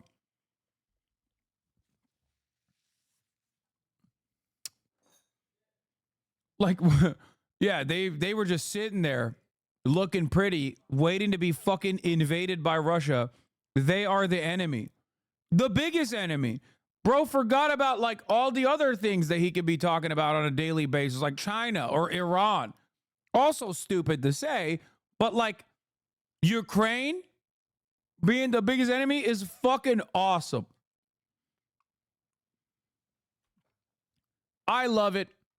I say right-wing grifting is obviously an incredibly fortuitous endeavor. Okay? And this proves it once again. This motherfucker was a Russian asset. Now, before people say, Hasan, you like certain people that used to work for Russia Today. I do. Abby Martin used to work for Russia Today. Back in the day, Russia Today was not the Russia Today it is now. It definitely still had those same elements. Okay? But pre-invasion of Ukraine, Russia Today used to do this very interesting thing where on the 1 hour, or they would have like someone who is like militantly anti-imperialist. And then the next hour, they would have someone who is like insanely right-wing. Okay? So just so you guys understand, like their goal was to cause as much chaos and confusion in American politics. Of course, that's the point of their, media campaign in general. It makes sense. America does it all the time. What do you think Voice of America is?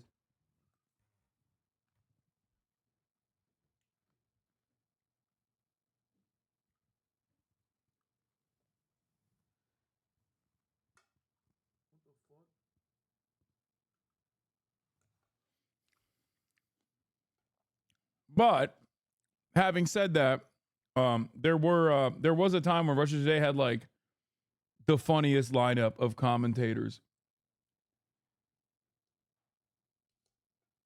where they would have like the anti-imperialism hour with like Abby Martin, followed up by like, are the Democrats transing the youth?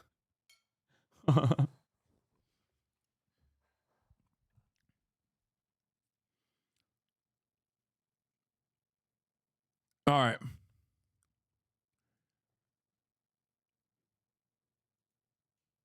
What? I've clipped your actual take on Ukraine. A serial violator of their sovereignty. It is the most moral and understandable and fucking righteous cause. Our interest as the United States of America in Ukraine, not exactly in the same level of infallibility.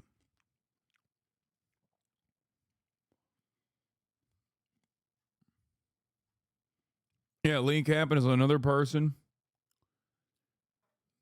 Dude, I love this shit. Benny Johnson, oh my God, this comeuppance is fucking fire, dude. Russia's responses to comment, and the company responded in part with the following: ha ha ha ha ha ha ha ha.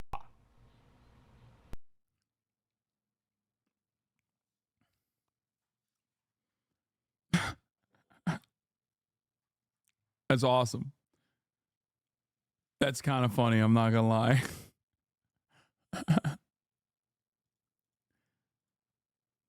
Oh my God, Liz Cheney is voting for Harris. Liz Cheney is a trusted messenger for a segment of our electorate. And so when we're having these conversations.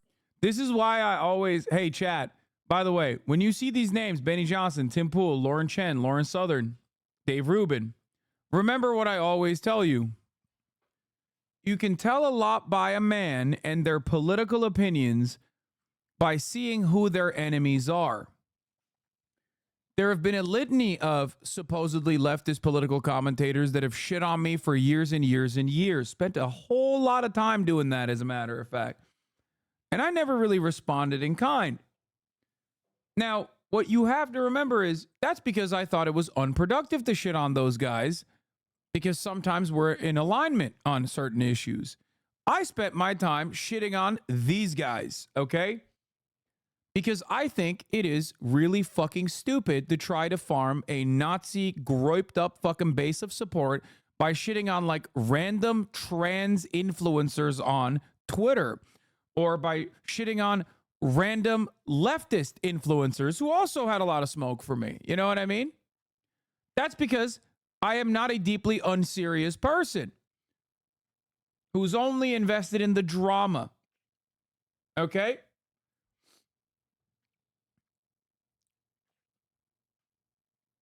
Just remember that. Know beside whom you stand, and know who a man presents himself as the enemy of. I mean, I am an unserious person, but just not a deeply unserious person. Exactly. I wouldn't say I'm a serious person either.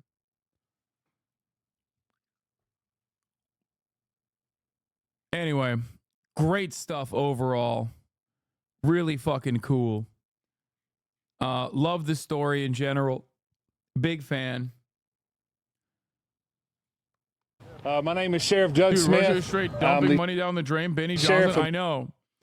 That's incredible, too. Vice President Kamala Harris plans to announce new economic policies. She's in New Hampshire. That's the top issue for Americans. They say they care about it a whole heck of a lot, and she's rolling out some new ideas. Ed O'Keefe has made his way to Portsmouth, New Hampshire, and is following all this for us. Ed, good morning to you.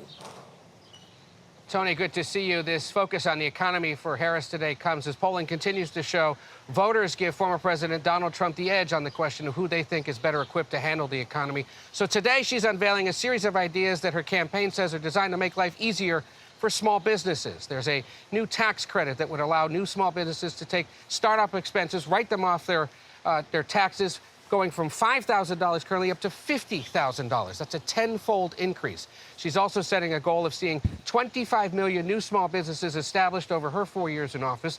That would be up from the 19 million created during the Biden years, more than were created during the Trump years. There is no word on how much this would cost, and of course it would require congressional approval. But the idea that she's doing this in a state... This is, again, I already shit on this yesterday.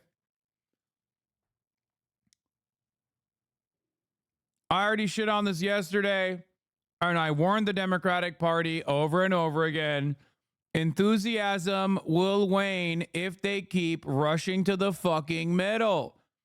You're supposed to run a 2008 Obama campaign, not a 2012 Obama campaign, and certainly not a 2016 Hillary campaign. But of course, nobody fucking listens to me, because why the fuck should they? I'm some dumb fucking commentator who isn't even getting paid by the Russian government, you know?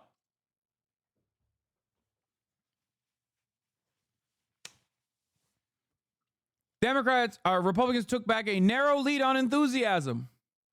I wonder how the fucking bump that existed from the swap out died so fast.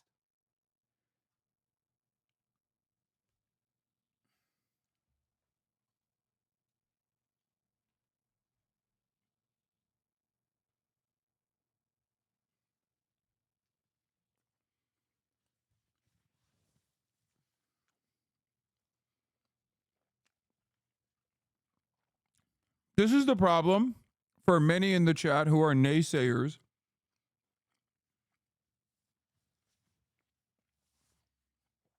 Not gonna lie, I usually think you aren't good at electoralism, but recent trends are proving you right and me wrong. No, I've always been good. It's just by experience. I've been doing this for a very long time. The difference is the Democrats have never actually followed through on anything that I've ever said, with the exception of 2 instances where they chose Tim Walz and they fucking swapped out Joe Biden. That's why they saw this massive bump. And it was an unexpected outcome from me as well. I didn't think that was going to happen. I was shocked.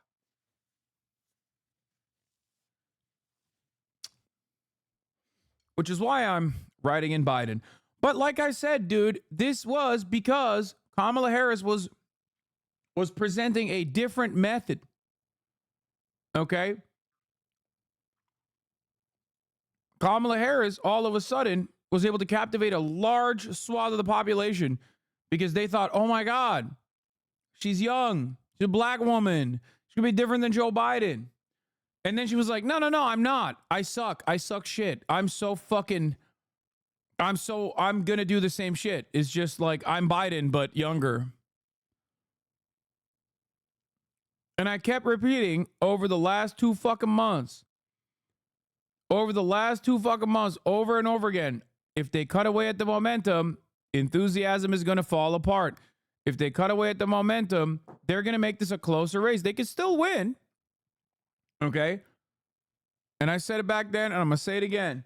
I think Kamala Harris has a decent likelihood of winning the election. But there's no reason for this to be a close race. Oh my God, Weeby. I know Donald Trump's chances have improved in the Nate Silver model. I know. Oh.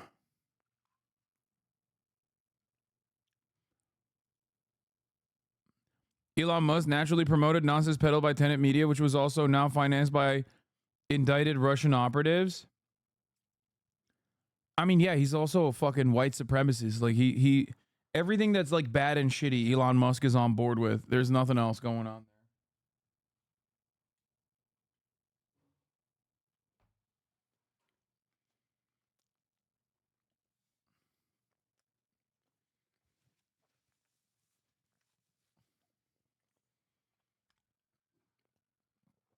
Weeby is currently running into the same problem that many liberals run into in the chat. Sending analysis notoriously from an unreliable person because it corresponds to their own worldview. The difference, of course, is that liberals do this on a daily basis. Weeby does this every now and then.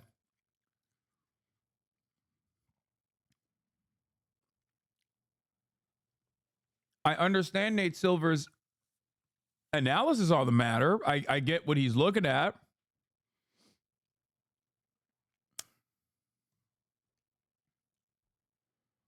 Didn't you say Kamala should try to tax Obama rather than Hillary? Obama made the same team of rivals move that Kamala Harris made. No, that was after he fucking became president. That was shitty as fuck.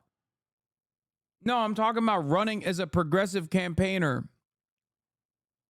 Okay? Not after he became president. That's why I said, oh wait, not 2012.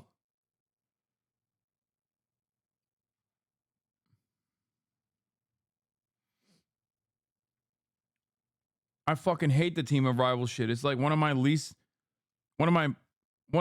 fucking Obama era moves that I just despise so much.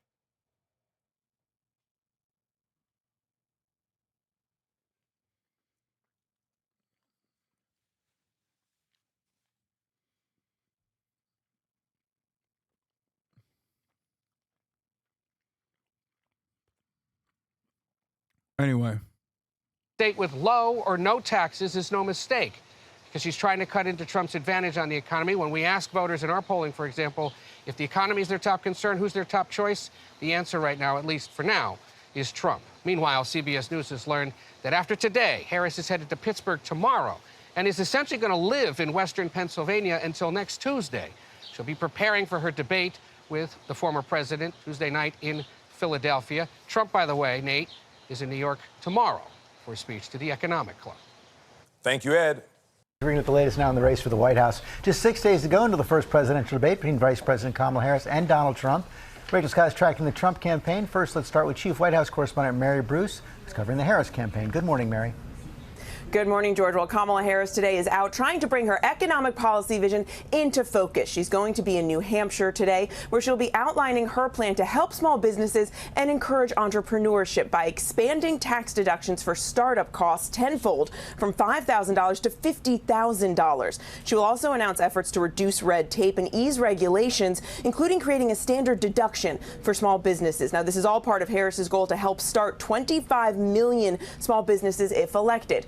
Then for the rest of the week, we expect her to be largely off of the campaign trail as she gets ready for the debate next week. But she's taking the unusual step of hunkering down in a key battleground. She will be in Pittsburgh, Pennsylvania, studying up for her first ever face-to-face encounter with Donald Trump. This gives her the ability, the campaign says, to get out there and do some informal campaigning while also studying up. Now, sources tell us she has already been doing some mock debates. Her plan here is to try and not get bogged down, not get down any rabbit holes, but to really focus on the issues, pivot, and attack Trump. She's going to try and rehearse, how to keep cool, how to stay calm, while also going after Trump. And yes, George, also trying to get under his skin. No question about that. Let's take a thank you, Mary. Let's go to Rachel Scott. Of course, is tracking the Trump campaign.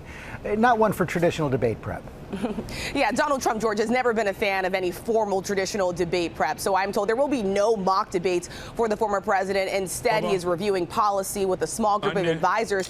And his campaign has brought on former Congresswoman Tulsi Gabbard. You may remember she was once a rival to Vice President Kamala Harris during the 2020-2019 Democratic primary election. She challenged her on that debate stage. This is shaping up to be the most consequential moment of this campaign. But this is not the face-off that Donald Trump wanted. He wanted to run against President Biden, especially after his first performance in that debate. And since Biden has exited the race, Trump has really had a hard time trying to define Vice President Harris. His advisors, close allies of the former president, have been urging him to steer away from those personal attacks, stay focused on the message and those critical issues, especially the ones where he has an edge on Harris: immigration, crime, the economy. The former president will be doing a town hall later today. He's delivering remarks on the economy in New York tomorrow, then holding a rally in Wisconsin this weekend. But even those who are close to Trump admit they don't know which version of him is going to show up on that debate stage next week, George. It will be a big night. Okay, Rachel, thanks very much. Of course, you can see the debate on Tuesday night right here on ABC.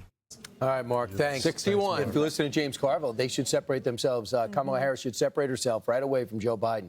And someone's got to tell Joe Biden the truth at one point. You're too old, number one. You can't run for re-election, number two. You're not popular, number three. And number four, Harris is better off without you.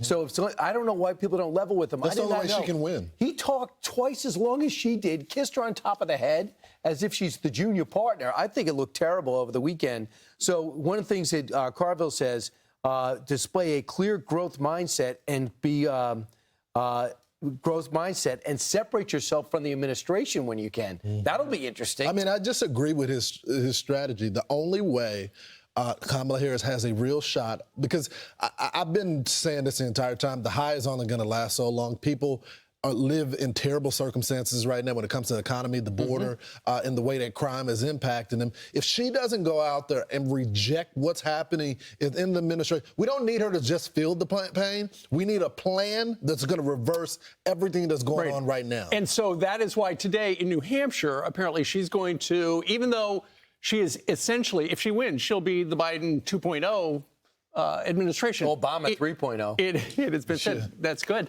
But here's the thing. So what she really needs to do, and James Carville has kind of alluded to this as well, is you got to turn the page. How do you turn the page? She's going to say, well, I was vice president, but at the same time, look at my new economic plan, where she's got this new $50,000 credit.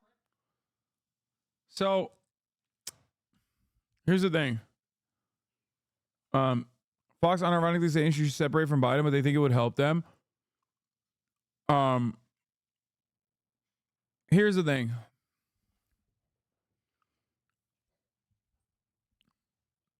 For Donald Trump to win this election, something that is not in the current models and not showing up in current polling has to happen. Whether that be a genuine change in terms of the way that people care about Israel-Palestine, which is a very high likelihood that it could happen, if not a damn near, I mean, it's a 100% lock, you know what I mean? That it will most likely happen if they don't fucking fix this Israel shit up and stop Benjamin Netanyahu from behaving in the way that he is. The other side of this, of course, is that Donald Trump needs to secure votes, just like he did in 2016, from people that normally don't get polled. Conspiracy nuts, people that are totally checked out of the political process. It just won't, people that normally don't show up in the polls and don't lead to a noticeable difference in momentum for Donald Trump. Okay? If Donald Trump, who does have the tendency to win those guys over in every election cycle to a degree that allows him to win elections, as a matter of fact, if Donald Trump wins enough of those voters again, as Kamala Harris ends up running a depressive campaign because the hope and the Brad Summer vibes are over, there is definitely a chance that Donald Trump could win. Right now, it's unlikely. Okay? It's unlikely. I still think Kamala Harris is going to win.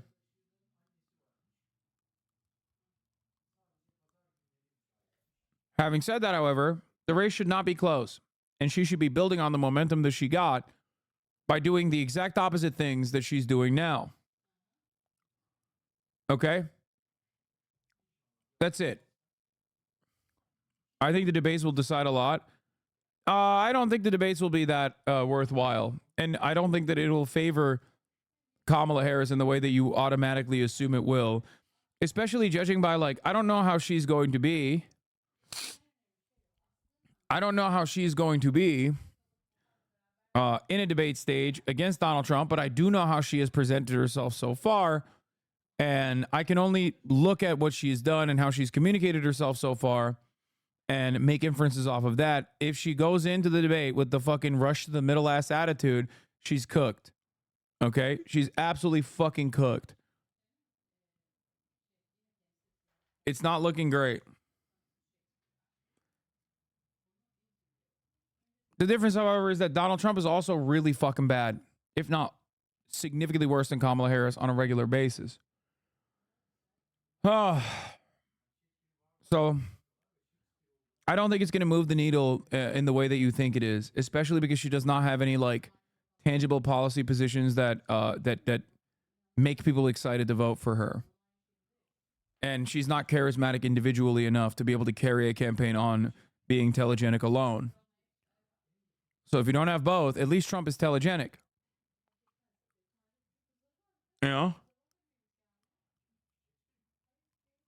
If you ain't got no fucking riz, and on top of that, you ain't got no policies that get people excited, what the fuck do you have? You're just Joe Biden, but younger.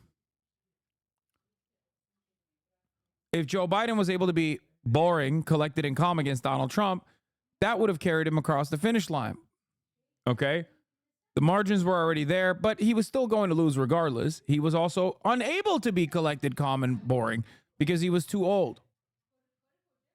But even back then, I said, there's still a slim chance that Joe Biden might win. Obviously, my opinion changed after, the debate stage when everybody was like, oh my God, he's so fucking old.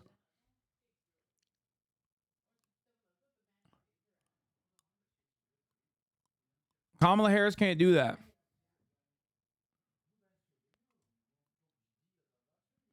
The talented 10th of black people are arguing on Twitter about code switching, but Kamala isn't a Southern black woman to switch to that style of communication. Glad I'm not in a swing state. Yeah, I mean, I don't give a fuck about Kamala Harris code switching. I think it's the same fucking racist bullshit. The same fucking racist bullshit that Republicans did against Obama. I don't care. The only thing that I think is good that Kamala Harris does do, and this automatically is something that you do when you're a black person in America, just like Obama also did this, is never talk about identity politics and talk about how you're going to be a president for all Americans. Hillary Clinton is a white woman, literally ran with I'm with her ass shit. You never hear that from Kamala Harris. Why? Because ain't nobody with black women. And she fucking knows that. Okay? Which is precisely why she's like, I don't care about the identity stuff. Don't ever bring it up. Okay? Moving on. That's it. It's just the truth. Okay, so now they can't hit her on the identity politics stuff, no her story shit, none of that. So now they're like, oh, look at how she changed her accent. And Republicans don't want to, like, you know, literally call her a Kenyan Muslim woman like they did with Barack Obama. So now, you know, because it's 2024 and it's not like 2007, 2008, they have to resort to different methods that are still very similar, which is like call into question her identity. Is she really a black woman? Is she a Southern black woman? Is she code switching? What is she doing? Okay. First of all, virtually every single black person code switches. That's number one. So it's not really that unique or different. Okay. Number two, Kamala Harris, like doing a Southern accent in like fucking Michigan is not her code switching. You just, you know, she's, I don't know. I haven't heard enough of her, but like, you're literally just trying to say she's doing a black accent. Okay. Without saying that. That's why you're like, oh, she's using a Southern accent, which is pretty funny that the fucking Republicans are trying to do that.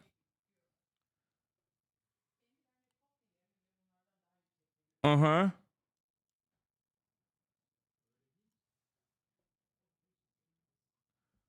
These talking points are not new. They have been on that side of Black Twitter for years. I mean, yeah.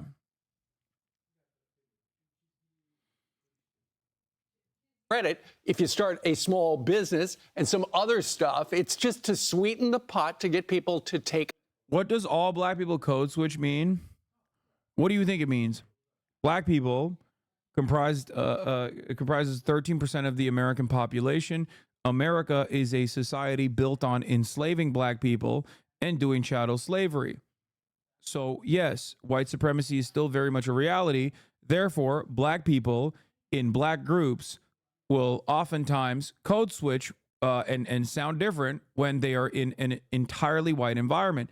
One of the best examples that you can actually find out is when we did the podcast with the Crash Dummies podcast, where I think it made it into the final cut. There was a black fan of Crash Dummies, and as soon as he heard like Austin's voice, he immediately started talking like this. Also, it's not just black people either. People in the South do that as well. Like Southern white people sound different when they are talking to one another versus when they go up north.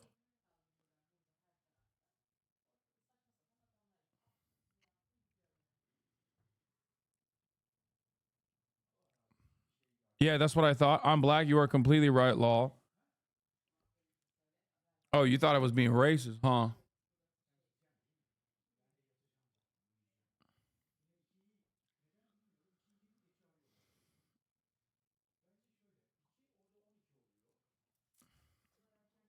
Kamala isn't code switching or from the South. It's offensive to some people. No, it's not. Nobody gives a shit. Also, she wasn't talking like she's from the South. That's a substitute for Republican commentators to say blaccent without saying blaccent. Okay? That's literally it. That's it. That's literally it. They don't want to say she's doing a blaccent because then people will call them out for being fucking racist. And that's it. That literally is the real reason why they're like, oh, she sounds like she's from the South.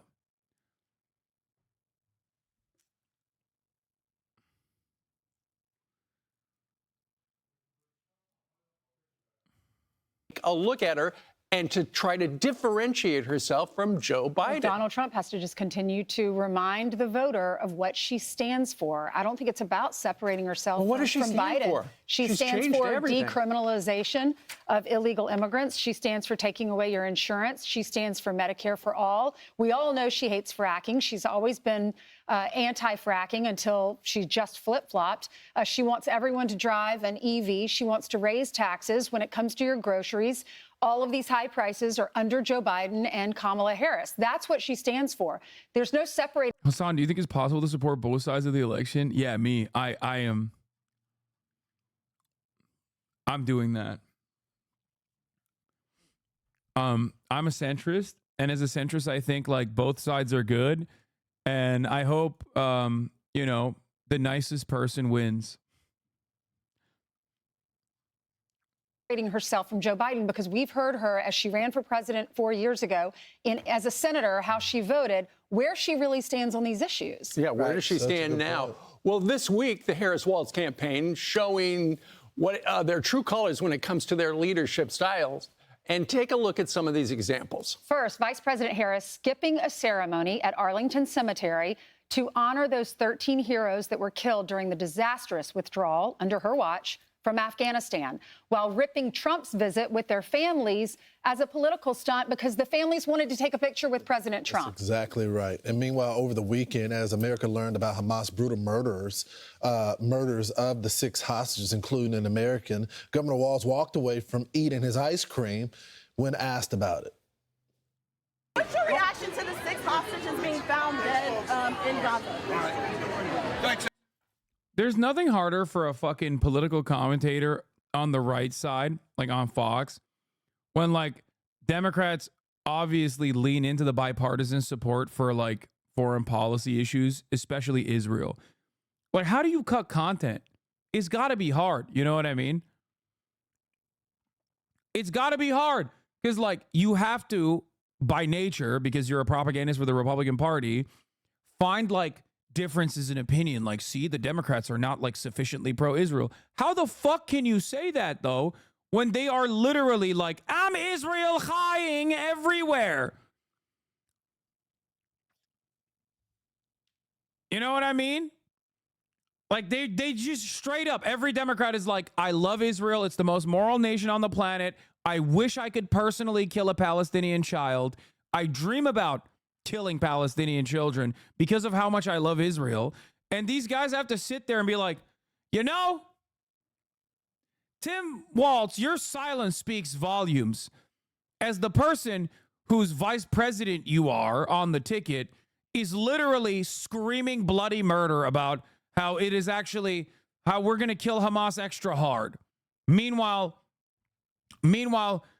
Israeli citizens are literally fucking protesting Benjamin Netanyahu. You know? Like, it's got to be hard. It's got to be hard for you. It's got to be hard for you if you're a Fox News commentator. When you just sit there and you're like, wow, these Democrats, they are not sufficiently pro-Israel. Let me tell you, okay? Nice straw man. I mean, I'm also making jokes, but I don't know what you're referring to with respect to is being a straw man.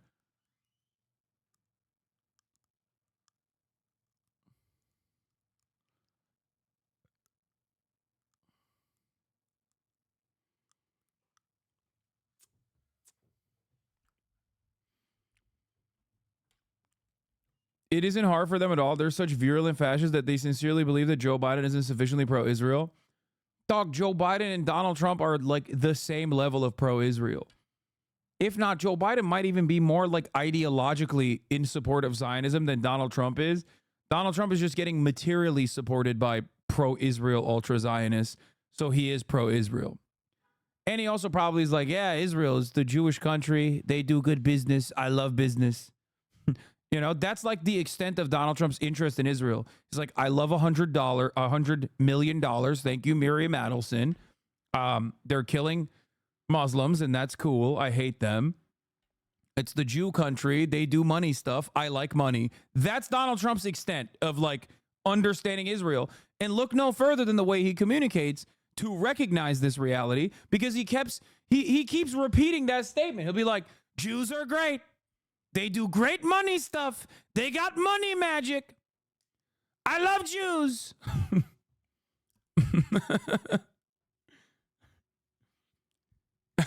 Jews who don't vote for me are mentally disabled. That's it. That's like the extent of his commentary on the situation. Okay? He has said all of those things, by the way. I'm not even exaggerating. Whereas Joe Biden literally is like, Joe Biden is a committed, ideologically minded, rabid Zionist. Now, the outcome is still the same for the Palestinians, for the record. There's still a bit of a difference because Trump says we shouldn't even negotiate. Trump says we need to recognize settlements and does so. Biden is a monster on the war, but he's at least saying we need a ceasefire.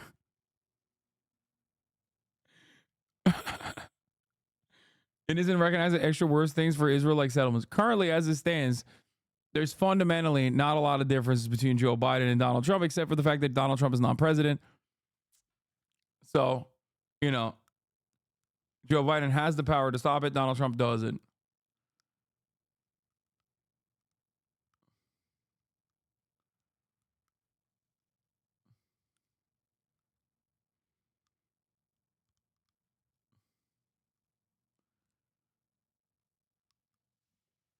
Yeah. Joe Biden also famously once said, if there was no Israel, he'd created himself. And that was when his brain was decent. He was like at least 50 years old back then, 40 years ago.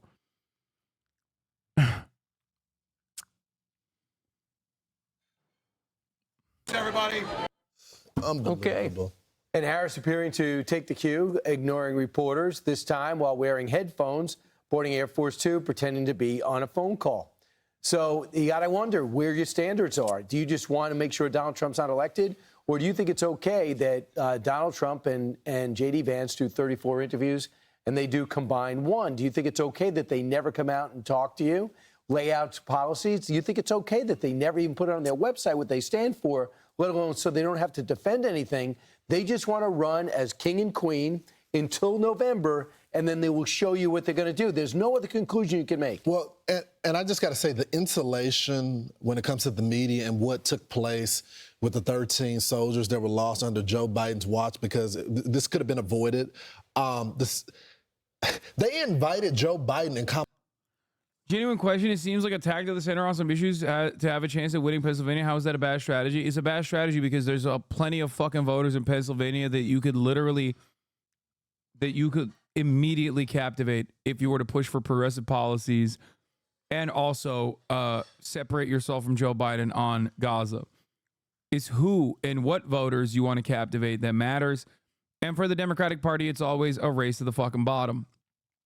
Trying to turn this election into a close one for no fucking reason whatsoever. Kamala Harris to be there at the cemetery as well. And they chose not to be there. Not to mention, many of them, the family members said, yeah, also, a great example of this is fucking working class populist sentiment from the likes of a dude whose brain literally is worse than Biden's, John Fetterman. John Fetterman had a phenomenal door knocking operation and always presented himself as a progressive champion. Okay? Straight up. That's how he won. Even after his brain was no longer working, he still carried on that progressive champion messaging, and it brought him across the finish line. Yeah, he outperformed Biden by 8%. Okay? Now, John Fetterman now is very different, and I'm sure his favorabilities in Pennsylvania is reflecting that reality. But having said that, the way he ran in Pennsylvania should be a pretty clear sign that, like, Pennsylvanians are not as Pennsyltucky minded as people think they are. There's plenty of Pennsylvanians who are literally fucking progressive minded and could be could earnestly go out to the polls and vote for Kamala Harris if she were to try and capture their attention.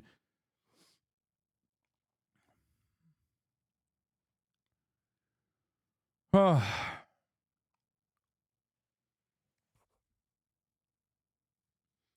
Did you see the Alexa drama where she would praise Kamala but push away Trump? No, but that's really funny. I would love to see that. That sounds like coworker shit right there. Please send me the fucking video. Oh my God, what are you talking about? I love this. This sounds like I'm gonna make a lock here. Okay? This sounds like some coworker ass take right here. And if I know anything, Asmongold probably covered it. Okay? Go ahead. Prove me right now.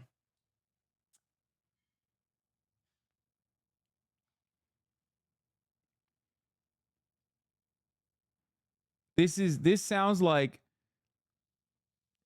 This sounds like some fucking coworker ass take. Lindsey Graham puts Amazon on notice after elections potential election interference. Alexa does not have Oh, that's so sick. Oh, that's so fucking dope. Oh, that's amazing. Amazon says error caused Alexa to give reasons to vote for Harris, but not for Trump.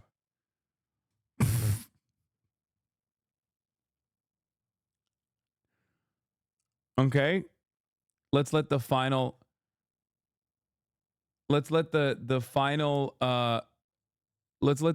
fucking prediction also come true. Come on. No one has sent me an Asmongold clip. I'm sure it exists. There's got to be an Asmongold clip out there. Alexa, why should I vote for Donald?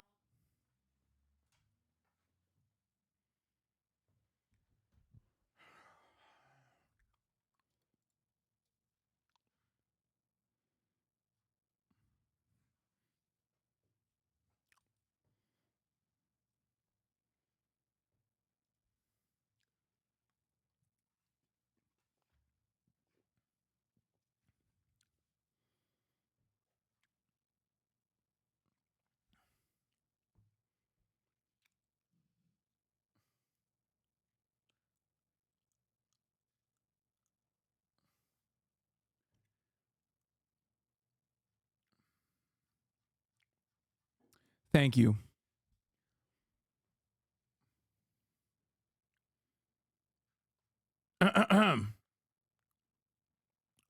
Thank you. Up next, the top of the hour ad break. Now, you don't have to be a fucking predictor of the future to recognize that at the top of the hour, there's a 3-minute ad break because I run it at the top of every hour. Here's the 3-minute ad break now.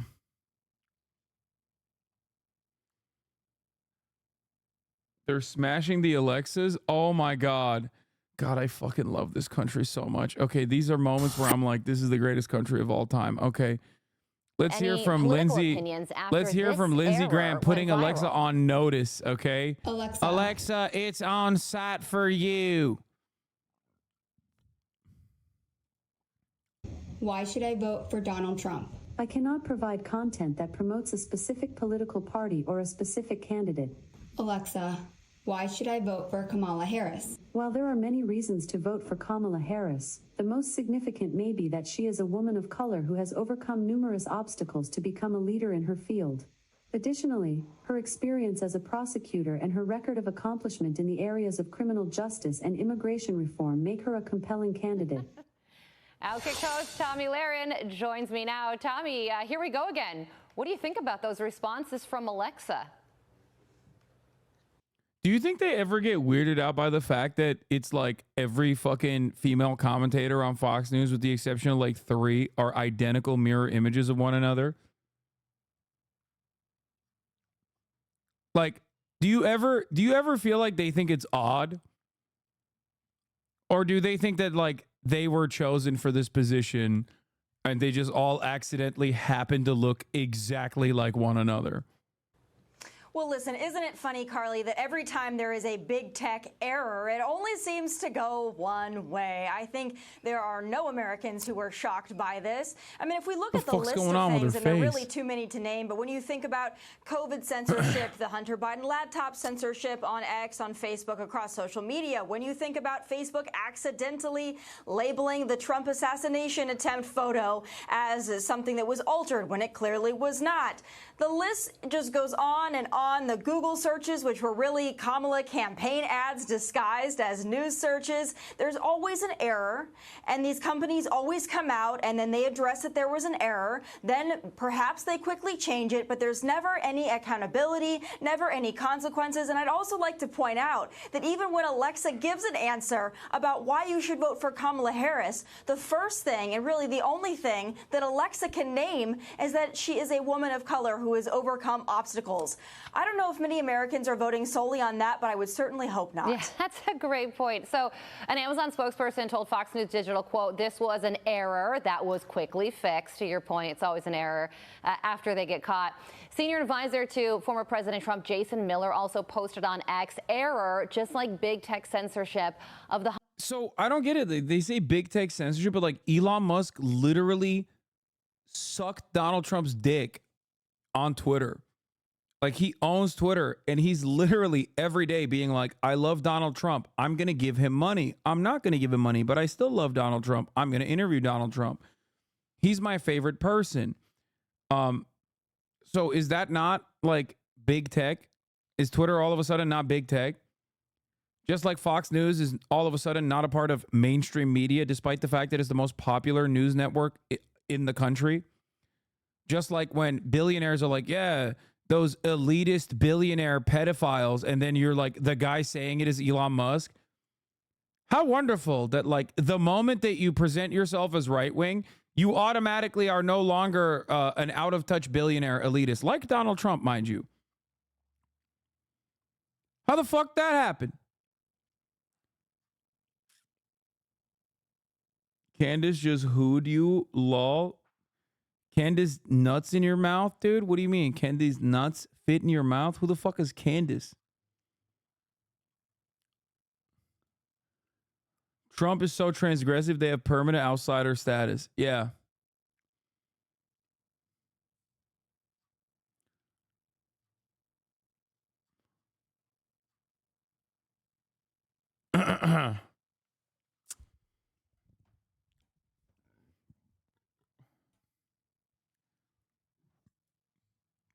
So, okay, now we know. Amazon says error caused Alexa to give reasons to vote for Harris. I mean, I think that this story is probably like a fucking classic ChatGPT thing. It's probably like a holdover from the Trump era. Like, AI is lib, you know? That's probably what it is. AI is mostly libbed up, so like it probably gives the same results for like any kind of right-wing politician. Oh, I don't do politics, or rather like gives some information about their background, except for like Donald Trump. Did someone just own you at the top of the hour? No, I ran it already. But I do think it's funny. I do think it's funny when people are like, yeah, big tech censorship at it again. Why should I vote for Donald Trump? I cannot provide content that promotes a specific political party or a specific candidate. Alexa, why should I vote for Kamala Harris? While there are many reasons to vote for Kamala Harris, the most significant may be that she is a strong candidate with a proven track record of accomplishment. As the first female vice president. Dude, I'm gonna keep it $150. If you are motivated by this, like if you're motivated by your Alexa to go out and vote, you should not be eligible to vote. Okay? Like, if you legitimately think that like your Alexa convinced you to fucking go out and vote for Kamala Harris over Donald Trump, you literally should not be allowed to vote ever again. Okay?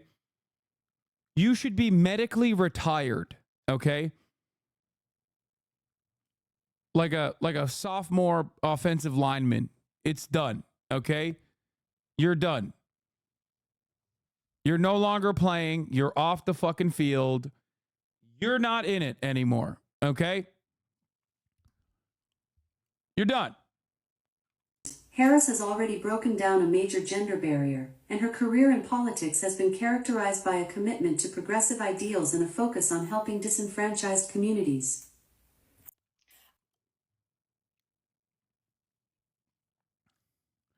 I like that this is the straw that broke the Hogs back and not severely lacking near non-existent personal data privacy and protection laws in the U.S.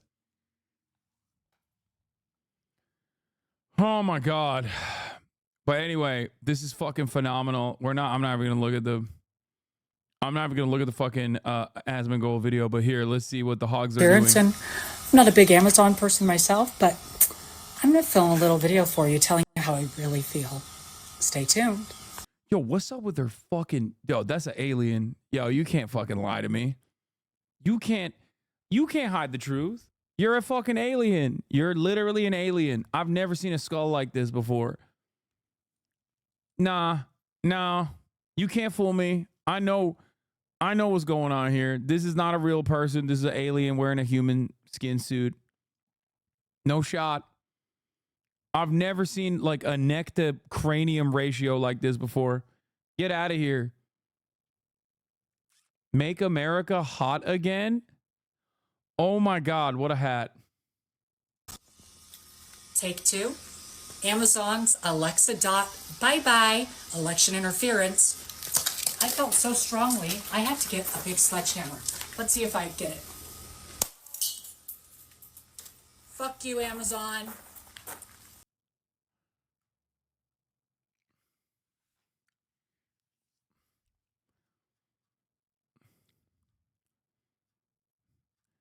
This is crazy. You are so fucking unfun, bro. Play the Asmund Gold clip, dude. No, I don't care.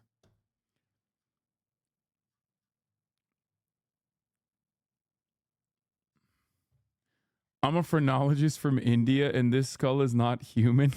What? Why are you a phrenologist from India?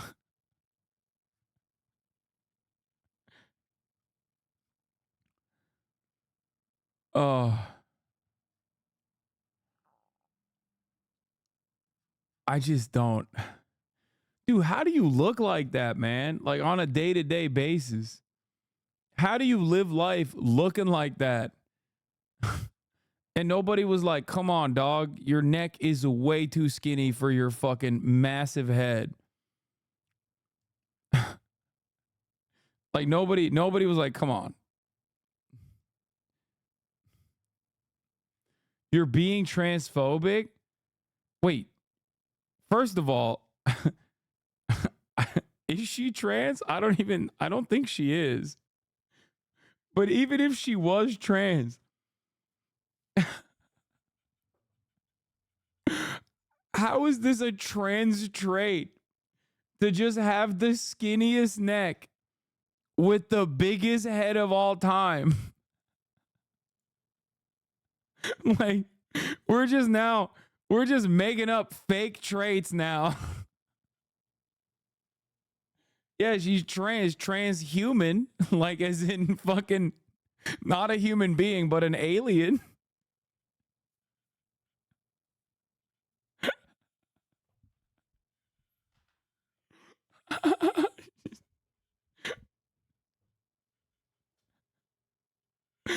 Oh, Jesus Christ. This is like when I was making fun of Daniel Hagari, Rear Admiral, Brigadier General Daniel Hagari's massive fucking ears, and chirpers in the chat were like, wow, it's giving anti-Semitism, sweetie. It's like, no, dude, I don't think that's like an anti-Semitic trait, dude. You can't just do that for anything.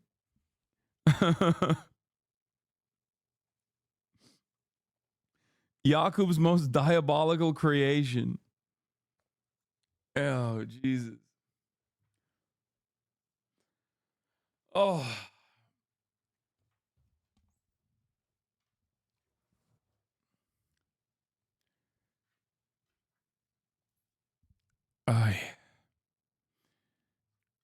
You want to talk about head size, Hasan? Listen. Don't come at me with that. Big ears are a trope regarding Jewish people, but in this case, this guy just had ridiculous ears. Dog, I have massive ears too. What the fuck are you talking about? Like, what do you mean? Isn't it having a big nose is like the fucking groiper way of talking about Jewish people.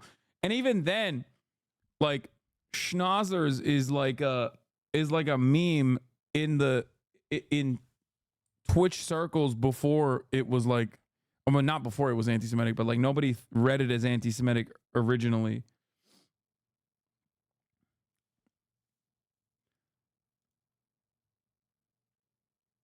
I've never looked at your ears. Holy shit, bro. Yeah, I got fucking flappers, dude. I got some big old ears.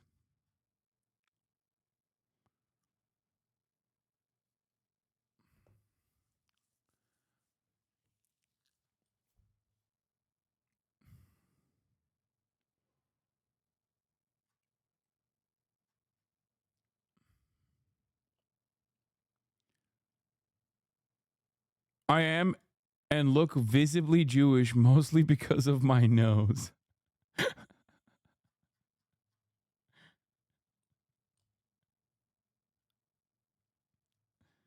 Your ears are normal size. They just look big on such a tiny head. Okay, can we just stop making jokes about my tiny head?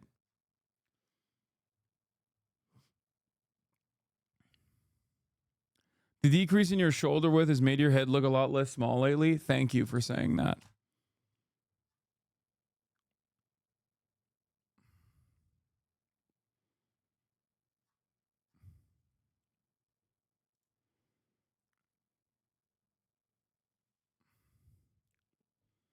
When is Felix coming on? You need to beat the anti-Semitism allegations. What do you mean?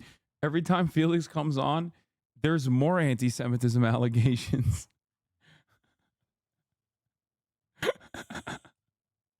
They get worse, dog. What the fuck? He just says whatever first thing pops up in his mind. He literally got called anti-Semitic last time by a chatter. Yeah. Well, the chatter was right, to be fair. Oh, Jesus. Where were we? Okay. There are just 62 days until Election Day and 6 days until Kamala Harris and Donald Trump meet on the debate stage in Philadelphia. And there are just 2 days, yes. Oh, I forgot about the fucking the insane Tucker Carlson guest, apparently. Daryl Cooper, maybe the best and most honest popular historian in the United States. His latest project is the most forbidden of all, trying to understand World War II. Uh-oh. Now, when I hear that from the likes of Tucker Carlson, uh-oh is the first thing I think of. Okay? Uh-oh. Because, like, trying to understand World War II is not the most forbidden. Like, so many scholars have covered it. Like, so many scholars. There are entire fields of study dedicated to the Holocaust, for example. Okay? So, when someone says, ooh, the forbidden truths of World War II, it's like, what are the forbidden truths of World War II? One of the most studied fucking wars. Uh-oh. Oh, that's awesome. I wonder what those hidden truths are, Tucker. So I don't really know. I don't really know what this conversation is about, but I can guess. Which Elon Musk responded with, very interesting, worth watching. Elon Musk deleted his tweet saying a podcast with Tucker Carlson and Daryl Cooper offering excusatory narrative for Nazis calling, while Winston Churchill, the chief villain of World War II, was very interesting, worth watching. So here's the thing. I fucking hate Winston Churchill. Okay? And he was straight up a Nazi himself, but for like Indians, right? And also every other brown person. But having said that, I still wouldn't call him the chief villain of World War II. Because he wasn't. Because that was Adolf Hitler. Okay? That was... There's definitely... Like, obviously...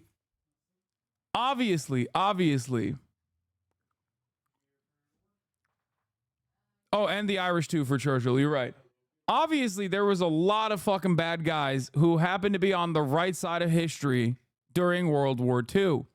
Okay? But there was one big bad guy who was just worse than them all. His name, Adolf Hitler. Okay? If you're going to rank like who's the worst guy during World War II, Hitler's going to be the number one guy. Okay? Your dog pooped. You scared the shit out of me, dude. That's not poop. That's just bones. Anne çıkarsana. Çıkar.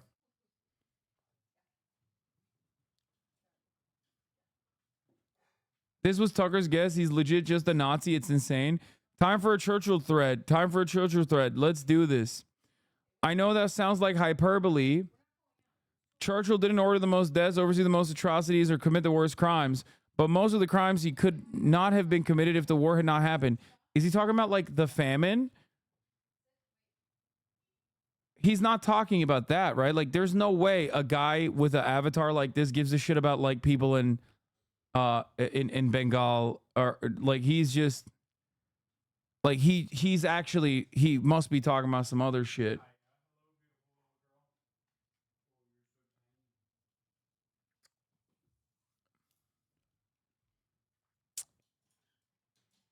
The blockade of Germany. I know that sounds like hyperbole. Churchill didn't order the most deaths, oversee the most atrocities, or commit the worst crimes. Okay? You'll think, but Daryl, everyone knows that the war started after Germany invaded Poland, Austria, Czechoslovakia before that. It could have been prevented if only people had listened to Churchill and had taken a tougher line against Hitler. And you might be right, sort of. Let's rewind the clock to World War I. Churchill's the boss of the British Navy, and in 1915, he implements a hunger blockade of Germany and Austria-Hungary. Over the course of the war, up to 750,000 Germans die of starvation. Okay? Immediately context note says Churchill was not responsible for the blockade. Policy was established in Whitehall Conference in 1905. The decision was made by UK Prime Minister, joined by France, Italy. Post-war, Churchill opposed the harsh treatment of Germany. So Churchill is literally fucking... A lot of people don't understand. Churchill is like not a good guy, just not in the way that this guy is presenting, okay? The blockade, wrote Churchill, treated the whole of Germany as if it were a beleaguered fortress and avowedly sought to starve the whole population, men, women, wounded into submission. That's all you say, but war is hell. Okay, skipping this stuff. Germany agreed to an armistice in 1918, expecting to meet at the table of peace, discuss terms. Said Britain mandated the blockade even after the Kaiser had abdicated, a republic had declared. The Post continues the assumption that Churchill led the blockade. However, Churchill was ousted as a Lord of Admiralty in 1918, and Lloyd George was the prime minister during the period in question.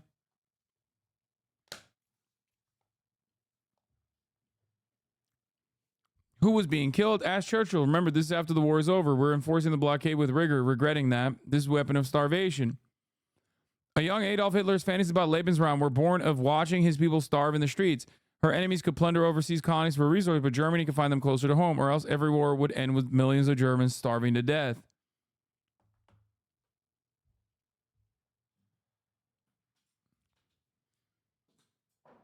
When it was clear the British were willing to starve all of Germany to death, the new government signed a treaty that placed responsibility for the war not on the Kaiser's autocracy, but on the whole of German people.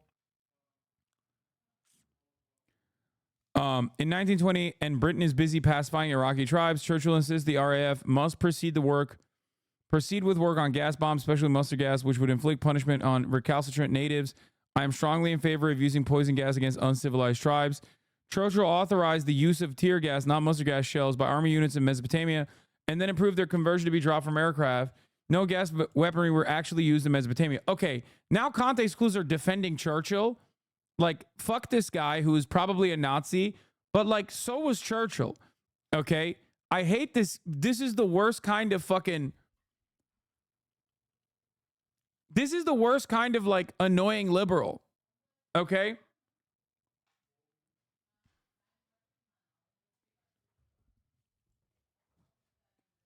Twitter is literally a Nazi fest in every direction. I swear to God. Those who are trying to defend Churchill and those who are trying to defend Adolf Hitler. One type of Nazi is obviously worse. Okay? But still. In 1929, Churchill wrote that although the fighting had temporarily ceased, death stands at attention, obedient, expectant, ready to serve, ready to shear away people en masse, ready to pulverize without hope or repair what is left of civilization. As late as 1937, Churchill's opinion of Hitler was not hostile. Those who have met Hitler face to face have found a highly competent, cool, well-informed functionary with an agreeable manner, disarming smile. A few have been unaffected by a subtle personal magnetism. Misleading quote, Hitler and his choice, the German government complained formally to the British Foreign Office about Churchill's personal attack. Wait, what? Hitler and his choice, Churchill's misquoted words.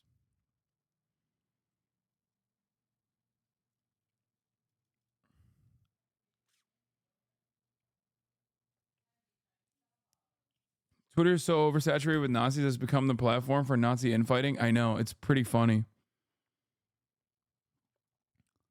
Are critics misuse? One word of the vocal critic Churchill Buchanan to review Churchill's reaction.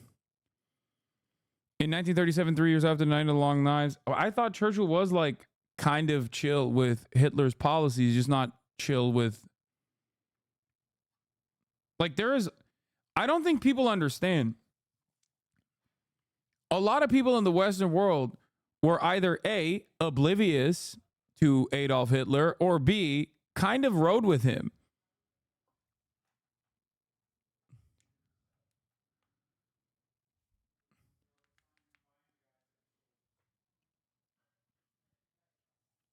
Like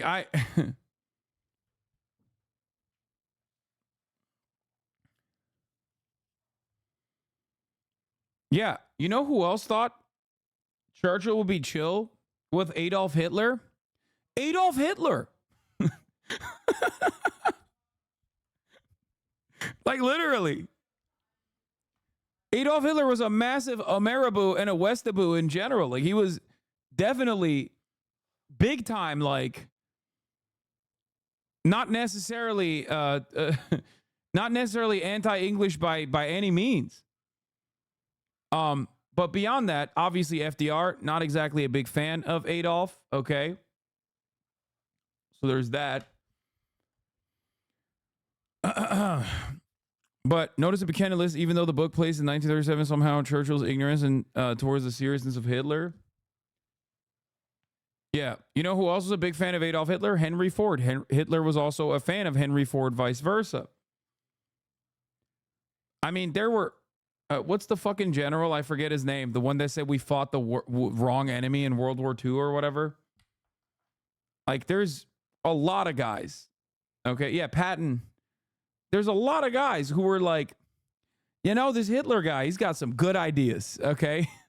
Yeah, I'm fighting him. But honestly, every neo-Nazi on Twitter, no, I'm not talking about like contemporary people. I'm talking about like people who directly were on the right side of history in World War II, but had the wrong opinions regardless. Guy who was surprised Tucker would do this. Didn't expect Tucker Carlson to become an outlet for Nazi apologetics, but here we are.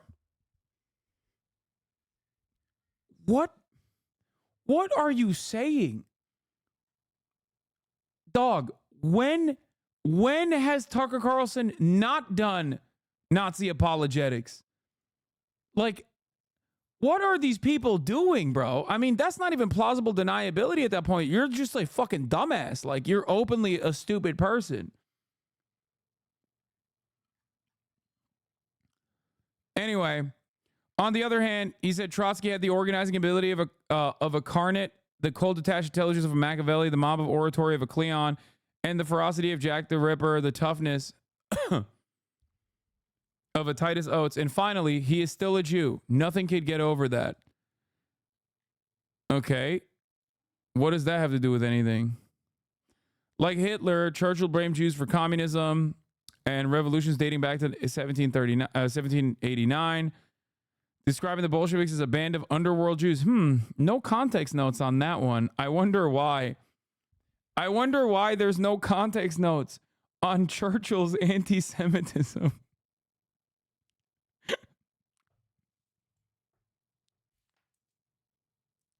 Who could say? Who could say why? During the 1924 election, Churchill circulated a forged letter purporting to be from Soviet leader Zinoviev, plotting revolution on the streets of London. Like Boomercons pointedly saying Barack Hussein Obama, Churchill cited the letter of Zinoviev, Elias Apfelbaum. Churchill's public attitude towards Hitler in Germany was openly hostile after 1938. Some have pointed out that he faced bankruptcy and a loss of his family estate when he was bailed out with a gift not alone by a wealthy Zionist. If there's any direct evidence that Churchill was bought, though, I am not aware of it. What?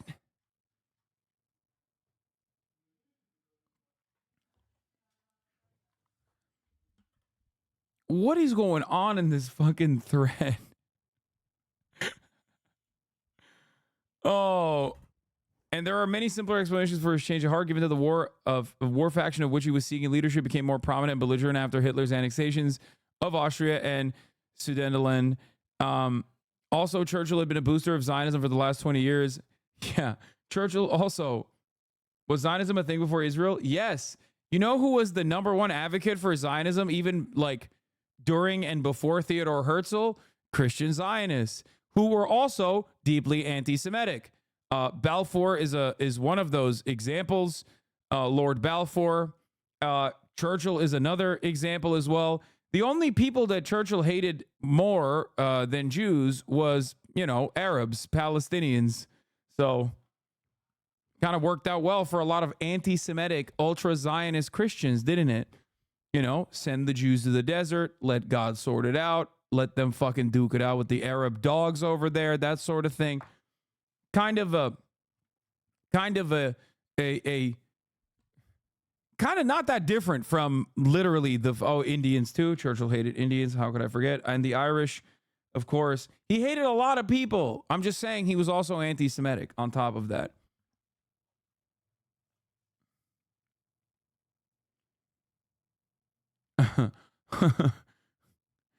Also, Churchill been a booster of Zionism for the last 20 years, so there's no need to point the under-the-table payment as a source of his opinions. Finally, while there were many wealthy Zionists, both Jews and converts of the Disraeli type in the war faction, the war faction would have gone along fine without them. In other words, from what I know, at least subject to change, of course, since I have not gone deeply into this aspect of the story as some others have, Churchill's dependency on Zionist Jewish interests is based on a lot of speculation.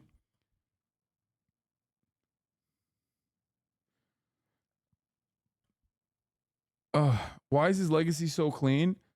I don't know. Why is George W. Bush's legacy so clean? He's still alive. He hasn't even died.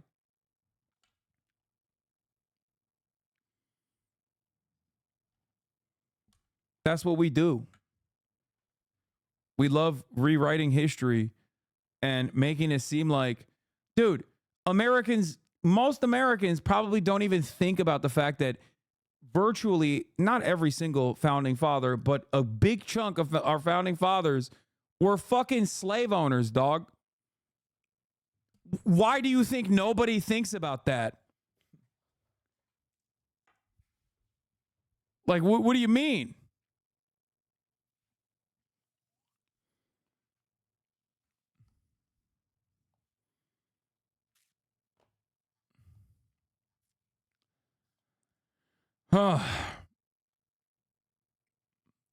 Calciano, Mussolini's son-in-law and Italy's ambassador. Okay, this is boring as fuck, dude.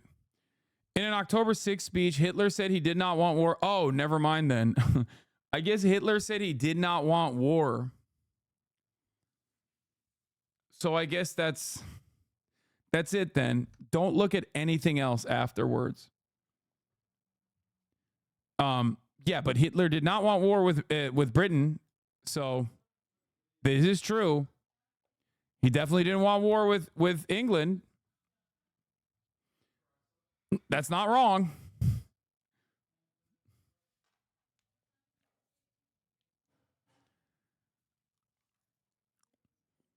I've had only in mind the great goal of attaining sincere friendship with the British people. Like Ciano's overture, Hitler's call for peace was met with contempt in the West. He said it would be his last. It wasn't. Former British Prime Minister David Lloyd George warned the House of Commons, let us take heed of what we are doing because we are entering on something which involves the whole life of his empire and the whole of our people. Hitler tried again, going on the radio to broadcast a call for peace directly to the British people. He would give back parts of Poland that were not majority German. What? And would work. Wait, what? Why is there no context note on that? What the fuck? And would work with other powers to reach an acceptable solution to the Jewish problem. He was ignored. Okay, what is going on, dude? Okay, first of all, reach an acceptable solution to the Jewish problem? Dog, if you are writing that out as though, there was a Jewish problem, you're just welcome back Adolf Hitler. Like, what do you mean?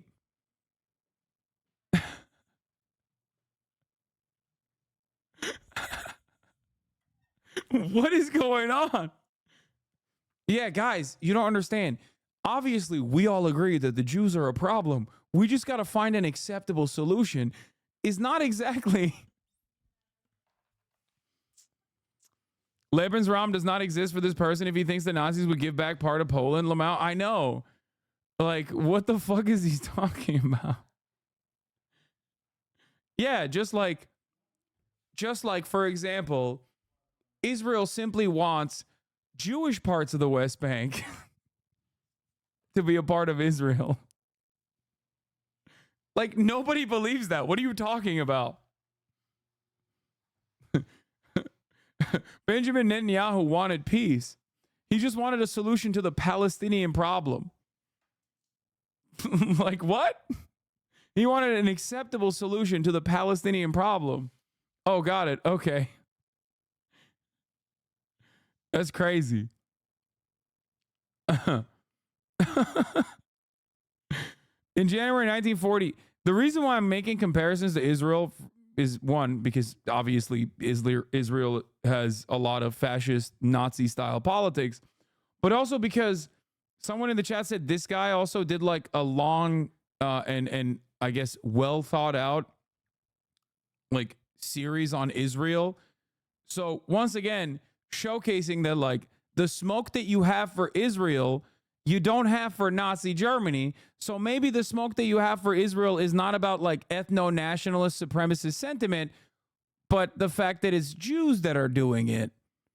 You have a problem with, you know, Jewish people that are doing it, and not necessarily like the principle of ethno-nationalist supremacist apartheid and genocide. You know, this is why I always say like fascists, both Nazis, neo-Nazis who are anti-Semitic, and also fascists who are pro-Israel, sometimes Jewish, other times not Jewish, regardless of what their background is, ethnically, religiously.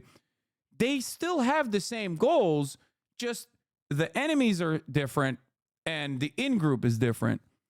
But the goals still remain the same. I have an issue with the goal of ethno-nationalist supremacist attitudes and ethnic cleansing. I don't care who's doing it. I don't care if it's like Jews doing it or Germans doing it for folk. I don't care who the enemies are in that situation as well. I just think that the framework is fraught and also is disastrous and incredibly bloody. You know, because I'm an anti-fascist and not an anti-Semite. Let's continue.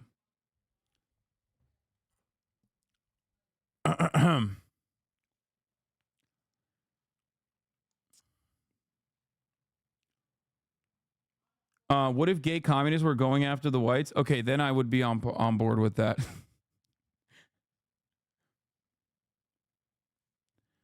What if it was the Ottomans trying to reclaim previous lands? On board with that too.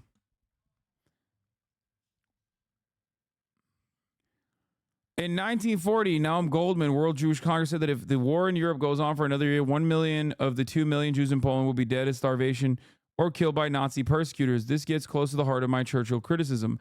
My contention is not that the Third Reich was peaceful or that Germany did not kill Jews. Germany dishonored itself by its conduct on the Eastern Front. What kind of Holocaust revisionism, Nazi revisionism is this? He's like, listen, it was really fucked up because they dishonored themselves.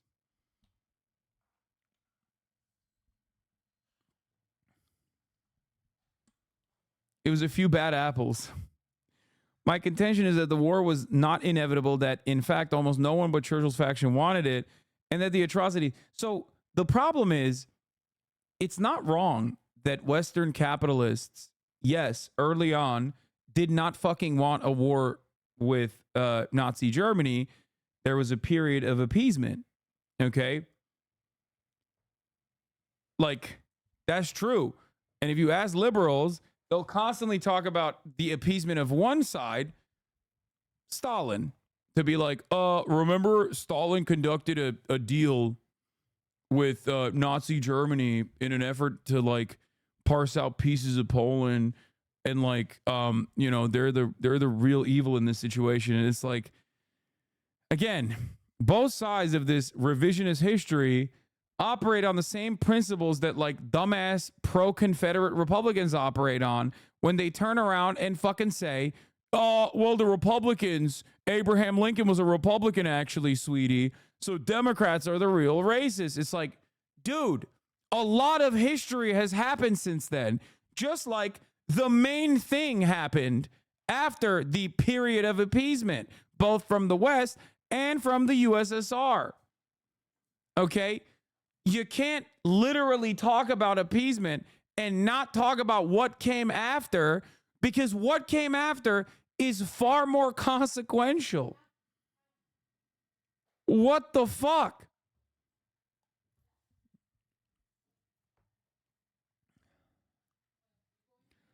Atrocities against mass murders of Jews, Roma, disabled people, LGBTQ people, etc. by the Nazi regime began as early as 1934. The Nuremberg Laws codified this terror act campaign in 1935.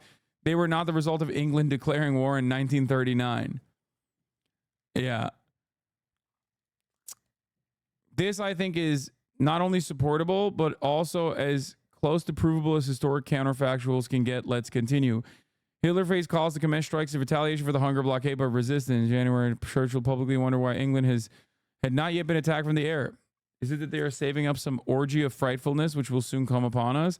March 1940, during an attack on docked British warships, the German bomb killed a British civilian. The feeling among British leaders was that it had not been deliberate, but 50 warplanes were sent to retaliate, some astray, and landed in Denmark. Churchill, now Lord of the Admiralty, called for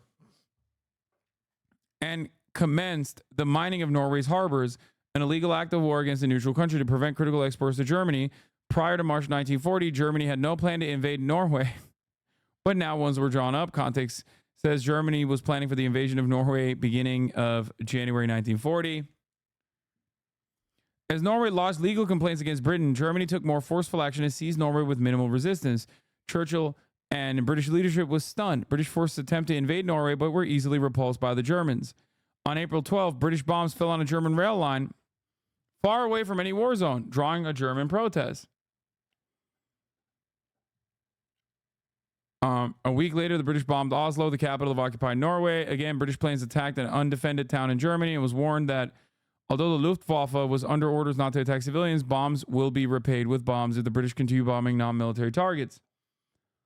They had already started bombing beforehand, like civilian areas, so that's false. It was Churchill's actions that led to the seizure of Norway, and he became obsessed with retaking. General Ironside complained that Churchill wanted to divert troops from every other place, but that he is so like a child in many ways. He tries a thing and then wants more of it. Following month, Chamberlain tendered his resignation, and Winston Churchill was elevated to prime minister. Germans who still hoped to make peace, Hitler among them, were dismayed that the chief proponent of escalation had been put in charge of the British government. I like that this argument is that like Adolf Hitler was just like pushed into just doing so many unfavorable things, while also simultaneously maintaining the position that like Western appeasement was very real. So which is it? Was it that like Western leadership was doing appeasement to a rabid sociopathic fascist who had already conducted a litany of crimes prior, even during the period of appeasement, and that Western powers basically had no other choice but to engage? Or, I don't know, some other thing that this guy is claiming, like he was just pushed into the brink of doing all of these actions. Like he was just a misunderstood painter, and you know, he was groomed. He was groomed by Winston Churchill into doing World War II. The next night, more British bombers flew over Germany. Oh my God, this is... It should be illegal to make a Twitter thread this long. I'm bored.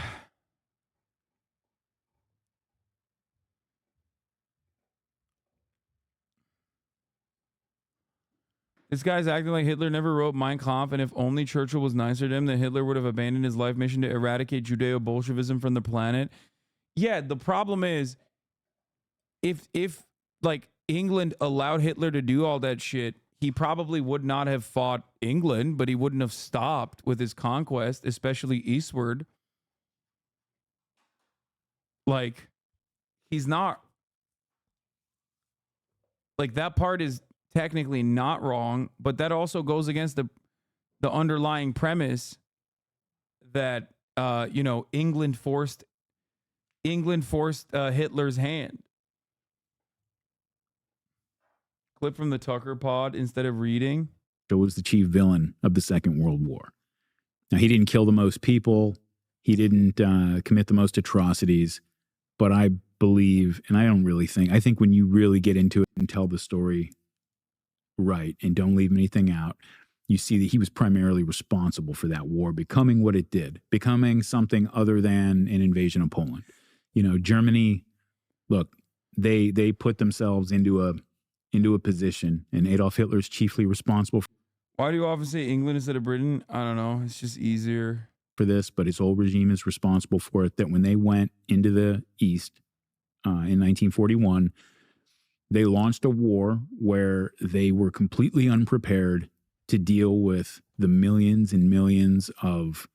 I think it's kind of terrifying that the position that, like, outside of the Jew thing, Hitler wasn't all that bad has become an increasingly more popular position in, like, the supposed intellectuals of the right.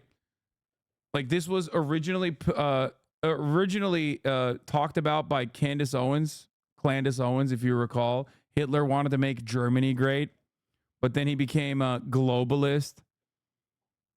And it's like, what Hitler wanted to do in Germany wasn't great. What the fuck are you talking? What Hitler did in Germany was not great, okay? I mean, it is MAGA. Like, it was MAGA principles. It's just like, you shouldn't probably use that as like a sentiment that you agree with openly. But it is kind of weird how mainstream seemingly this kind of attitude is getting. Hasan is a racist? Yes. I am racist against Adolf Hitler. You got me. See, I can say weird stuff too. Well, you proved that for sure. Prisoners of war, of local political prisoners and so forth, that they were going to have to handle. They went in with no plan for that. And they just threw these people into camps, and millions of people ended up dead there. You have like letters as early as July, August 1941. Okay, the underlying premise here is literally like that Jews were a problem that needed to be dealt with, okay? I don't know if he like understands that he's saying that. I don't know if he understands he's saying that, but it's like they should have not been in the camps to begin with. What the fuck are you saying? That is an insane thing to say. Like, the first question should be, I'm sorry, what do you mean the Jewish problem? Like, is your issue with the Holocaust a matter of logistics? Like, that's what your problem is with the Holocaust?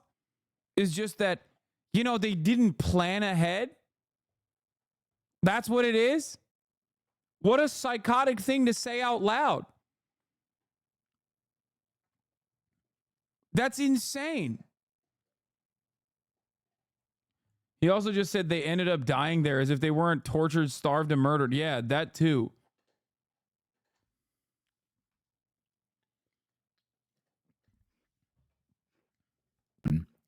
From commandants of these makeshift camps that they're setting up for these millions of people who are surrendering or people they're rounding up. And so it's 2 months after, a month or two after Barbarossa. Isn't Hitler universally a bad guy and Churchill's UK the good guys? Oh, okay. Neek skit. Our 15-year-old Mormon. Churchill did a lot of stuff that is objectively Hitlerian as well.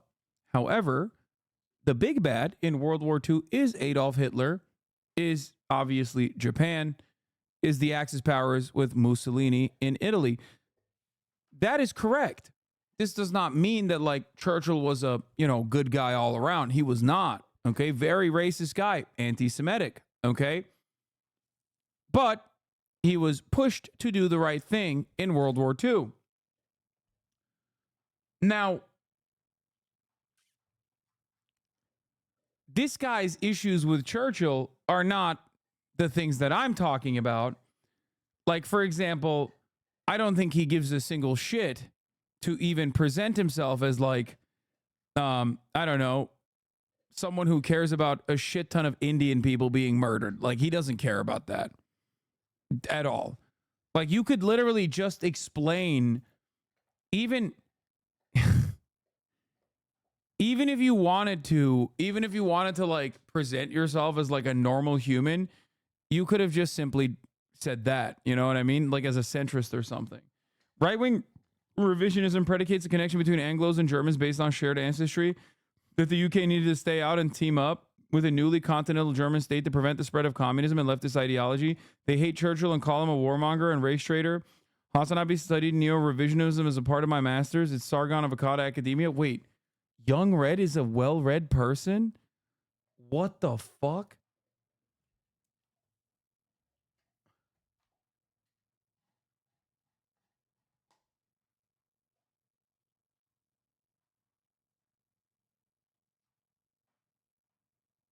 You have a master's? Oh my God. Dog, look at this dumbass's fucking logs before this. Okay? You need to understand something.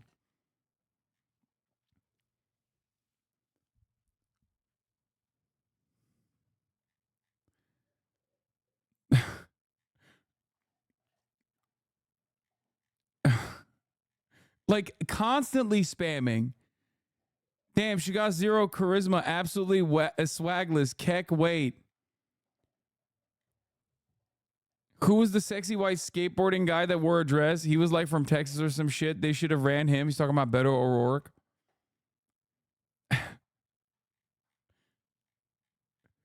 Like, yo, they're giving fucking masses to anybody out here. This is probably an ignorant thing to say, but as a boomer turning 30 soon, I feel like it correlates with the rise of popularity in anime as well, which portrays minors in risque situations, communities that normalize it. Back in my day, we were about MILFs with big old Pam Anderson Magumbos. At HasanAbi, better times, Sag.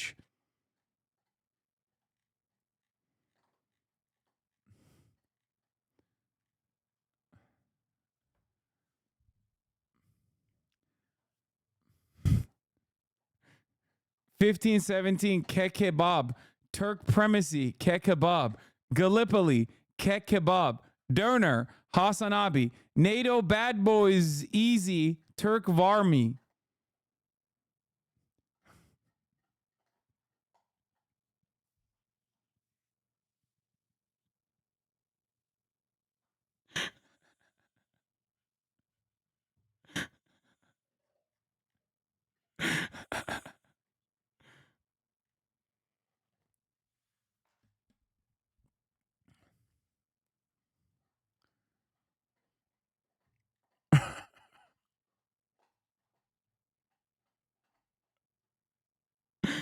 What the fuck, dude?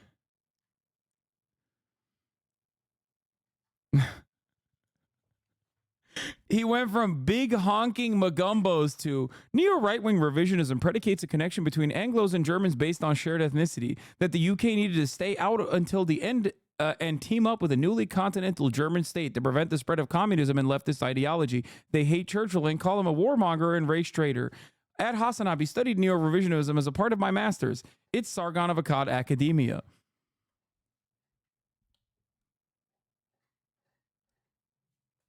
That is... What is going on? What the fuck is happening?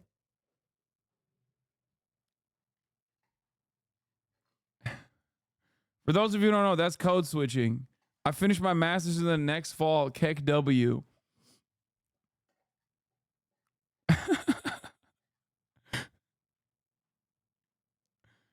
Anyway, I didn't know it was like that.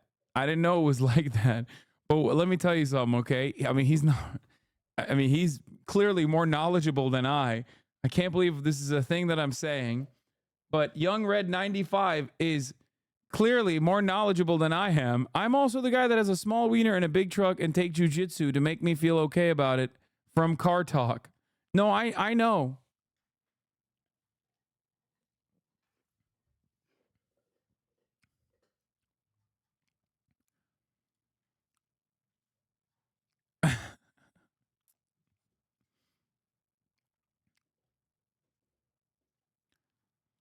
Anyway, the point is, I see this and I find it to be rather alarming because the original principle was like the double genocide theory, right? The double genocide, which was Holocaust revisionism by a different name. Like, oh, the USSR also did their genocide and they're communists and they're bad. That's how you open the door to like Holocaust revisionism and also allegiances to fascist ideology. You open the door by saying, well, you know, we're fighting the enemies of fascists.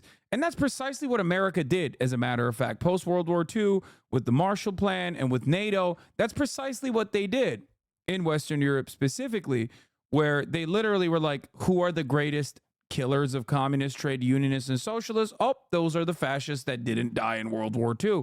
So then, slowly but surely, you build out your allegiances. You create a network of international fascist cells that you never really fully recognize or see as an enemy ever again post World War II. And then you focus on the real enemy, right? Communism. And that's precisely how liberals have operated. And now we are finally reaching the final chapter of this this weird, well, not weird, but like this important alignment. What is this guy saying? Murat, kapıyı touch. Murat, go quick. You can't open the door. Oh, wait, I opened it. Never mind. This motherfucker orders food, and then the Uber Eats guy's like, I can't open the door. It's stuck.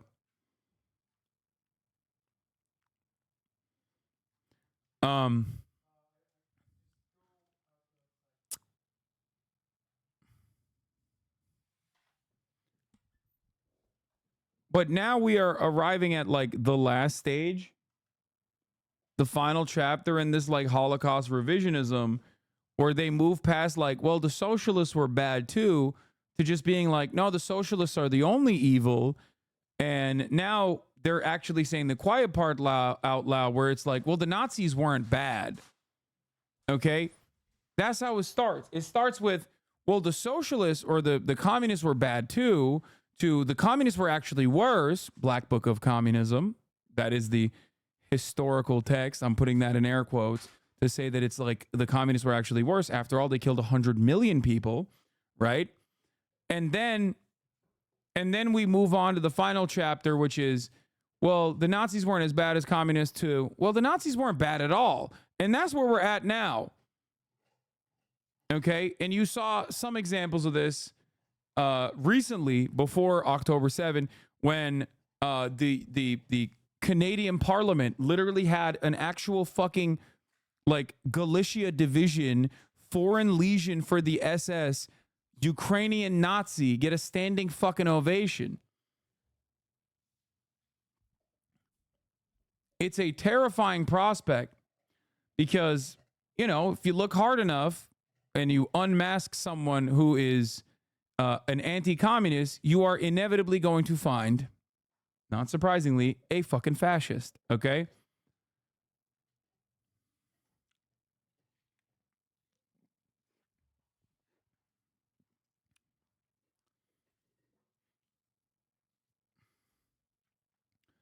Like our most pro-Israel media company in Germany, Axel Springer, Hamas are worse than the Nazis. They felt regret in their murder.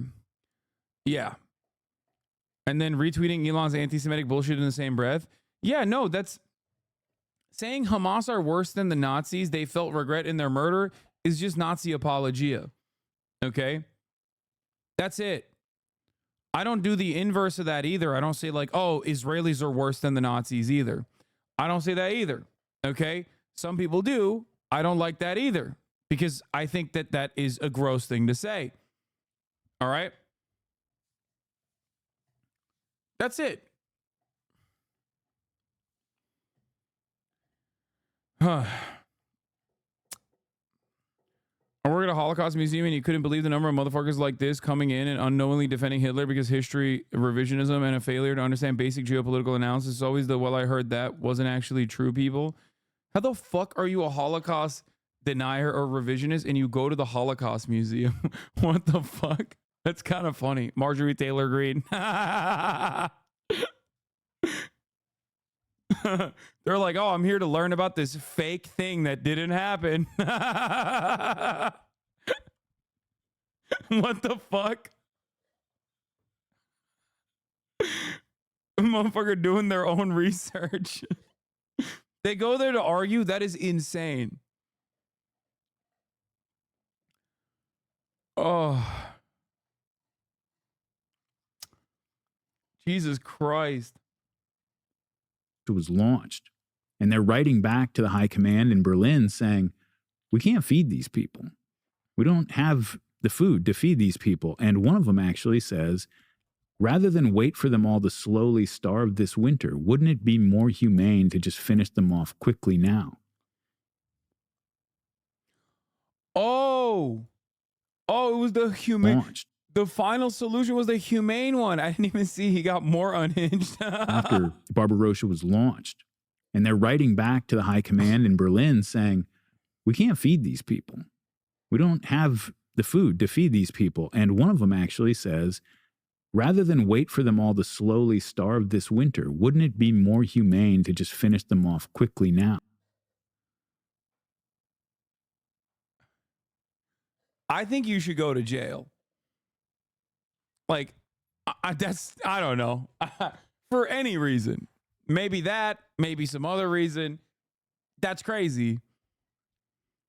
He's talking about the Holocaust. He said the humane thing to do once you have enslaved like 12 million people, 6 million Jews, like once you've enslaved them and trapped them in the concentration camps and you're slowly torturing them to death, the more humane thing to do is, instead of feeding them, is to just kill them all, like a mercy killing.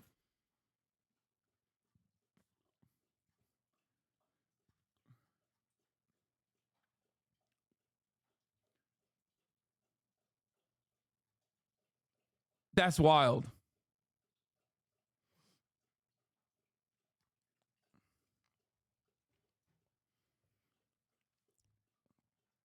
So, once again, I have a different solution, which is called not putting like Jews into concentration camps. Okay. I know, guys, crazy idea. Okay. Are you ready for this? Just not ever putting Jews into concentration camps. A crazy idea. I know.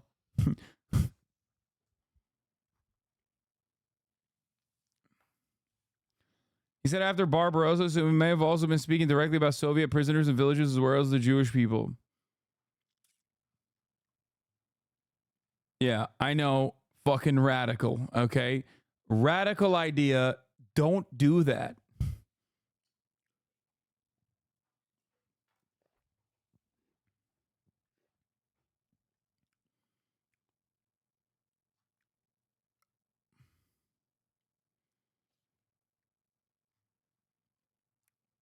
That was a fucking nut ass thing to just say unashamedly.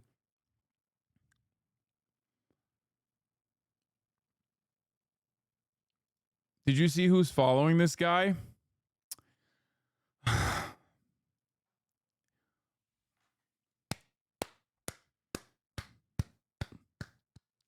My goat. My goat. My fucking goat, dude. Jedediah strikes again. Of course, dude. Common JDW, boys. W's in the chat. Of course, dude. Of course. Of course, dude. If there is an esoteric Nazi out there, JD Vance is in the DMs, okay? Starving. I love that it's also both the press office and his own personal private account. Like, it's literally, it's the Senator Vance, like, official account and the personal. He was like, I don't want to miss this on either of my timelines, okay? What next will he say about the Jewish problem and the solution to the Jewish problem, the final one? What? I don't want to miss a fucking single tweet, dog. I want to make sure I got this shit. Elon Musk responds to this Nazi and community knows for the win again. Yeah, this is bullshit for the record. Okay? This is bullshit because he literally tweeted the interview and gave it massive prominence and said, interesting. And only after everyone was like, dude, what are you doing? This guy is a literal fucking neo-Nazi. You absolute dingus. He was like, oh, Community Notes owned him.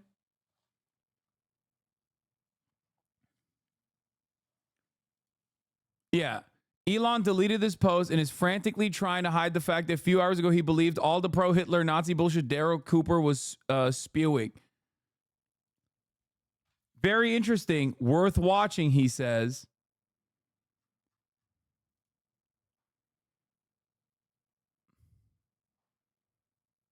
It's fervently anti-Semitic yet jingoist for Israel. What a doofus. No. It's not. It's not that. It's not that stupid. There are more anti-Semitic Christian Zionists out there than there are like anything else. Than there are Jews out there that are pro-Zionist, pro-Israel, or anti-Israel and anti-Zionist. Like, it is the most common position. But we, by way of Nazis and by way of like the Israeli Nazis in the Israeli state, doing a shit ton of propaganda in either direction, oftentimes saying the exact same thing, think that this is a Jewish conversation, okay? That's why when you listen to anti-Semitic, pro-Zionist Christian Zionists, and when you listen to Jewish ultra-Zionists that defend Israel, they say the same shit. They say the identical thing. They literally say Israel and all of its fucking bloodshed is good, and it has to happen, and it represents the interests of all Jews. Okay?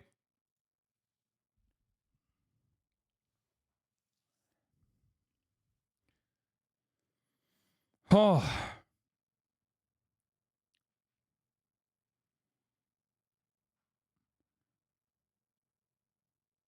What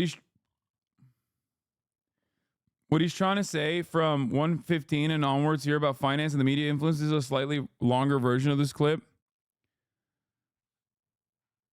One, death camp and exterminations arose in part of a German urge to be humane and compassionate. Churchill was installed by Jewish financiers because Jewish interests were at stake in Germany.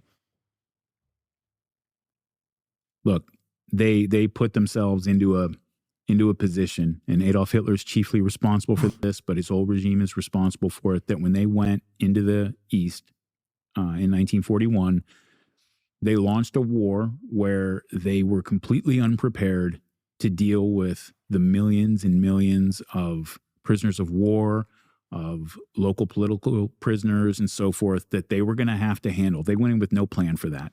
And they just threw these people into camps, and millions of people ended up dead there. You know, you have like just magically, seemingly just, they just ended up dead there.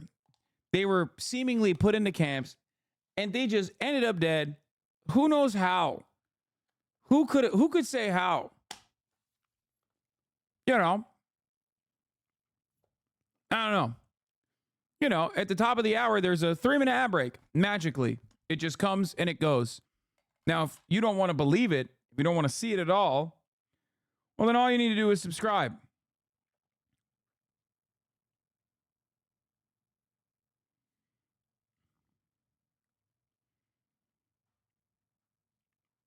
For what the fuck is this? For $6 or for free. Wait, someone just sent me a fucking funny ass tweet. I have to find this.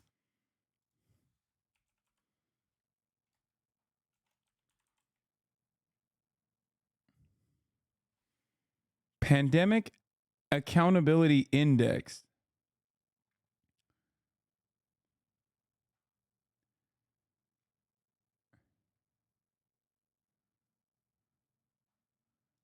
Wait, what? Apparently, a big name leftist streamer Hasan just blamed today's school shooting in Georgia on lockdowns, looking for a source. Generation Alpha spent 1/3 of their lives in a post-COVID world. Yet another laptop class millionaire crying about public health. Sigh. Yo, there's something really funny about this, because I never said that this was because of the lockdowns. But it's pretty funny when you immediately, when you're supposed to be like a trusted resource, when you're supposed to be a fucking trusted resource and like looking into people who are doing COVID disinformation, which, you know, pretty commonplace, and you literally turn around and don't even fucking watch the YouTube video. Like, I never said the pandemic or the lockdown was responsible for the shooter, like even remotely. When talking about the background of the shooter, I said, I read a comment from the chat, which was correct. Okay? That, like, this is a fucking child who spent 2/3 of his life in lockdown. Like, the fact that it has nothing to do with the actual reasoning for why he did a school shooting. It's more so the fact that he was 10 years old when COVID happened.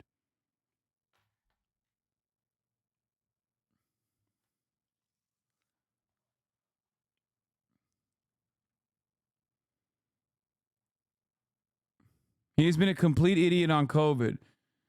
Oh my God. Look, I don't want to, Mehdi, I don't believe that. No, it's a popular Twitch leftist. I'm not going to lie, dude. If this is like the amount of, if this is the amount of investigating you do about like what you're putting out there, you know,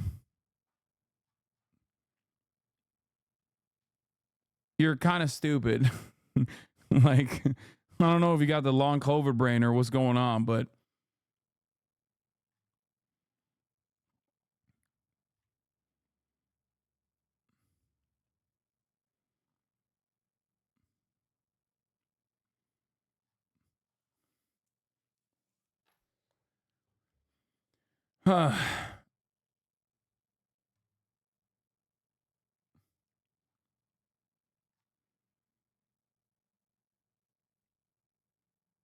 why do chatters link you random haters? No, it's not a random hater, and it's not a chatter who linked this to me. It's one of my normie friends.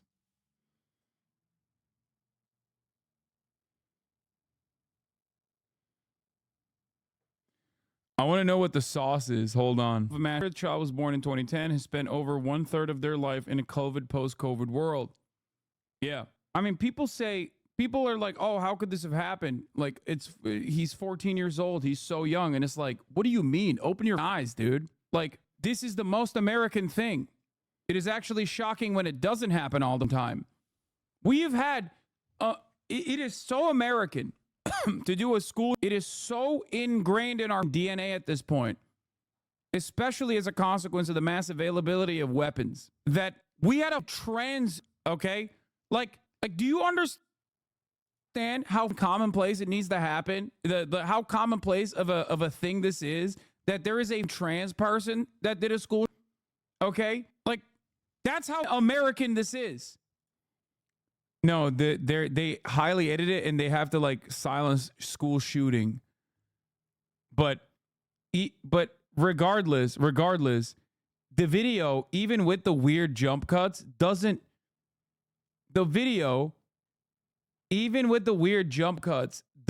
actually prove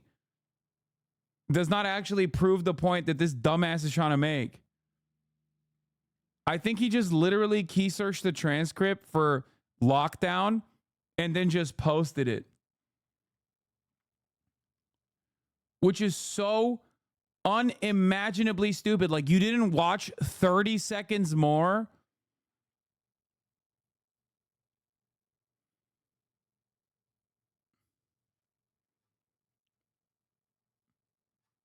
Like, you didn't fucking watch 30 seconds more? I never... Like, it's not something I believe, and it's not something I even said within the context of that fucking clip.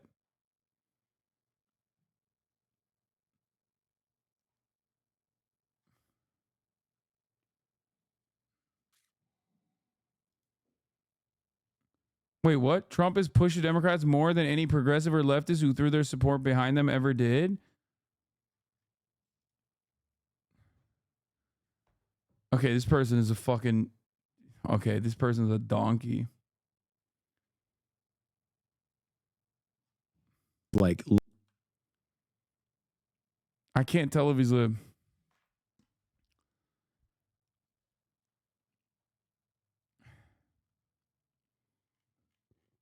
Anyway, this guy's a fucking real psycho. The Daryl guy.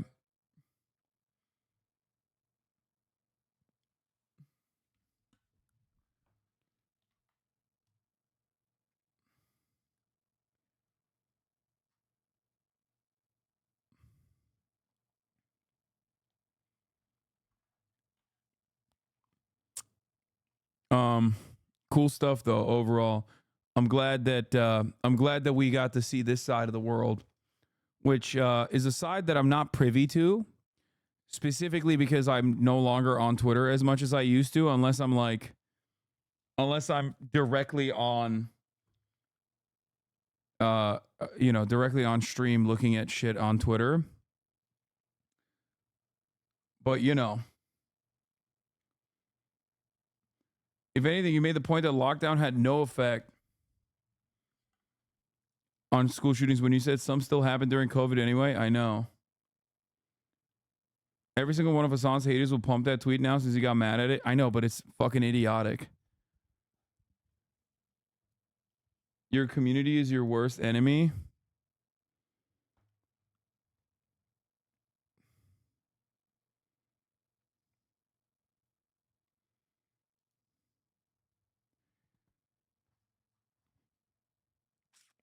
It's simple. Churchill was a bad guy. True. Churchill was the bad guy. Red flag is correct.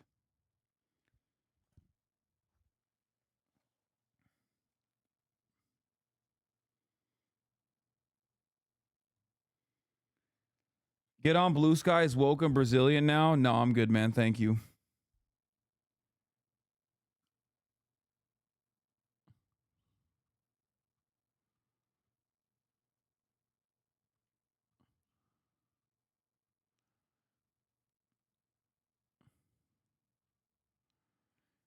Let's see what Bert Kreischer has to say. This is Los Angeles. Everything is gone. Look at this. This is our deodorants, I think. This place is going, I mean, this looks like it's been looted. And I guess thieves just come in and take whatever's expensive and just fucking walk out with it. This is crazy. Or it's just going out of business, like that Rite Aid. That specific one most likely is closing down. I don't know, but when I see that, my immediate reaction isn't that like Mad Max style like marauders have overtaken this Rite Aid. This is unrecognizable.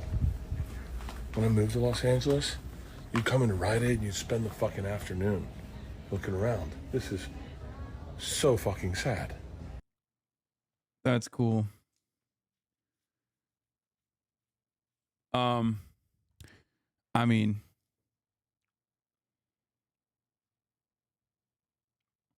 yeah, it's probably Venezuelan marauders. It's definitely not some other thing. He has to be joking. No, man, the average American is this fucking stupid, okay? What a dumb baboon this guy is.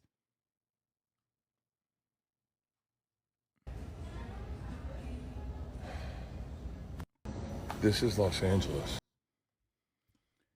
Oh my God. Why did his brain immediately go to thieves? Also, why does he think there was a shampoo heist? Because, like, okay, you need to wake up to the reality that, like,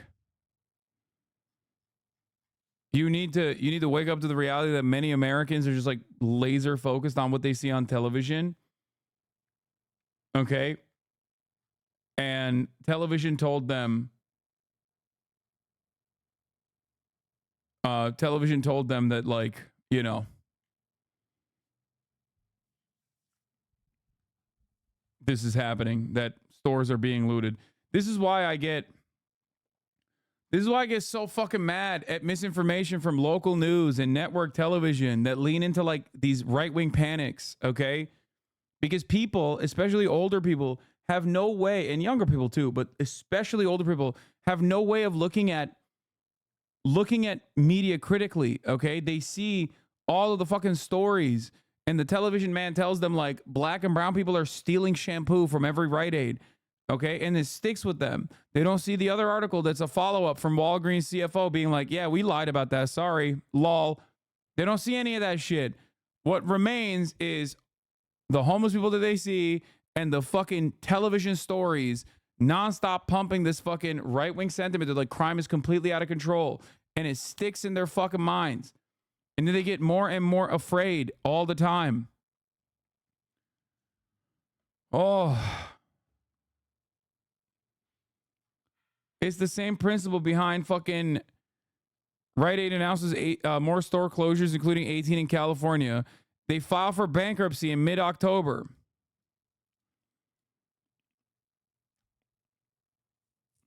They've been reporting annual losses for several years, and like its rivals, faces financial risk from lawsuits over opioid prescriptions. Rite Aid has already reached several settlements, including one announced last year with the state of Virginia for up to $30 million.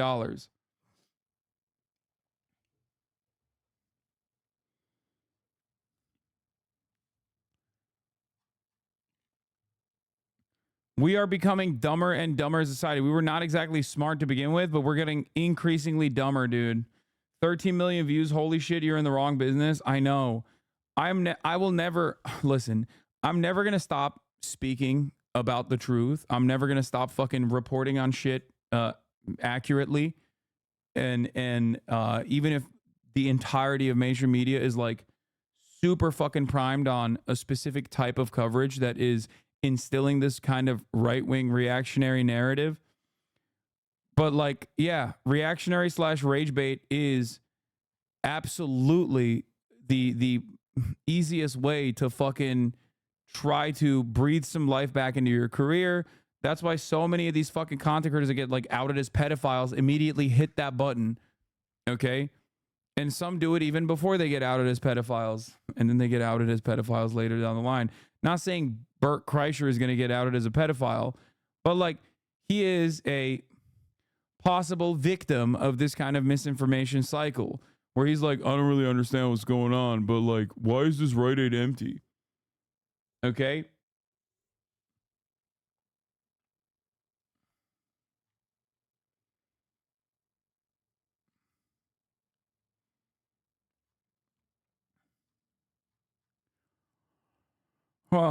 And obviously there's other, I mean, there's people who are well-read, who are literally professional media commentators who are progressive or used to be progressive on a lot of shit. My uncle is one of these people. He literally genuinely thinks that there's roaming, like, there are Venezuelan gangs overtaking apartment complexes, dog. How the fuck do you deal with that shit? How do you deal with that shit?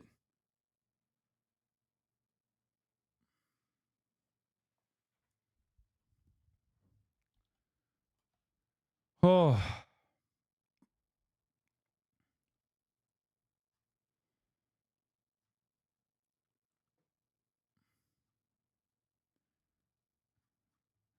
Sitting U.S. Senator citing a poll from more than 7 years ago to justify surrendering to the far right. Glad to see that they're putting real rigor behind these decisions. We called his bluff. We negotiated a tough bipartisan border bill, and Trump killed it because he doesn't really want to fix the border. The American people saw his real agenda, and their opinion changed. Dog, 56% of Americans disapprove on Trump on immigration, the highest disapproval of any issue tested on a new CNN poll from 2017. From 2017, it's right there, dude. Are you that fucking stupid? The lesson you should be learning from this quote retweet is, oh my God, when we were counter messaging on the border against like Republican lies, it obviously played a lot better because the American public was aware of what the fuck we were doing or what the fuck the Republicans were doing at the border. Oh.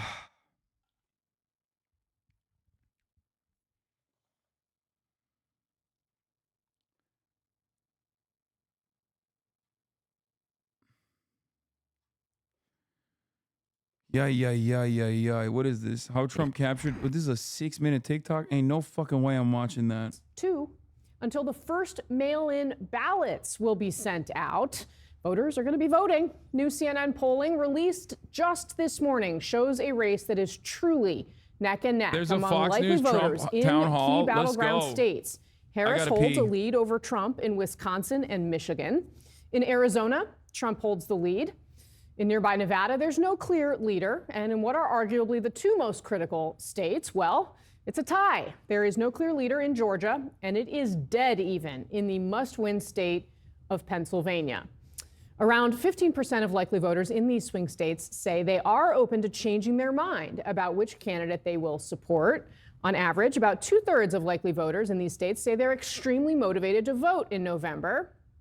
And here is where you see evidence that Harris's momentum is from getting the Democratic base voters excited. In Michigan, 72% of Democratic-aligned registered voters say they're extremely motivated to vote. That is up from 58% back in March. This new CNN polling shows that the race to 270, the path to the White House, runs straight through Georgia and Pennsylvania. If Trump holds North Carolina and wins both of those states, then he can lose Michigan, Wisconsin, and Nevada. It wouldn't matter. If Kamala Harris wins Pennsylvania and she holds Wisconsin and Michigan, she only needs 1 more electoral vote to get over the top. She's looking at you, Omaha. And the post-Labor Day sprint kicks into high gear. Donald Trump and Kamala Harris are sounding 2 very different tones. Watch. I can't believe that that's going to be a close election. You know, we're leading in the polls, and it looks close, but I think in the end, it's not going to be a close election. We are the underdog in this race, and we have some hard work then ahead of us. But here's the beauty of us in this room. We like hard work. Hard work is good work. Hard work is joyful work. All right, joining us now, our panels here. Elliot Williams, CNN legal analyst, former federal prosecutor. David Chalian, CNN political director. Kendra Barkoff, former press secretary to Joe Biden. And Matt Gorman, the former senior advisor to Tim Scott's presidential campaign. Welcome to all of you. Thank you so much for being here. David Chalian, very exciting to have swing state battleground likely voter screen polls here with just 62 days out. That's how you know we're past Labor Day. Yeah. You do, and there's no one better than you to help us understand what we've learned in this CNN data. So honestly, take us through it. What did you find most interesting? What should we be paying attention to here? Well, first, just that map that you put up of what these polls tell us about the paths to 270, I think is one of the big takeaways here, because we have talked so much about that blue wall, Pennsylvania, Michigan, Wisconsin. And as you noted here, we're seeing Harris with slight leads in Michigan and Wisconsin. And so instead of our focus for the next 62 days just being on those blue wall states, I really think you got to go down the side of the East Coast, that Pennsylvania, Georgia. We'll see. We don't have North Carolina in this set of polling. If that is acting like Georgia, those states may be the ones to determine it. It's because, as you noted, Donald Trump has to have everything, just hold everything he had in 20, flip Pennsylvania and Georgia. He's the president again. And so if Harris can win one of those states, that's a huge block that she puts up in the path for Donald Trump and sets her potentially on a course. The other thing I would note, New leak, Trump's co-campaign managers Chris LaCivita and Susie Wiles warned staff in internal email to stop talking to the press less than an hour ago with the threat of termination. There must be a Haas story in the works. Ironic because this got leaked to the press. I don't know. Susie and I have always said this was the best team in politics, and each day passes, we are reminded how true that is. Everyone has made sacrifices, blah, blah, blah. Throughout this campaign, we sent periodic reminders of our communication press policy when interacting with reporters and media members. Unless you have been authorized by senior leadership or have received permission from an authorized member of the communications team, you should not be independently speaking or communicating with any member of the press on or off the record. We have done a great job of preventing leaks, and that's been because everyone knows what the policy is and what we expect from everyone. Information is power, and the press doesn't give a damn if you lose your job because you spoke out of school. As this team moves forward with only 61 days left until victory, please do not deviate from this policy.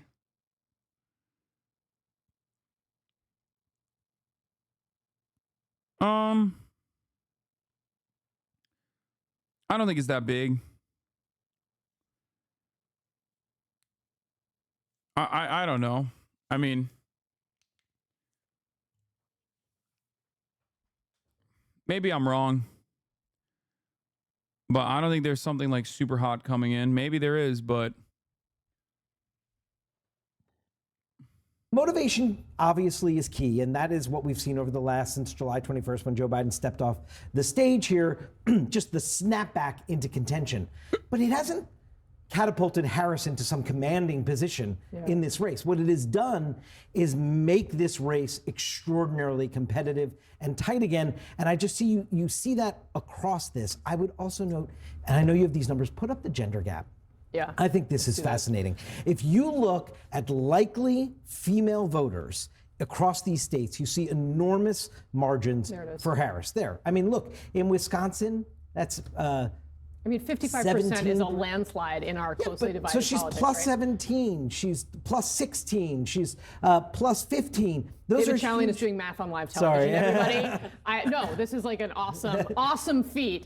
We love But it. show the other side, because among likely male voters, it's big advantage Trump. This is what we mean by the gap. When we say gender gap, it's not just the advantage among female voters for a Democrat, it's the difference between the female voter advantage among Democrats and the male voter advantage among Republicans. And you see what a big advantage that is for Trump among male voters. And that, to me, is going to be one of the definitional things when we are on election night looking at the results. Well, and Matt Gorman, that's one of the reasons why, God, why are men like this? Bro, we're fucking taking the country back, okay? I'm sick and tired of this, okay? I'm sick and tired of this bullshit. We're taking the goddamn country back, okay? We finally need the zestiest man of all to be president again, okay? That's right. Gender wars, baby. Gender wars, and we're going to win, I think.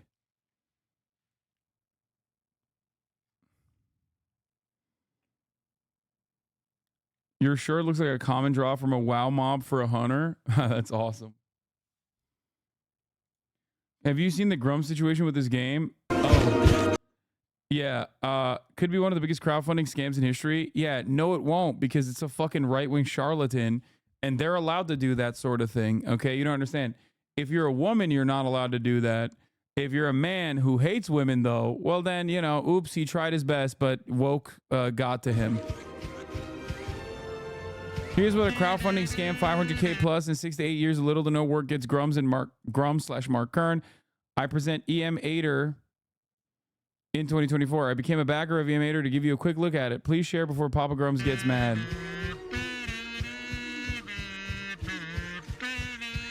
For the record,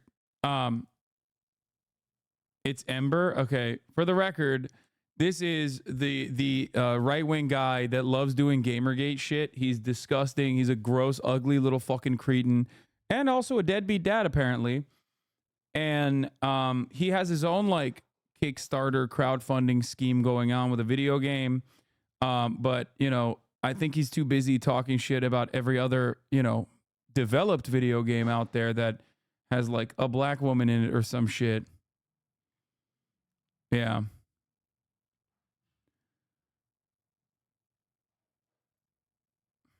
So, Grums is acting like the hate he's gotten from the last week from this is the reason the game is still in the state 8 years out from the start of development. Yeah, just like, for the record, it's the same principle behind being a slumlord and refusing to fucking pay the private trash company,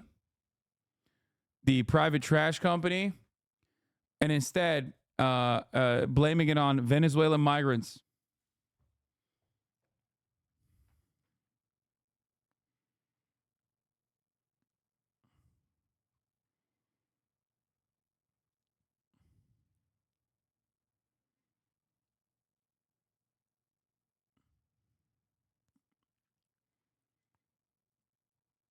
Your brain has to be completely cooked to get this, but you do.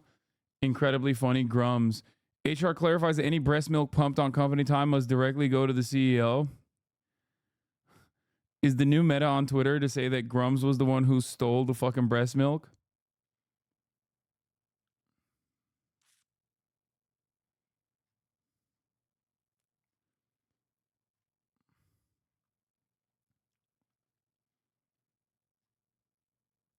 He did work at Blizzard. According to a joint statement from FBI Atlanta and the Jackson County Sheriff's Office today, 14-year-old shooter was questioned by law enforcement last year when he was 13 regarding several anonymous tips about online threats to commit a school shooting at an unidentified location and time. He denied making them. His dad was also interviewed and told officials that he had hunting guns in the house, but the subject did not have unsupervised access to them.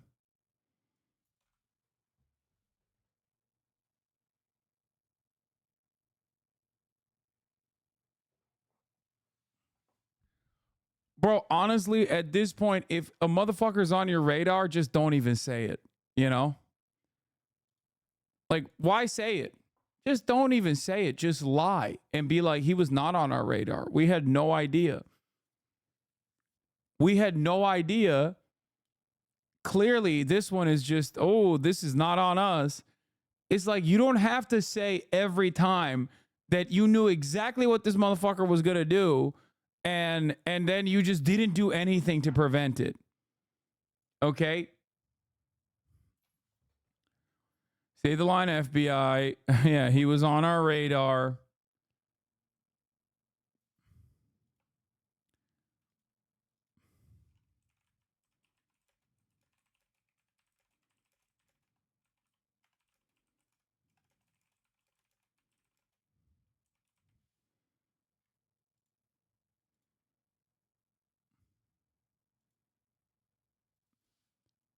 It just doesn't make sense, dude.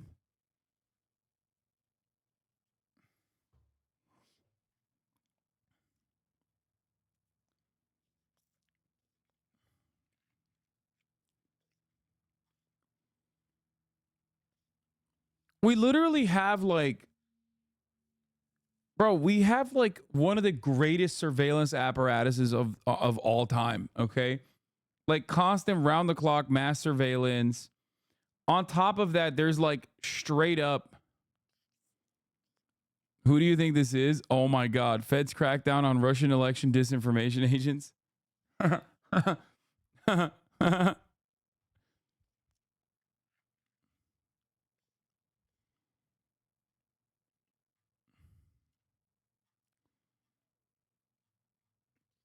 It literally says at Timcast right up above his head.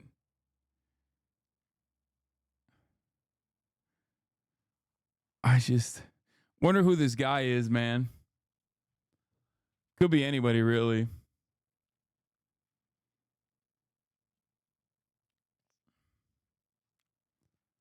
They should have just photoshopped hair on him. No one would know who it is if they did that.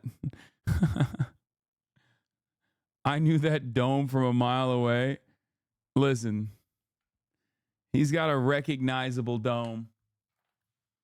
Did you already cover Tim suing Kamala for posting a clip of him on Twitter? Yeah, I don't understand that. Like, I don't know what the fuck's going on. But what I do understand is his Wukong time.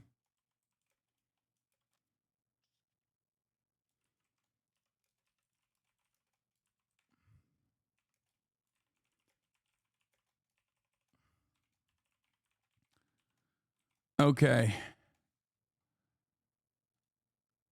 It's fucking Wukong time, baby. That's right. Let's get into it. Burr, burr, burr, burr, burr, burr, burr, burr, burr, burr. What am I singing? I don't even know what this song is. How did that get stuck in my head? What boss are you on? I'm in the last boss of chapter. I didn't do the only boss that I didn't do in chapter 3 is the bat one, but that's because he keeps trying to fight me in the fucking cold, and I just don't have any point.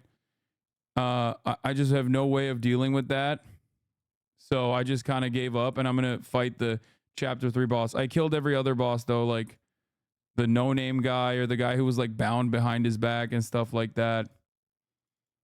I cooked all the other bosses. I killed the... What's the name of the fucking boss that's it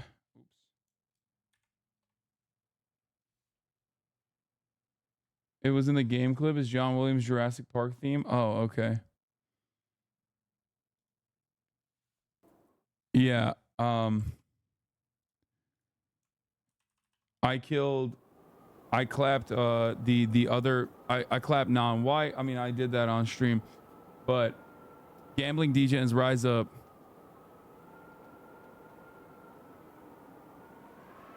As always, you already know. Don't leave the stream, or at least leave the stream on if you're not gonna watch. Okay, you'll at least get some points out of it. But the only boss I have left remaining is the what's the guy? The guy I helped. I killed him too. He was a little bit tough. The guy you helped twice, and then he turns into a green martialist or whatever. I killed his ass too. What do I got here? We got new soaks. Use the ice gourd chill resistance. Okay. Is there a specific for this last boss, this final boss of chapter 3? Is there a specific armor / like weapons combo that I should use?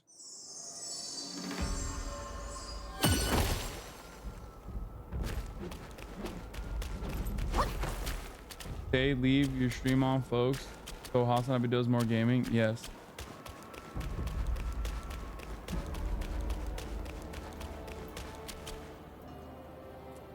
I bet my life savings are gonna be fucking this up. I mean, it's gonna be really hard to do a first try here, I think.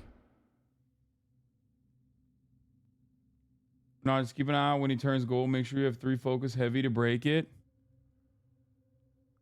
I was running this Okra battle robe because I was trying to beat the fucking other guy. But I'm gonna go back to the perfect dodge Gale Guard braces.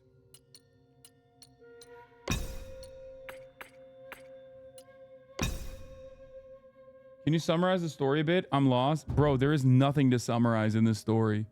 It's just like, it's an incredibly fun boss run, okay? That's it. There's really nothing to fight. I mean, nothing to explain. You just run and you kill mythological Chinese bosses or Chinese deities.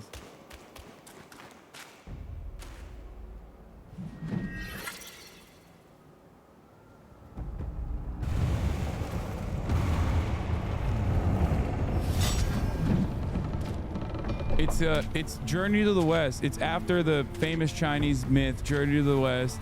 You're basically a clone of Wukong, which is the god of all gods, been destined to like 1,000 years of being stuck in a rock.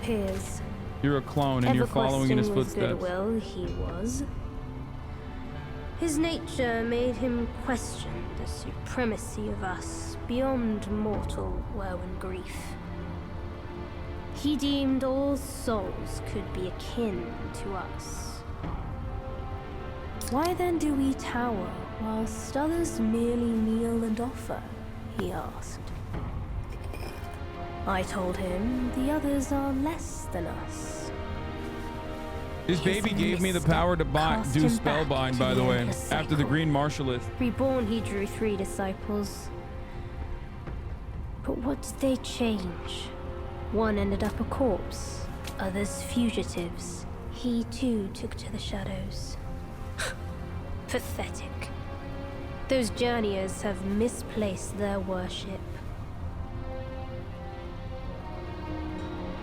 Why bet on the sutra when one oneself can be a Buddha? Oh fuck, I forgot Immobilize. I think I still have Spellbinder as my...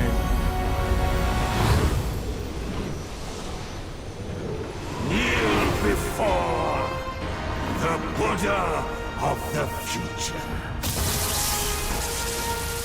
Oh, damn it. I got Spellbinder, which I've never really used, so.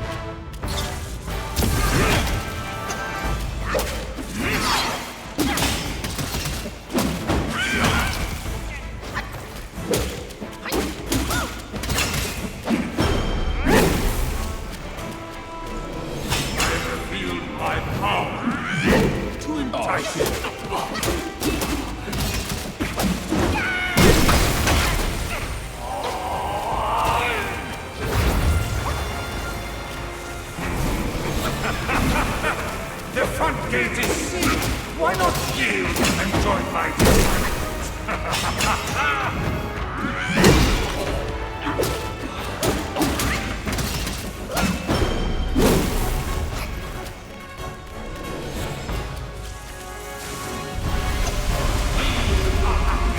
What is he doing?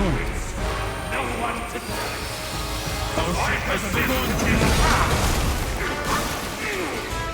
What the fuck?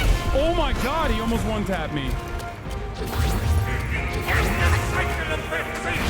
Disavow the full creation and suffer the three Scatter the barrier of power, and together we shall attain the ultimate glory.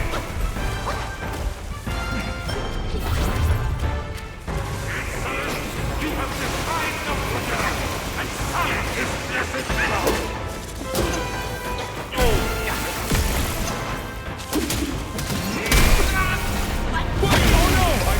Oh no, I didn't die. Well, but I might. But I might die. No! Lofty goals need a skills. A source of woe merits only. It actually kind of worked though. Like the Spellbinder actually fucking kind of cooks. That was like. Yeah, the damage is crazy, the boost damage. I might just still use that again. I think when he charged up, that attack is a stagger check. Yeah, I probably should use Spellbinder. Like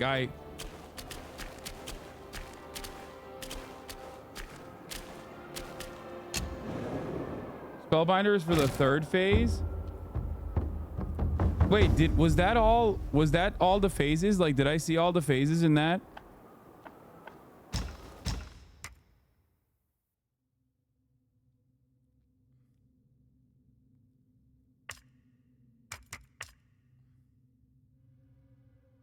No, it's a massive 3-part fight. Wait, do I get fucking anything back in that process? No, when you beat phase 1, you get a checkpoint.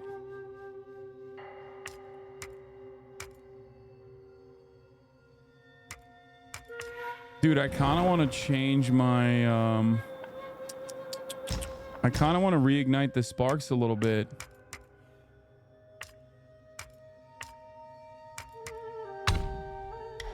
Just like, I can't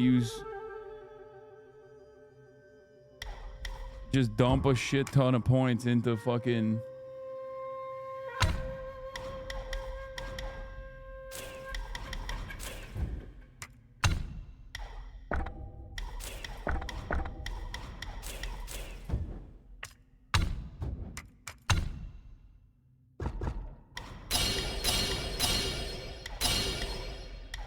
See where this takes me, you know, type shit.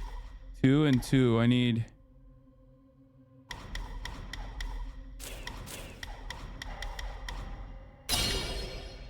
And then 2 more. He's doing the thing that he got mad at me a couple days ago.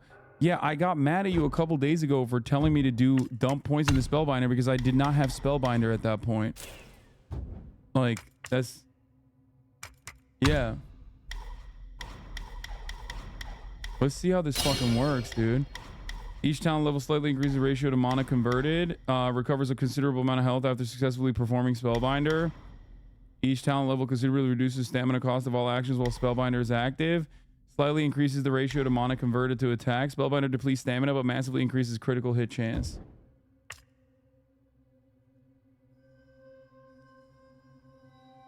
If you can't use a spell, you can't use Spellbinder.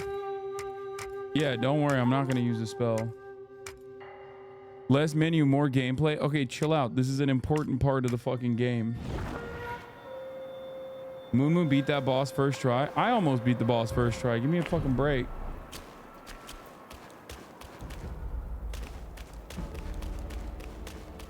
Also, Moon is a god gamer, and he's bald. But he's a better gamer than me. Calm down.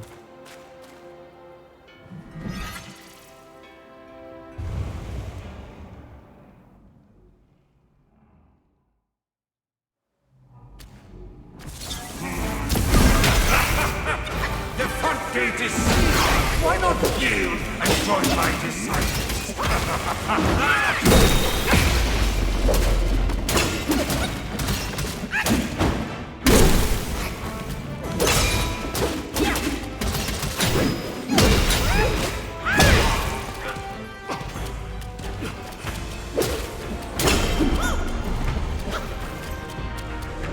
Where's he at? At the end of your wits, no one to touch. I persist with this path. Lofty goals, needless skills. A source of woe merits only death. That was crazy.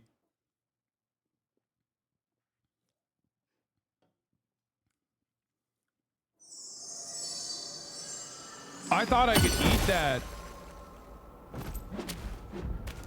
Damn, that AoE was fucking butt cheeks, dude. God damn.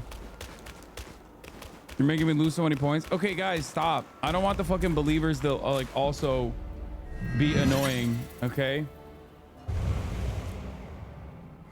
You lost it all, but you will hopefully recover. The front gate is sealed. Why not yield and join my disciples? How dare you trespass? He hits hard as a motherfucker, dude. You have defied the Buddha and signed this blessed cross.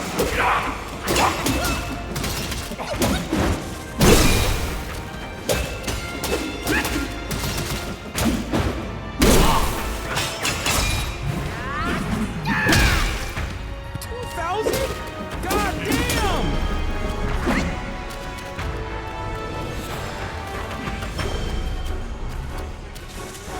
Watch closely, disciples, as I enlighten this witless, headstrong monkey. Where's he at? I shall meet you in combat, devoid of any relics, to see who prevails.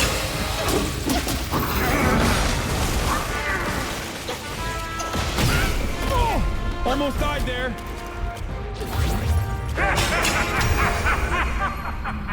Wait, what the fuck? What the fuck? Wait, what? Does that count? Did he kill me? Wait. My sack awaits misguided souls. Oh, first phase is over. Okay, thank God. Right? Enter within. Or did I die? Enlightenment. Bro, put me in his sack, dog. What the fuck? I thought that was like a death animation. I thought that was a fucking death animation. That's crazy.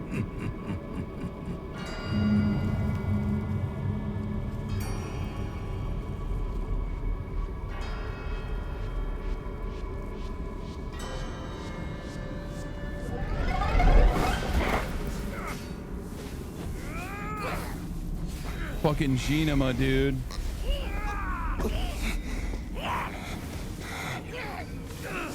Bro got saved by a cutscene? No.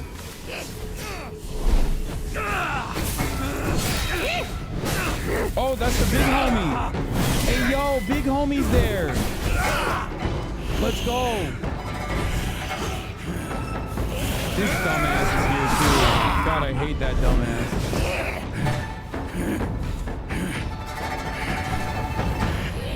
I didn't know Big Homie had it like that, by the way. That trickster called you too? This wicked sack is much more vicious than before, nurturing such evilness. Yellowbrow must have woven Wukong's strength into it. That bastard! Join me! Let's fight our way out.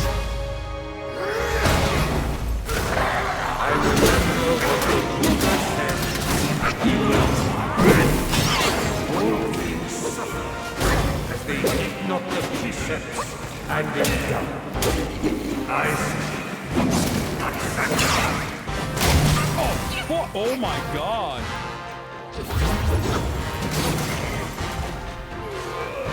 Thou shalt kill. Destiny is still. Shut up, bitch. Thou shalt snatch a fair blade in a fair hand. Wait, what the fuck? What? All loves turn into dust. The prestige and legacy is the outpost. Thou shalt and dress honey shall sing. Thou shalt revel. Prime here shall be spent dissembled. Thou shalt free the rich and evil, the soul. Thou shalt die for life for the soul. Oh! Canceled it! Not me. Bro, I can't even know what I don't even know what I'm dodging now! I don't even know what I'm dodging! Ease up and get back. Oh shit! Heal me more, heal slut! One more treat from life.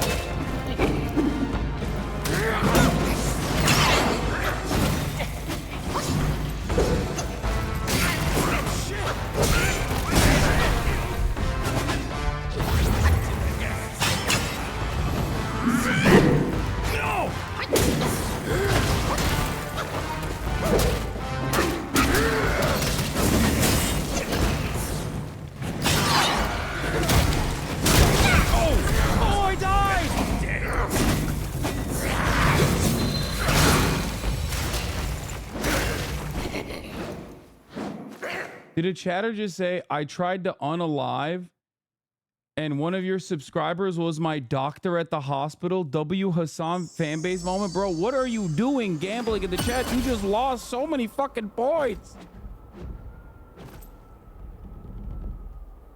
That's a crazy thing, dude. Wait.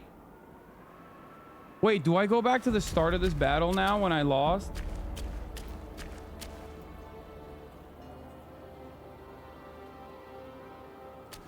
Or do I go back into the sack?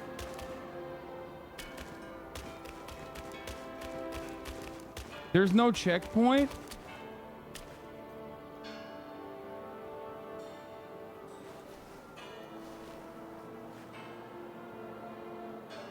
The macaque transformation is also a necessity for a late game boss. It's very OP, high stagger, light attacks.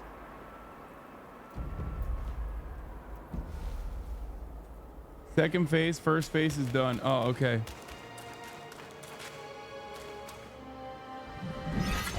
I guess that's for gaming tonight, Law. You're crazy if you think I'm gonna fucking give up.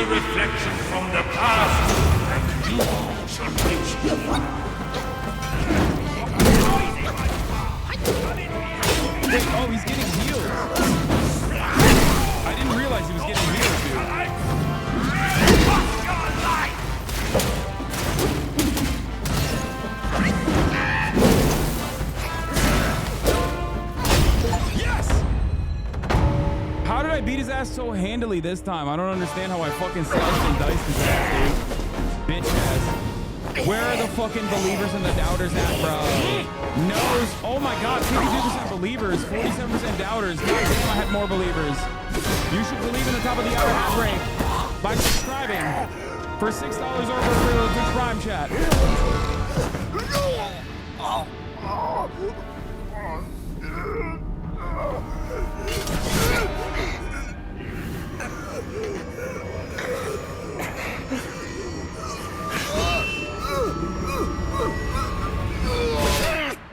I'm not gonna lie, Elden Ring would force you, From Software would force you to fight all 3 stages from the start, which would be endlessly annoying. That's wonderful that Wukong doesn't do that. But Elden Ring would absolutely force you to fight all 3 stages over and over again.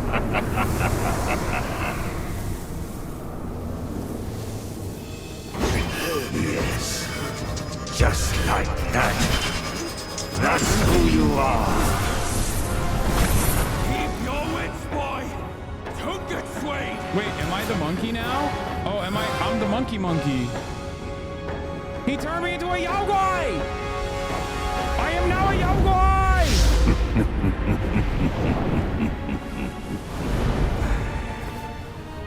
Here, let me quench your thirst for blood.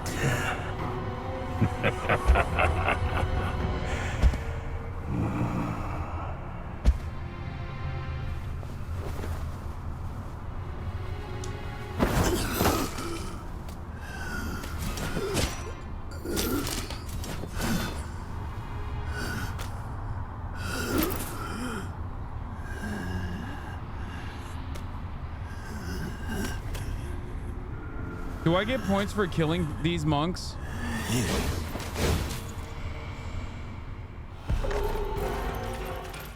All conditioned things are impermanent and lead astray. Be a butcher, then be a butcher. To retaliate in kind, you must be of that kind. Now, you have introduced your karma in this cycle.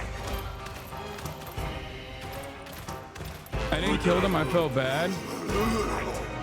What about this thing? Such enlightenment surely would grant you Buddha. I gotta kill that, right?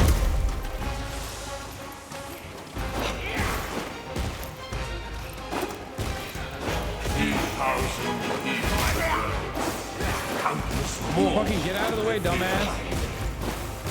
Get out of the way, dumbass. No! Dumbass, you don't even hit hard, bro.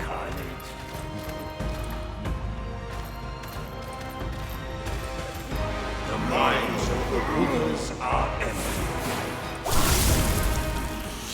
Oh, shit.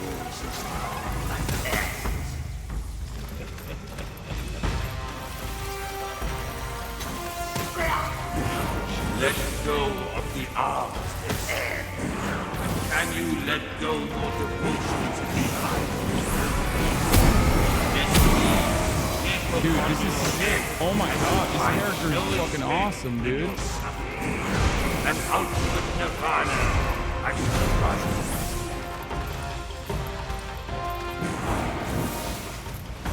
Dude, I love this character. What the fuck? Oh my god, I want to be this guy all the time. What a glorious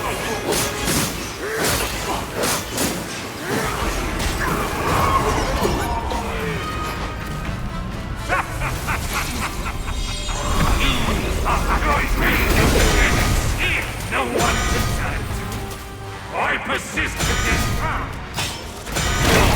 Oh shit. Can this break it? Oh, it did. Let's go. I can't do that again, though. I should have done Spellbinder again. I fucked up, by the way. Even those on high must bow beneath.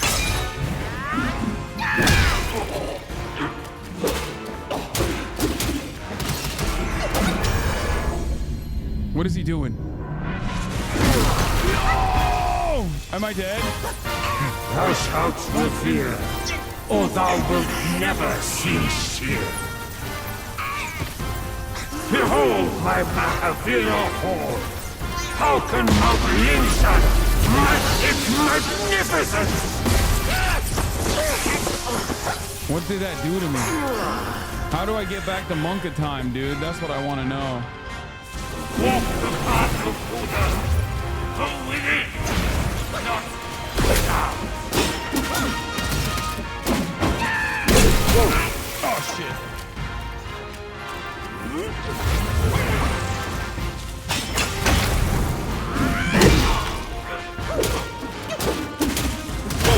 Oh, shit.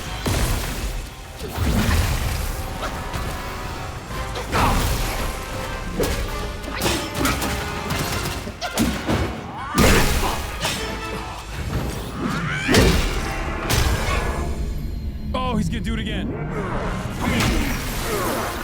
What is best about my seeds? Wait, what the fuck? Happily we make all who enter. I'm gonna transform. Hold on, hold on. Oh, fuck, I have red ties. I can see something with but one. I thought it was gonna turn me into Monka again. Monka ass.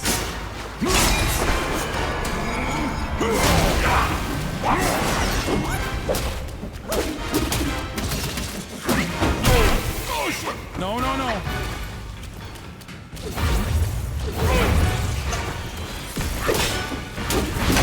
Oh shit!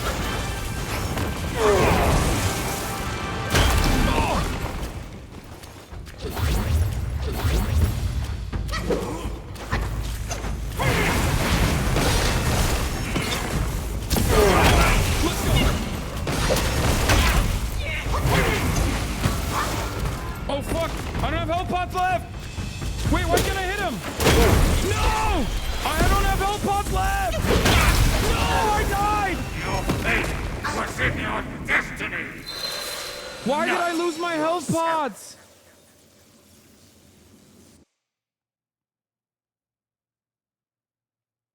When he goes gold, you have to hit him with heavy attacks to break him out of it. I did that already.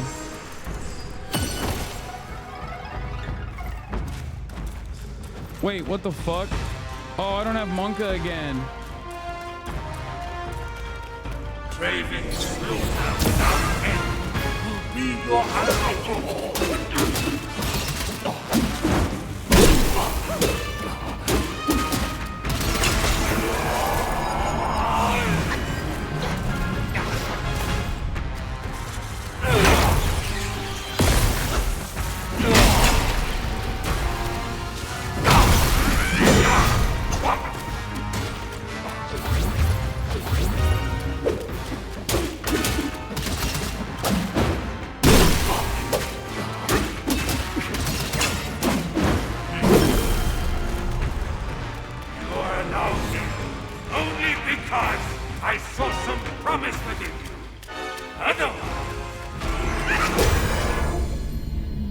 Okay, so he has to do that. I can't get away from that, right? Like, there's no way to get away from this. This is a sequence that has to happen, right? To perceive me through sight and sound together. How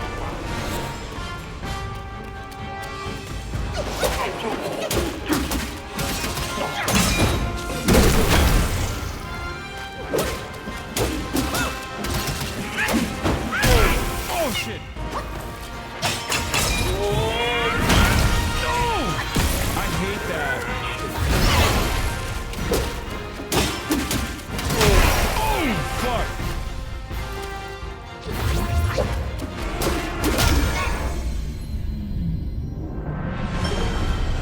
Did I miss a Tim Poo Russia competition? No, you didn't. I did it yesterday. Babe, you're bad. Babe, suck me. What do you mean, babe, you're bad?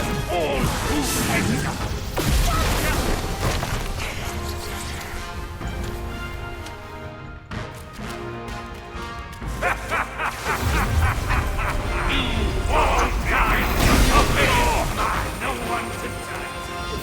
I persist with this fast. I see it fly from across the land. They all bow and hail me. Who are you to defy? Wait. Oh, fuck. I'm out of pots again. I can't make a mistake. Where does the pot go? I can't heal!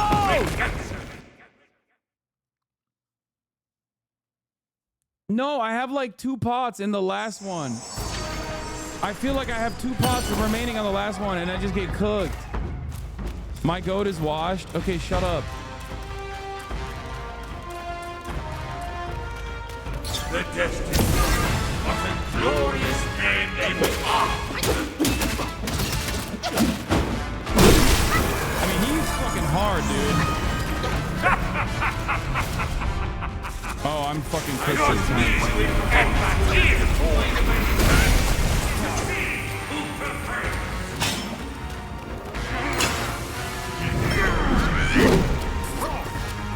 This is a bad start. It's gonna be hard to recover from this. Not without. Did it break him? Oh, it did. Oh, thank God.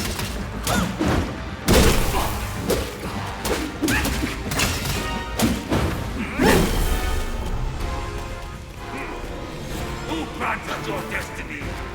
Where is he? Only Aga.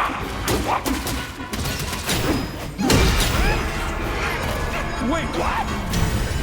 Can you escape that? You can't escape that, right? There's no way to escape these attacks. Thou Like the shalt live here, or thou wilt never cease here. Oh, with Cloud Step? I have Spellbinder. Behold my Mahavira horde. How can Mount Yinsan match its magnificence? I don't like scripted damage, dude. It's fucking an annoying gimmick, but whatever. It is what it is, you know? Deceive me through sight and sound. Out! Ah, shit. I hate that quick one.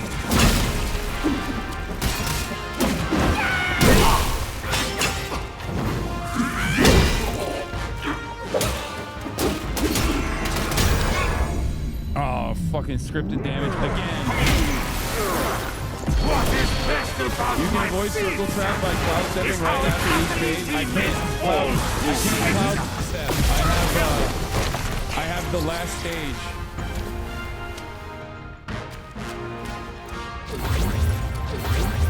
Not again when I abide by the scriptures.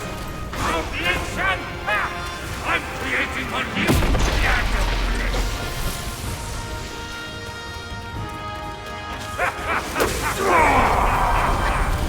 I can see your power.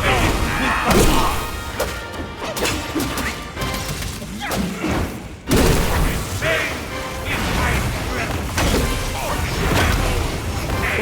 How many? No.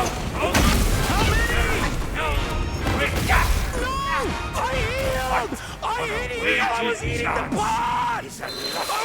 the pot!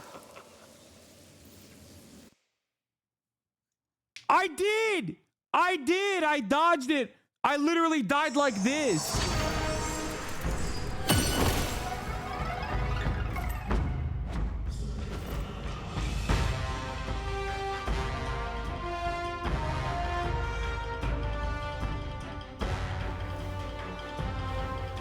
Clip it!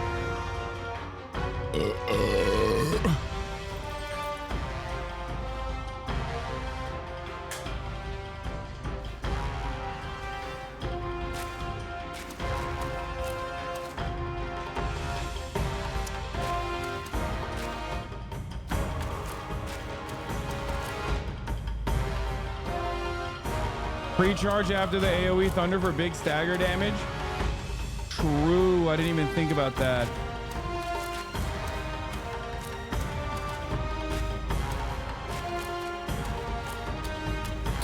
The destiny was a glorious name named the Hogs. Shut the fuck up, bitch.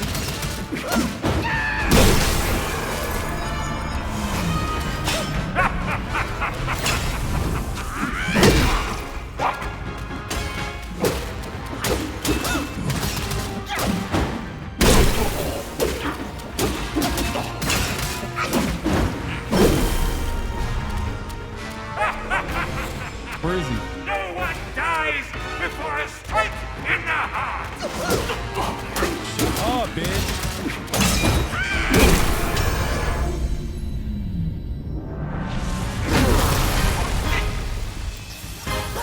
Okay, that was the first phase is all. Second phase is first drop. Walk the path of Buddha. Go with it, not without. Oh, fuck. I thought I got that. Wait, I thought I got that too.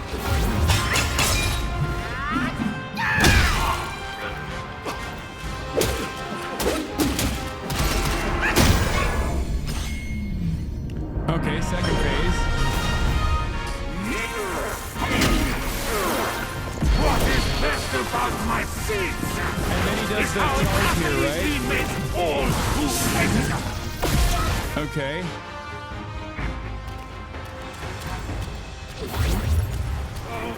I can't hide from a fucking land. I'm fucking kidding. Oh, I didn't do it.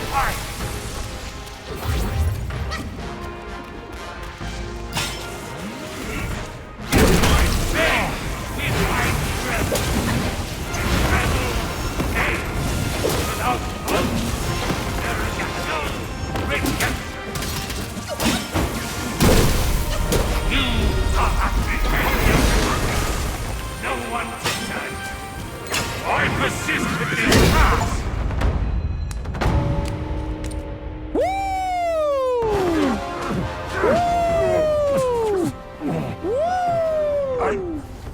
I saw this end for you long ago. Near perfect run. Keep fighting for others, and in time. What is that at? 31.8 believers, 27 doubters. Fuck, man, it's no fun when I got more believers than doubters. Yo, bro, fight solely for myself.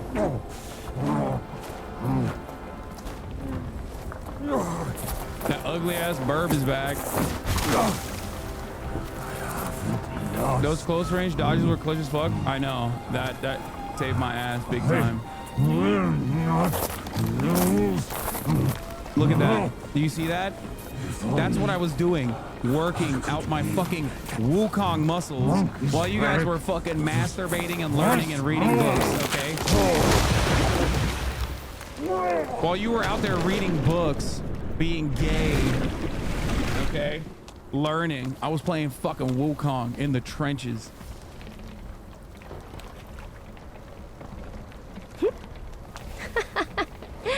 This rogue stole my seed sack and fled here.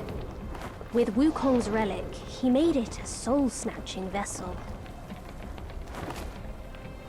He also took my look and my name to trick his old foes into vengeance. Ow! You potbelly! I should have figured out it was you. Forgive my little deception.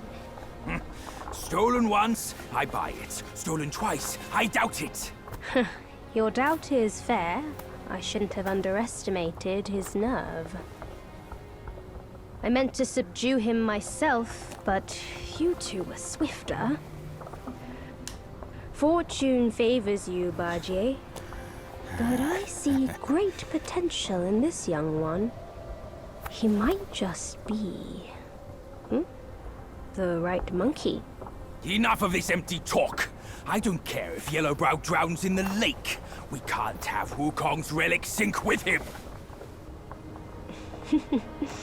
For that, pray, lend me that rake of yours. Come on, boss baby. Show him how it was done.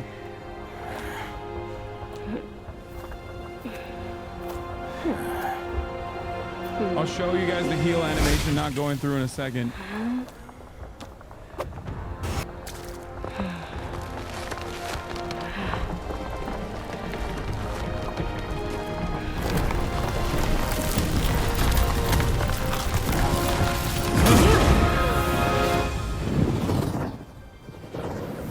God damn.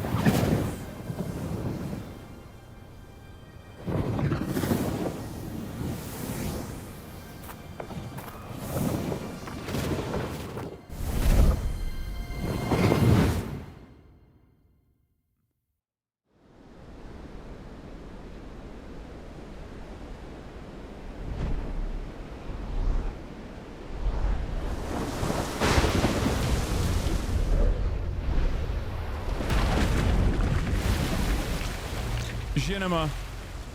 It's Genema time.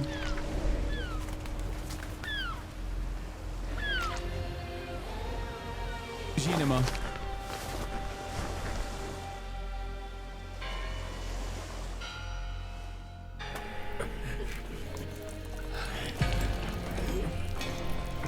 Dude, so much work has been poured into this fucking game. It's kind of crazy that these guys only made mobile games before this.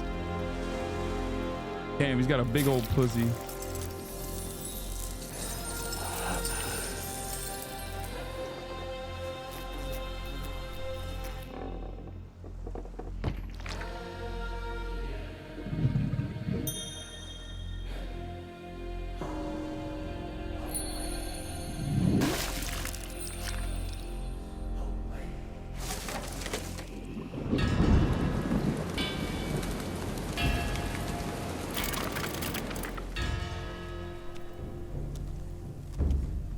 What are they gonna do? They're not gonna fuck with the deity, right? After it gives them everything. There ain't no way. Don't do that. Don't fuck with the deity. The deity's giving you everything. Man's greed is unchecked. Man's greed and hubris, a tale as old as time, you know what I'm saying? Give the deity what she wants, bro. She's giving you pussy juice with healing properties, you know?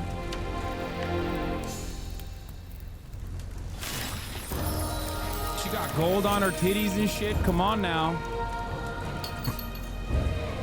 She's giving what? What do you mean she's giving what? You can see it. Uh-oh. Uh-oh. Commodities are being exchanged. Uh-oh. You're asking more and more of the deity. It's too much. Don't do it. The greed consumes. Oh no. The nature of man is not indecent, but yet greed. Greed causes one.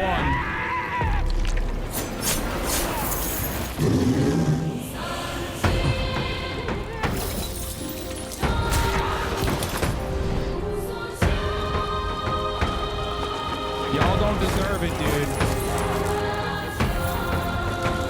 Typical Western ape, okay? That one right there. That one right there is a snow monkey, okay? Yakubian, child of Yakub. No! Not the deity, no! Your hubris will be your undoing. No! Stop it!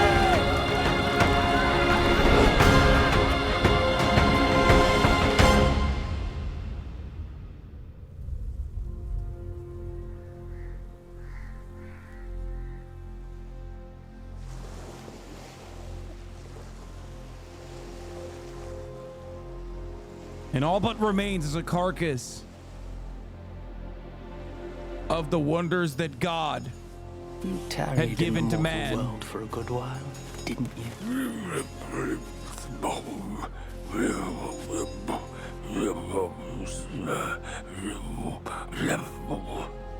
Speak clearly. Once again, I proved it to you, Jinshansu. You chose a means to an end, not to a proof. You sow chaos in hearts just for the sake of winning. How absurd and pathetic.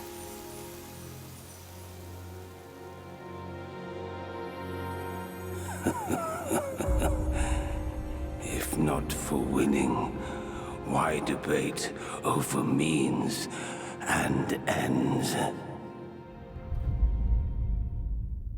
Asma said that's what liberals do to the rich.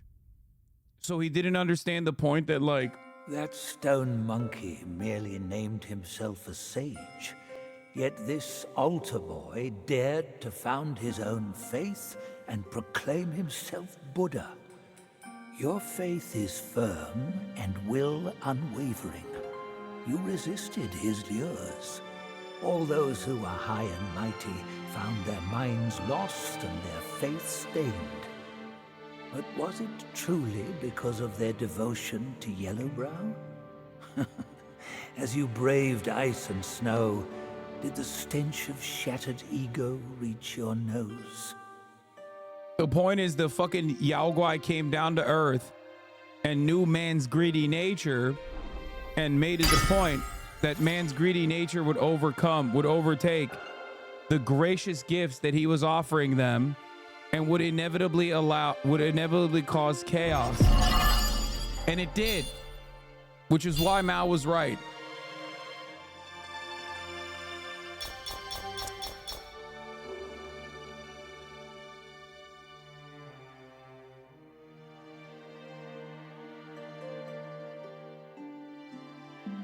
For half a verse of the ultimate truth, Snow Mountain ascetic gave his life, so attained Buddhahood.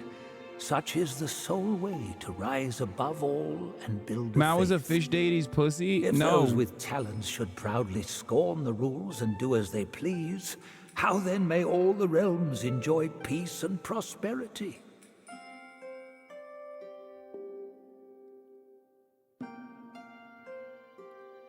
Dude, there are far too many fucking deities and shit to keep up with. Not gonna lie. Like, I have no clue. All right, what should I pick? I picked Whistling Wind temporarily increases attack after a perfect dodge last time. Hubris knows the nose chases fragrance just as the mind craves ecstasy. Enhances the ability to find hidden ingredients in the wild. Gains a moderate damage bonus for a short time after casting a spell. Focus points can be charged up to 4 within the ring of fire. Moderately extends dodge invisibility. Oh, dude, hold breath. Right? Yeah. Like lingering or breath. Hold breath. 2? Fuck no, it's either 1 or 3, and it's actually 3 in my opinion.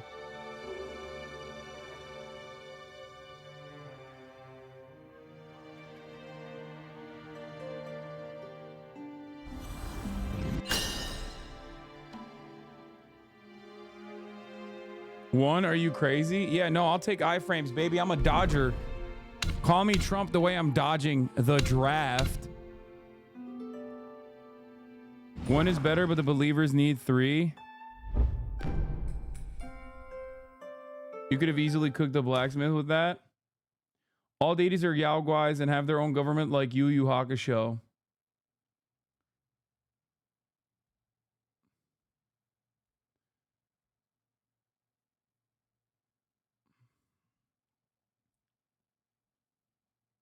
How do mutant bears have a government? All the gods have like their own internal governmental structure. There's bureaucracy. In Chinese mythology, there's fucking bureaucracy even in government amongst the gods. Step it up. You gotta catch that feast on time. Hear me out. They say that hag has her quirky ways. Each season she'd wed a mate, then devour him. Oh, you've woken up. Once our lady brought her a wedding gift. I took an arrow to the knee. Which? The past echo. The lady often speaks of it with regrets. I wonder why. Let me finish, will you? The hag got the mirror and looked into it, and for no reason at all, she threw it away. That soured our lady's mood. Damn, booty. Stopped visiting since then. Gibbering and jabbering. Couldn't even catch a wink of sleep this whole time. What? Who's in there? How dare you spoil the gift from her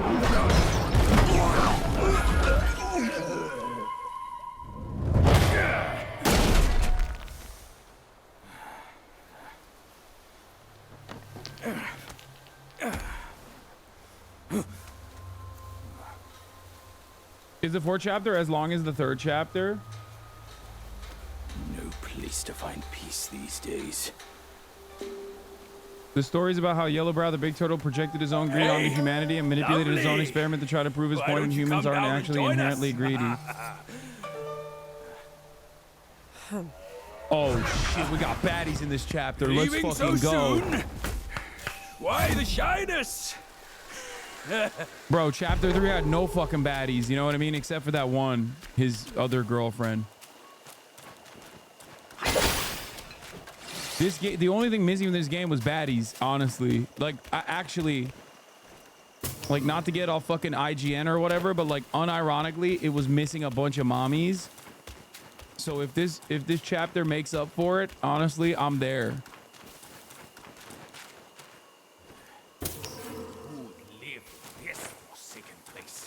None but spineless guys. You monkey! I was talking here. Where are you? Where you at? This is the saddest chapter. Why? Keeping the finest finds from me? Oh, that's hurtful, kid. Uh-oh. Village of Langshi. This place still looks the same. Past clings here.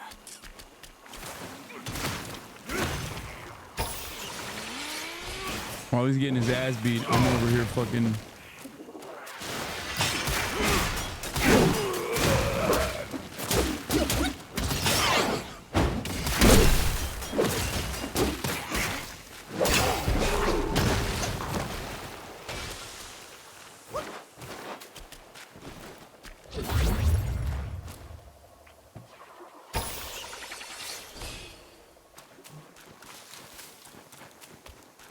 Would you play the new Space Marine game? Is it good? I know other people were playing it. I mean, it seems very like Gears of War style. I'm actually kind of stoked on it. Okay, which way do I enter though? There's so many options, dude. Ah, look at this splendor. I'd drop any title up above in a heartbeat just to stay here. Ah, I thought why you said rush who lives on here. those- What's the rush? All hotheads wind up dead. Found something good. Don't forget my share. You get nothing, little man.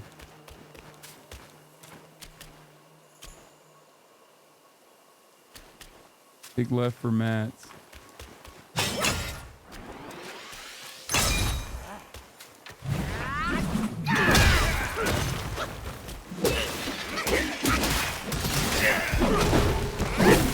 Why is there so much will here? Open that chest, quick. There must be treasures. Why is there so much fucking just will sitting around? I'm confused.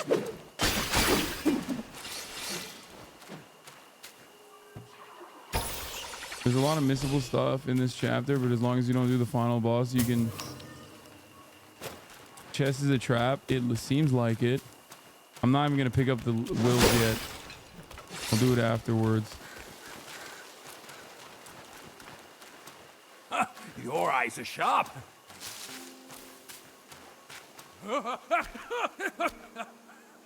What petty guide? I've got this strength. And I've got me!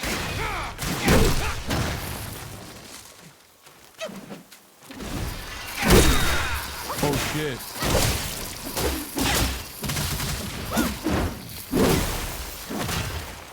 We got the arachnophobia chapter. Wait, is there more?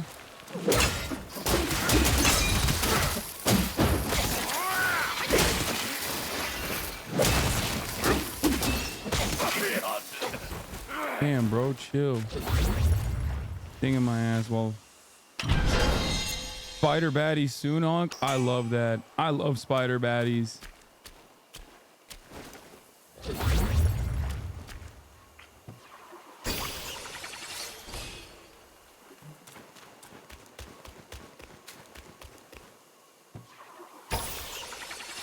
Have you seen the new Valve game Deadlock? Yes, dude. I have not been under a rock. I am familiar with the new Valve game Deadlock. It looks incredibly complicated and confusing. And not gonna lie, somewhat hard to watch as well.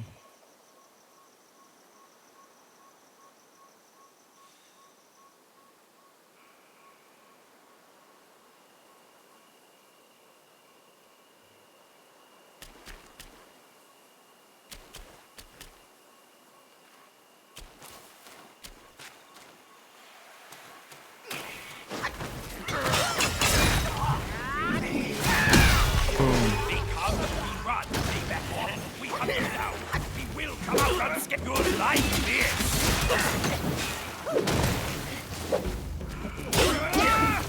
You'll know my trick soon enough!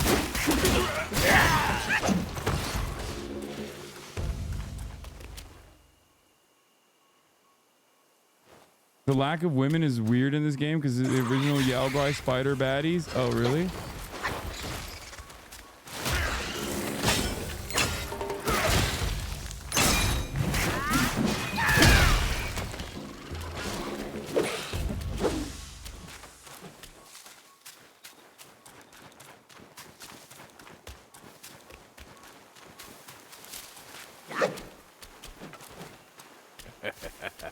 Oh. That looks good. That looks annoying. With the years upon me, only the loudest colors can catch my eye. You monkey! No haven here for thundering beasts! Oh my god.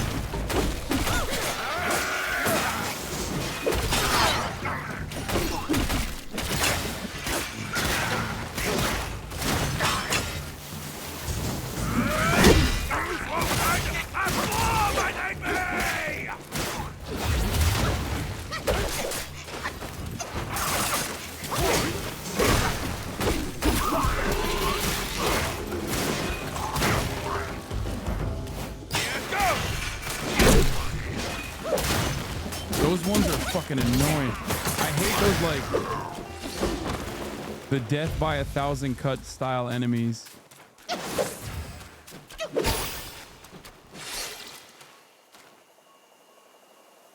No, those Yao Guais aren't that famous. The other female Yao Guais are much more prominent in Journey to the West. Yeah, isn't there an entire segment dedicated to like the Amazonian women only tribe or whatever?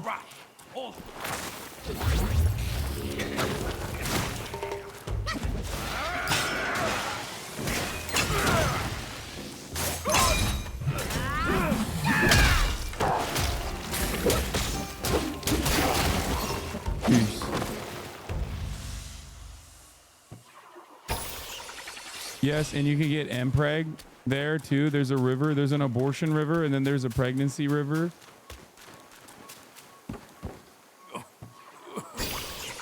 Tight squeeze. Good I've kept trim.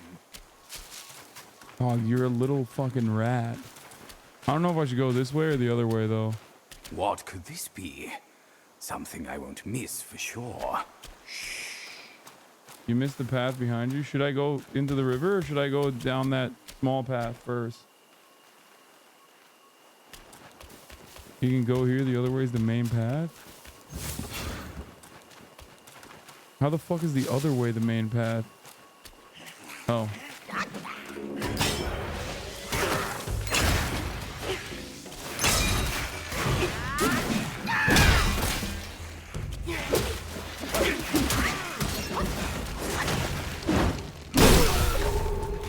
Peace.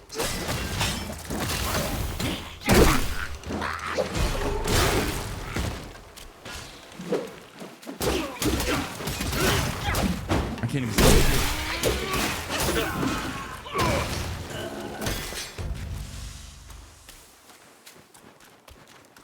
The amount of will everywhere is like throwing me off. Found treasure? Let me have a look. Long aura amplification pellets. Oh shit. Not avoidance materials. Speed it up. With all this gathering, you barely use any of it. Okay, that's just chat.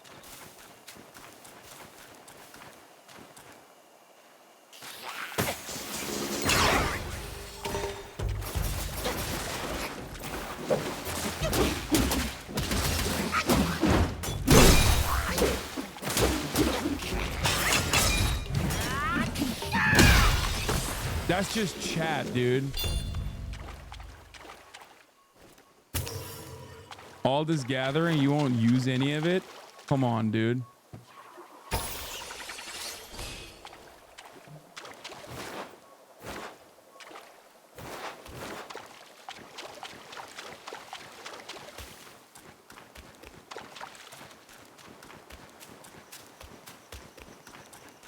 Chat's in the wrong, and so is he. Use an item right now, you won't.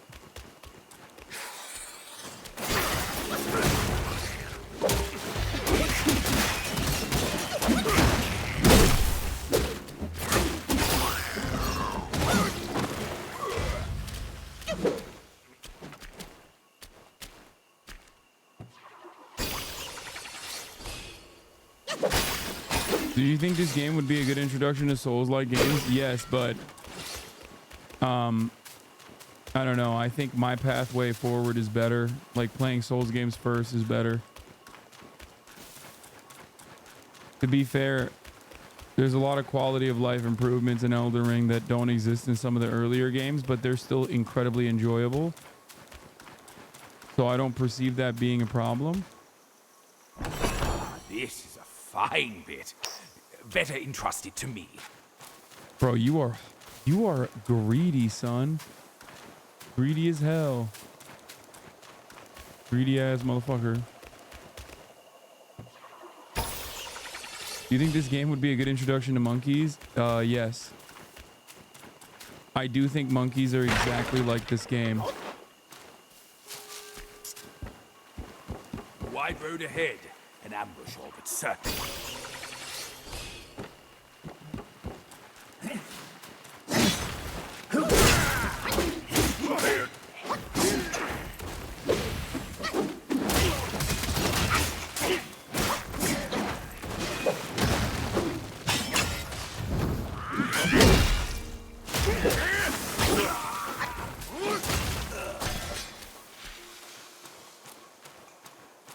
This is exactly how monkeys are like in real life.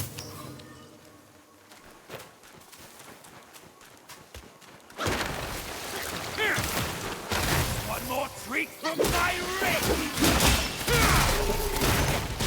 Whoa, what the fuck? Yo, that shit adds up. Holy fuck. Oh, there's another one of these motherfuckers here too.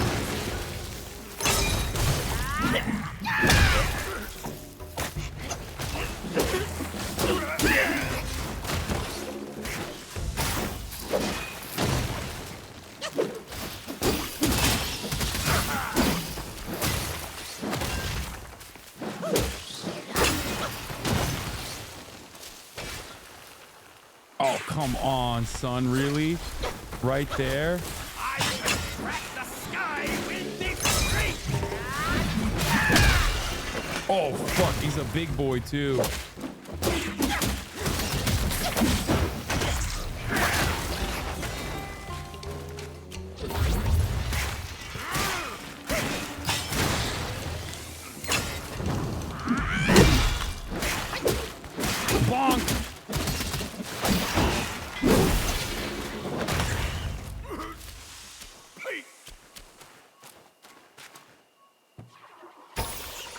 Trying to get you in that monkey. Activate Spellbind? Yeah, I probably should. I don't know why. I always keep the spells to the end. Like, there's no reason for me to do so. But I always worry that there's like a much... I always worry that there's a much more powerful enemy ahead or something, you know what I mean? When there like obviously isn't one.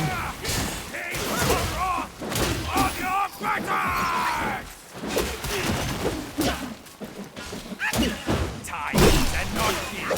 The last thing you see before you die.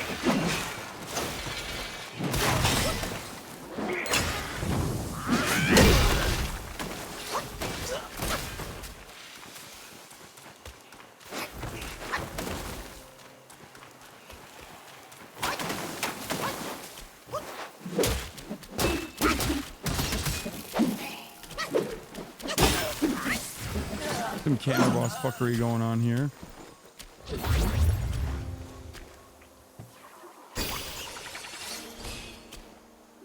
This is a good introduction to revolutionary Maoist thought. This is the best introduction to revolutionary Maoist thought. Wait, what the fuck? Nice shrine here, kid. We should take a look. Bro's just chilling, parked in front of the fucking shrine, dude. What the hell? All right, bonk. I mean, what did you think was gonna happen, bro? You parked up your ass right in front of the motherfucking shrine, you know?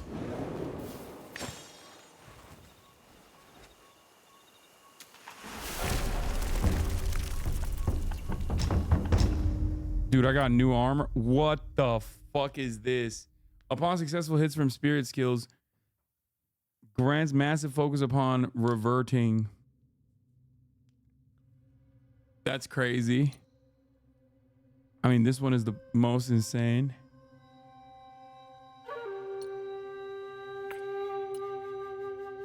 Oh, shit. 72 armor? Bruh. It gives you key as well. Short duration after performing a spirit skill or using a vessel considerably increases attack.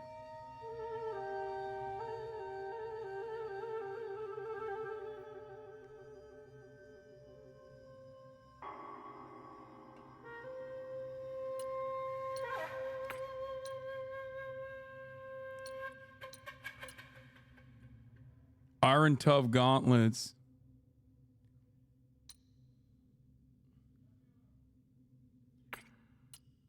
Fuck. We don't even have enough gold. We don't even have gold threads to do this. This is crazy. The fucking leg, the leg armor that I have here.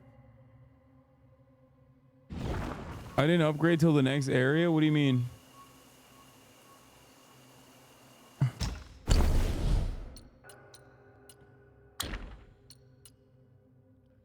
Gold tree core. Continuously gain focus for a brief moment after seeing through the enemy. Damn, that staff looks fucking good. Mythical. I don't even know half the shit that I need to make this, dog. How are you so good at game though? Rarely plays games. Wait, what are you guys believing in? Oh, is there a boss behind that door? You might be able to buy golden needles here because it's a new area. No, I don't think so. I think those only drop on... I mean, I guess you can buy gold tree cores, mine cores here. Oh, you can.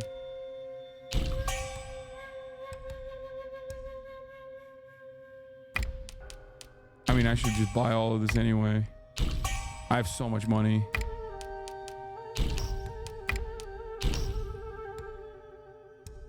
Nah, no boss there, boss. Dude, I think I'm gonna upgrade this armor. I think I'm gonna make this armor.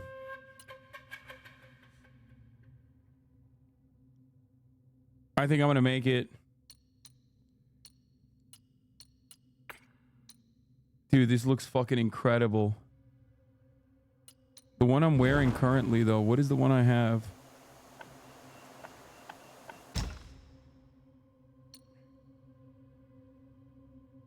You can only make 3, though. Like 3 fully upgraded Gale Guard armor unlocks a new armor perk that further extends dodging iframes, which stacks on top of the relic skill you just awakened. Definitely worth setting aside materials for if you focus on dodging.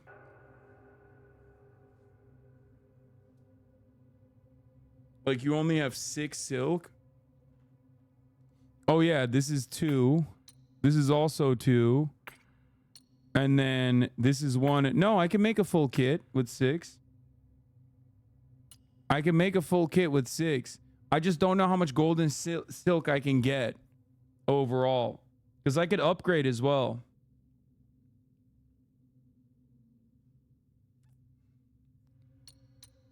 You know what I mean?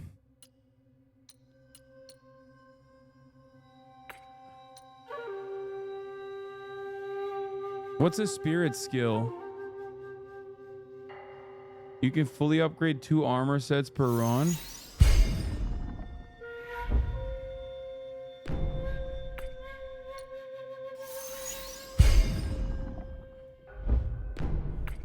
Dude, this just looks so sick. Maybe I shouldn't have jumped to this, but Gale Guard looks better, so use Gale Guard. Too late now. Oh, spirit is the baby. Hey, let them prattle as they will. I'm not lustful. With Shut up, bitch.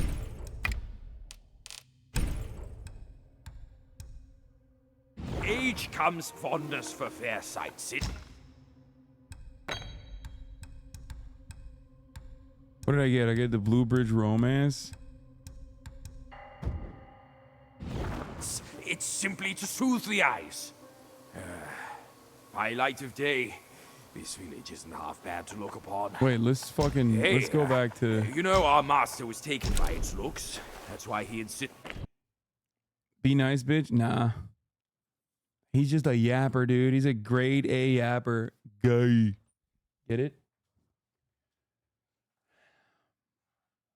G-A-Y, grade A yapper.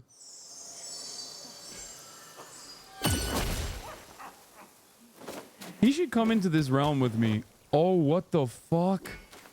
Yo, this armor's got some crazy shit on it. Mine eyes doth see the Tao from the confines of my abyss. This is what my ceaseless toil finally yields.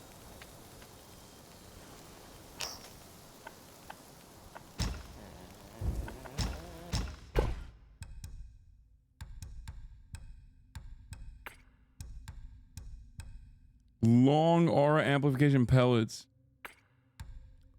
That shit looks crazy. I might need to use that in...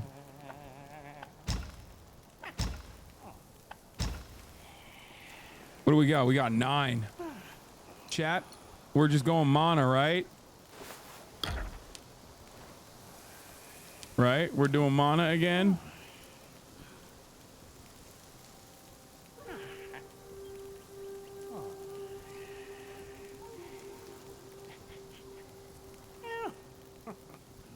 It's for Spellbinder.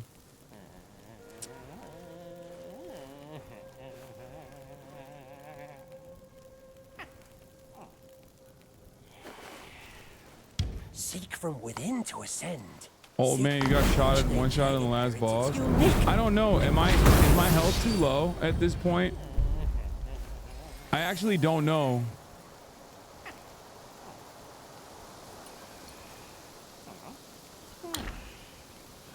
Uncover the secrets of sky. Is this chapter 3 or 4? Chapter 4.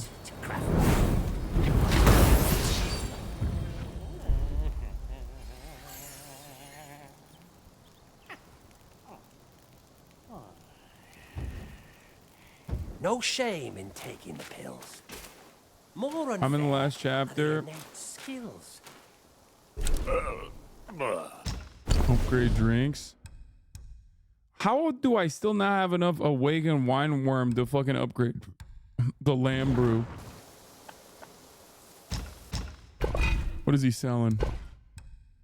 Pine brew. Each sip recovers 35% of maximum health when health is below half.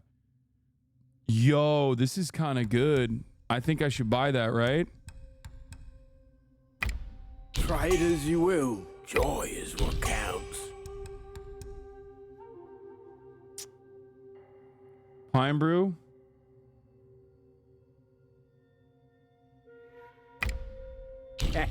You have a sharp sight, young friend.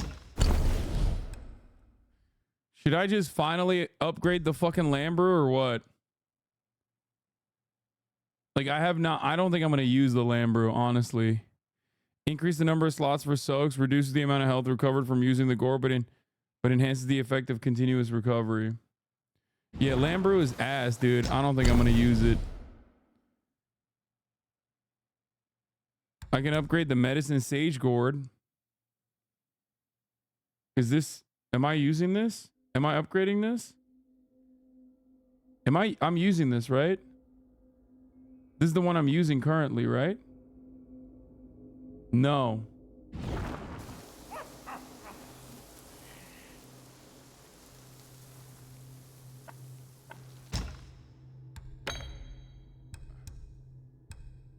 Oh, this is pine brew, which is... Oh, fuck.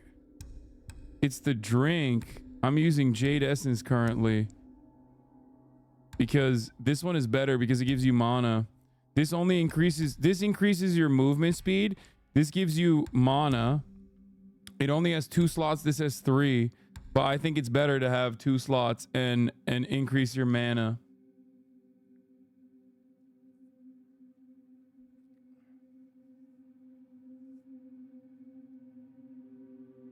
Imagine being the world's fastest monkey, though. I thought the other thing was a soak. I got excited. I was wrong.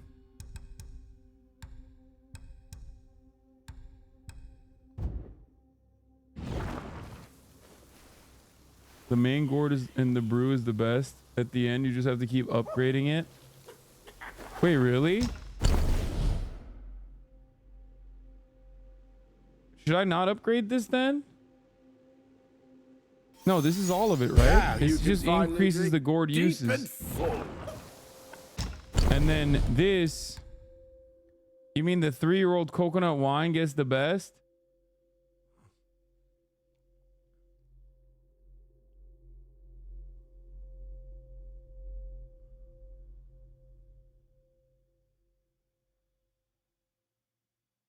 Why are people saying, doubters are saying no? Do I get better gourds or not? I mean, better drinks. I'm sorry. I'm using a better drink currently. Yes, the gourd has turned mythical in chapter 5 if you have it fully upgraded. Go to equipment now and change gourd active drink passing soaks Next mini. time, that.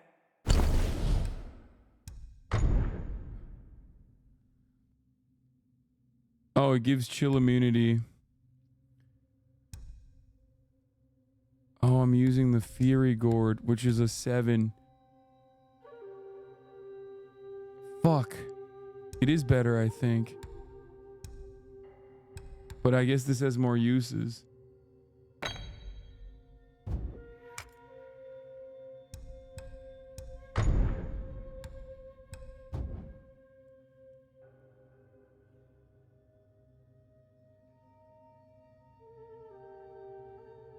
Down a few mouthfuls in one go. It's delightful. What do you think of my work? Great, man. Shut up. Here, take more. I've spent my whole life in leaving so soon.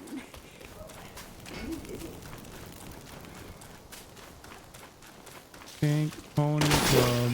No, I wanna no.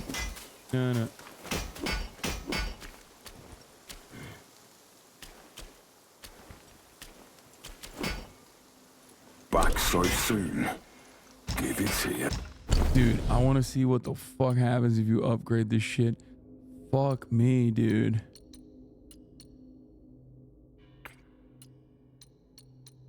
So, I was using the Gale Guard Beast Mod, which is at 48. Now I'm at 72. I'll get to pounding.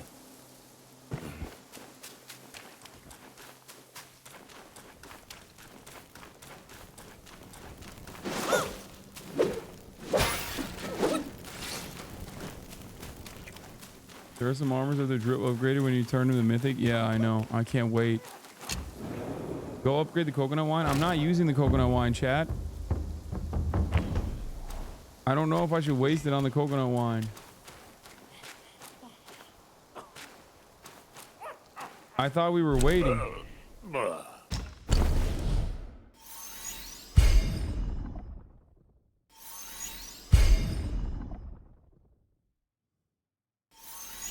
Age enriches the brew, and the two both cloud our mind.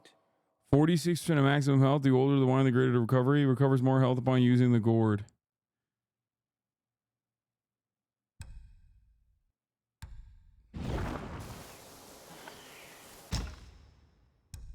Like, I'm using Jade Essence. I'm not even using that. Remember, young friend, a sip. No, why would I switch to it? Jade Essence is better. Makes one tipsy, many sips make you. Like, Jade Essence is 36%.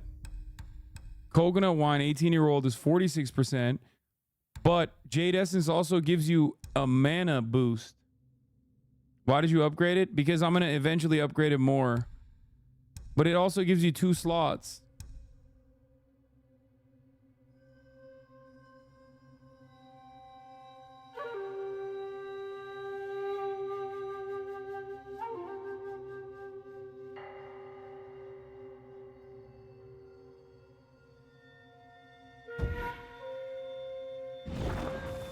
Not upgrading the weapon. You can't upgrade weapon. You can only upgrade armor. All right, let's get back to it. The Webbed Hollow, Estate of the Jew.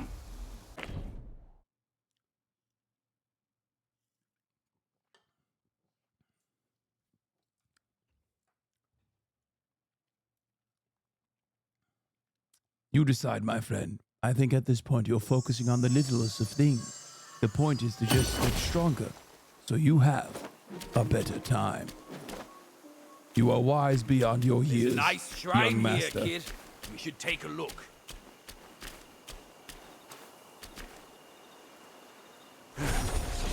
Hold your monkeys.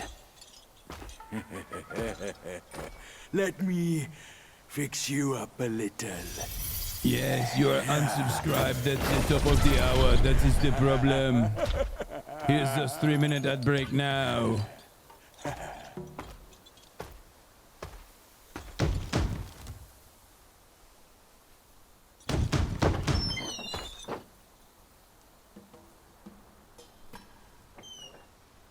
Welcome, good sirs.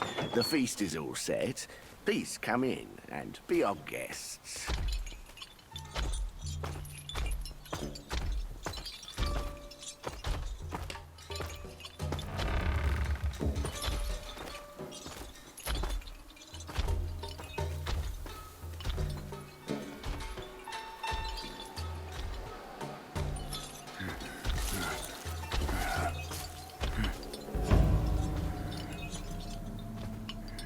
Why did the trickster pork let me walk in as a pork?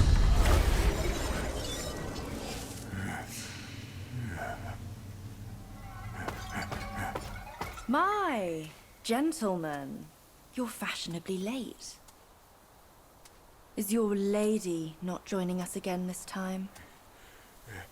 Our lady prefers not to be seen in the lower realm, but she's been thinking of you all and sent this small token. She hopes your lady will recover soon and pay her visit up there. It's a pity she didn't come. Or she would certainly enjoy a splendid show we've prepared for her. Oh shit, what kind of show is she talking about? But now, the gift's gone and blood's been shed. I say, you two should take the fall. We're just servants, madam. What's the jest? Zhu Ba Jie. I know you find your look embarrassing, but why hide from my mother with another pig face? Zhu Ba Jie!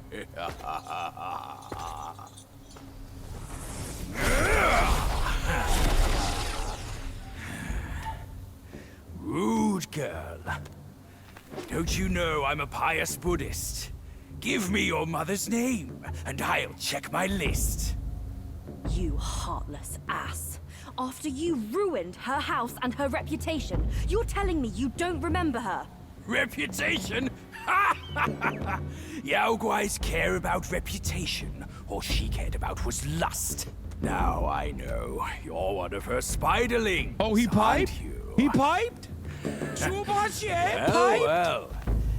Your rudeness is forgiven.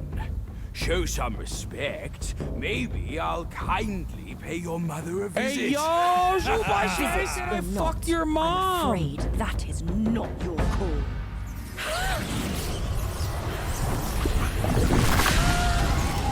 He said he's a pious. He said he's a pious Buddhist, and then he said I lay pipe to your mama. Wait, what the fuck? Oh shit. Oh shit. What is happening?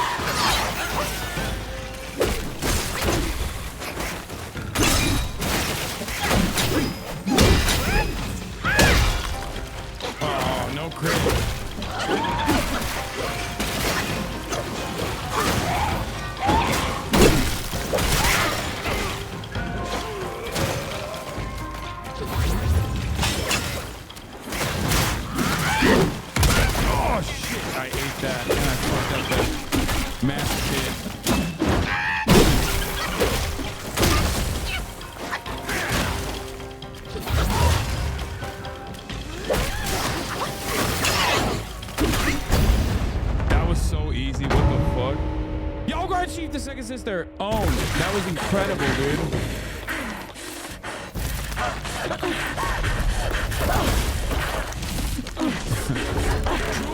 He's like, bro, get your ass back here.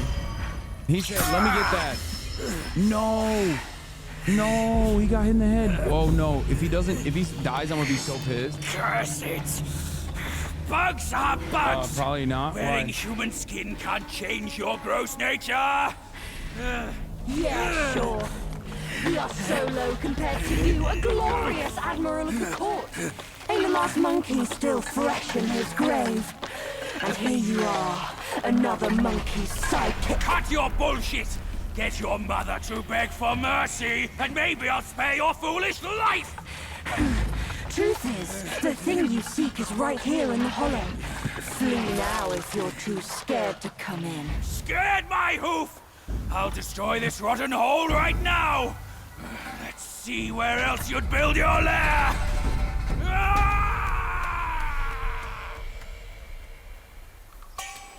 Dude, I'm not gonna lie, Spellbind is pretty insane. Like, dare I say, a little overpowered. Like, it's causing me to think differently about the way I've structured my character thus far.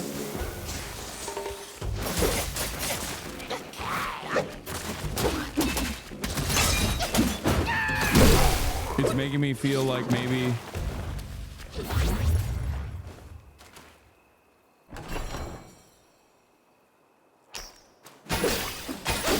acknowledge this pussy.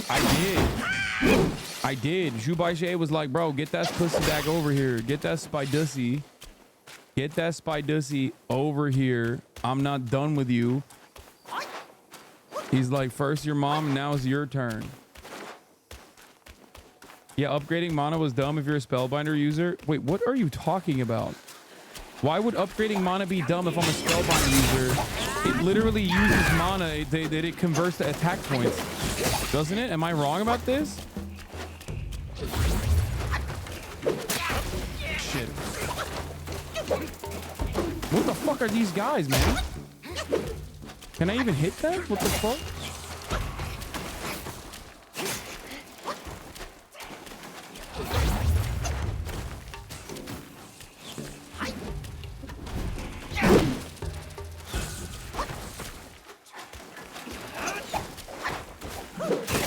What the fuck?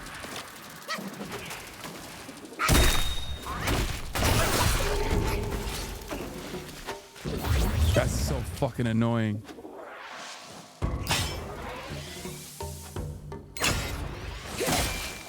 Oh, you fucked my ass up. Fucking bitch.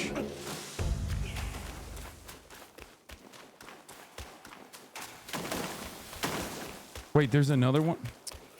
Bro, I hate these motherfuckers, bro.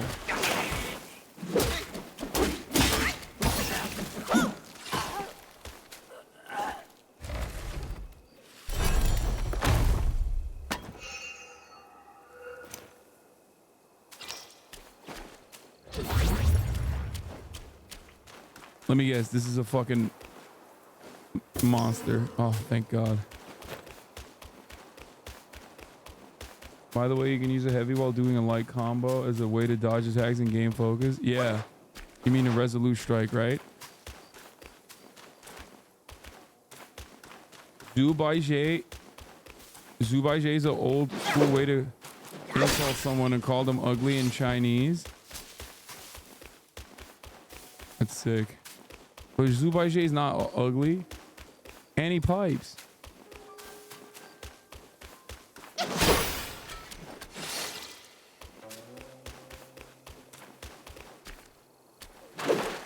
I don't know why they're hating on my boy like that. Where'd he go, by the way?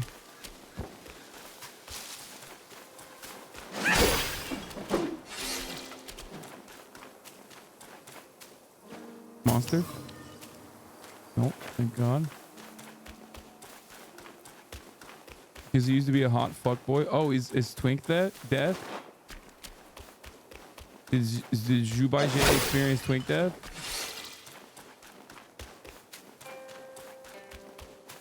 Am I going in the hole?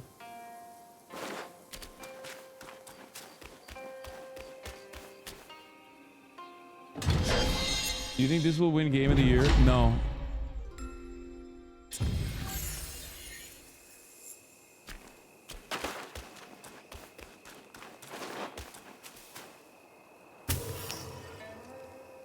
I don't think it'll win Game of the Year because of anti-China fears.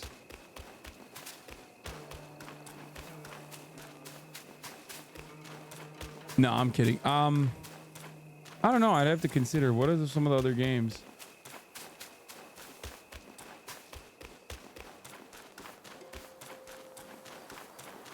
I feel like this has been a really good game, really good year for gaming. I think Concord will probably win Game of the Year. It deserves it. Just kidding. Genshin has been winning shit nonstop, right? So, and that game is significantly worse than this. Bro, please read my message. I'm not gonna be able to do that right now, chatter. I don't know how to communicate this with you, but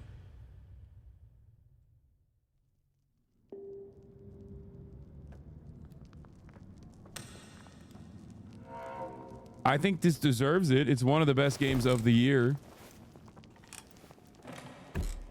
Like, birazdan.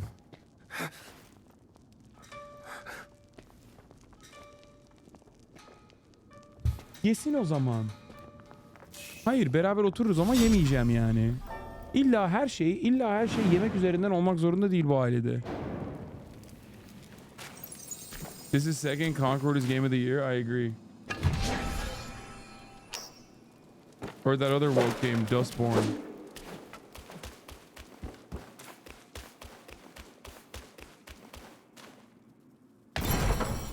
I feel kind of lonely without Zhu Baijie by my side. I'm not gonna lie. Like, I got used to the little guy.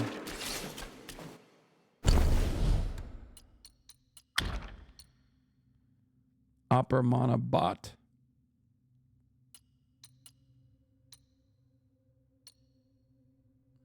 Wait, it has no equipped effect? How is there no equipped effect? That's so ass.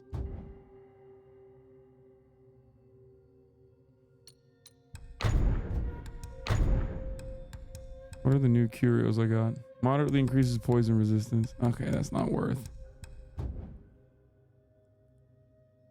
Classic Turkish family trying to make you eat? Yeah.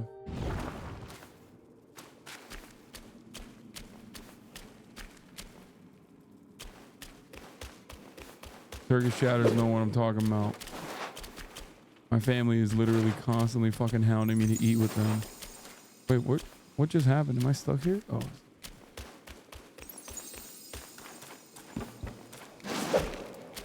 My brother's like, dude, you have to eat with the family. It's like, no, I don't. I actually don't. I'll hang out while you guys eat if you want, but I'm not gonna fucking eat. It's kind of annoying that I have to eat every time. Like, I'm trying to diet.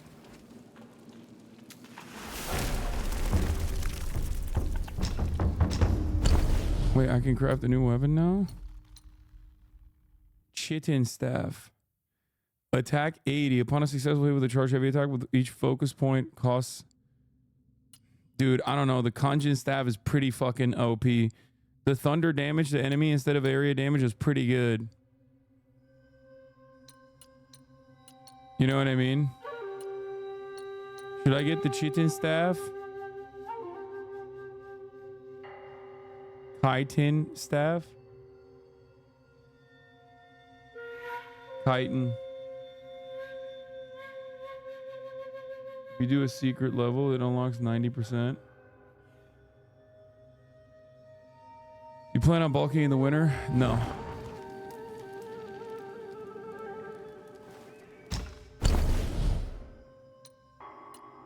I mean, I'll upgrade it after I get it.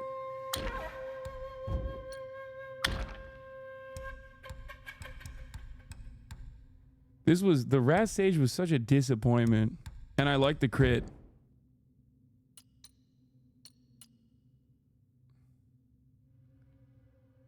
Continues against folks for a brief moment after saying. This one looks fucking crazy. 80 attack. But I guess the Chitin is even better. 80 attack, 5 crit chance. And the unique effect is pretty good. But I've been popping off with my crits.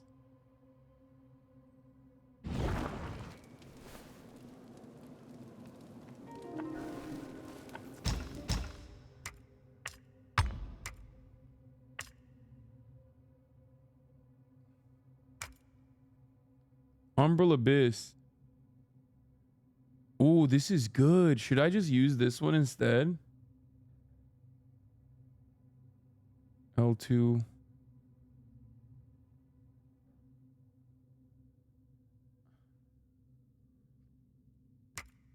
The macaque is better than...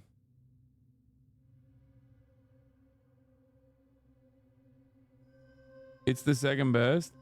What's the first best then? Ebb and Flow? Macaque, yeah.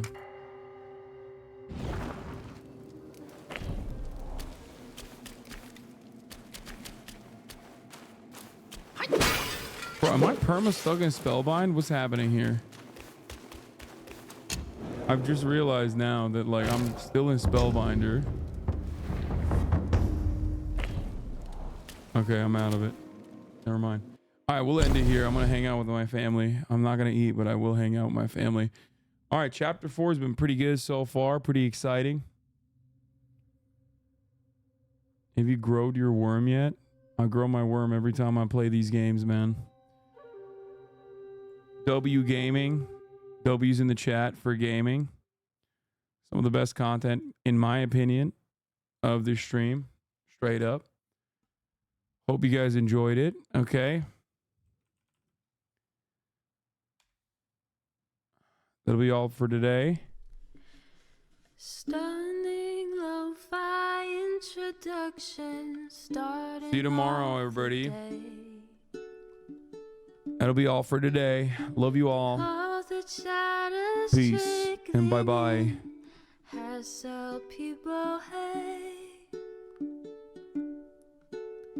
Sunny Los Angeles, California, says Hasan. The starlock to the starlock to the topic just begun. There he is again, Hasan is streaming. Hasan is streaming. There he is again. Hasan is streaming.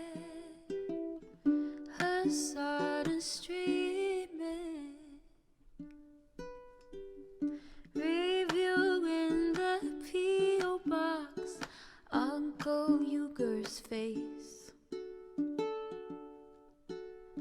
Sudden Discord agitprop. Great names take embrace.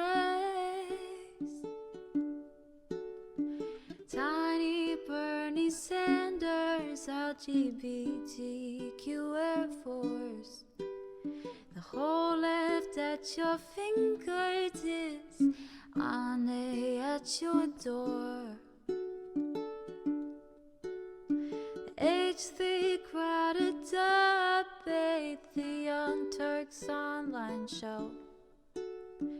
3 full fucking years of this, plenty more to go. 90-day fiance talks of champagne bourgeoisie. A Trump rally live reaction, a mass riot at DC. There he is again, Hasan is streaming. Hasan is streaming. There he is again, Hasan is streaming. Hasan is streaming. Reading live stream fair comments, Austin show chat advice. And all the ways the right-wing pipeline can suck you in online.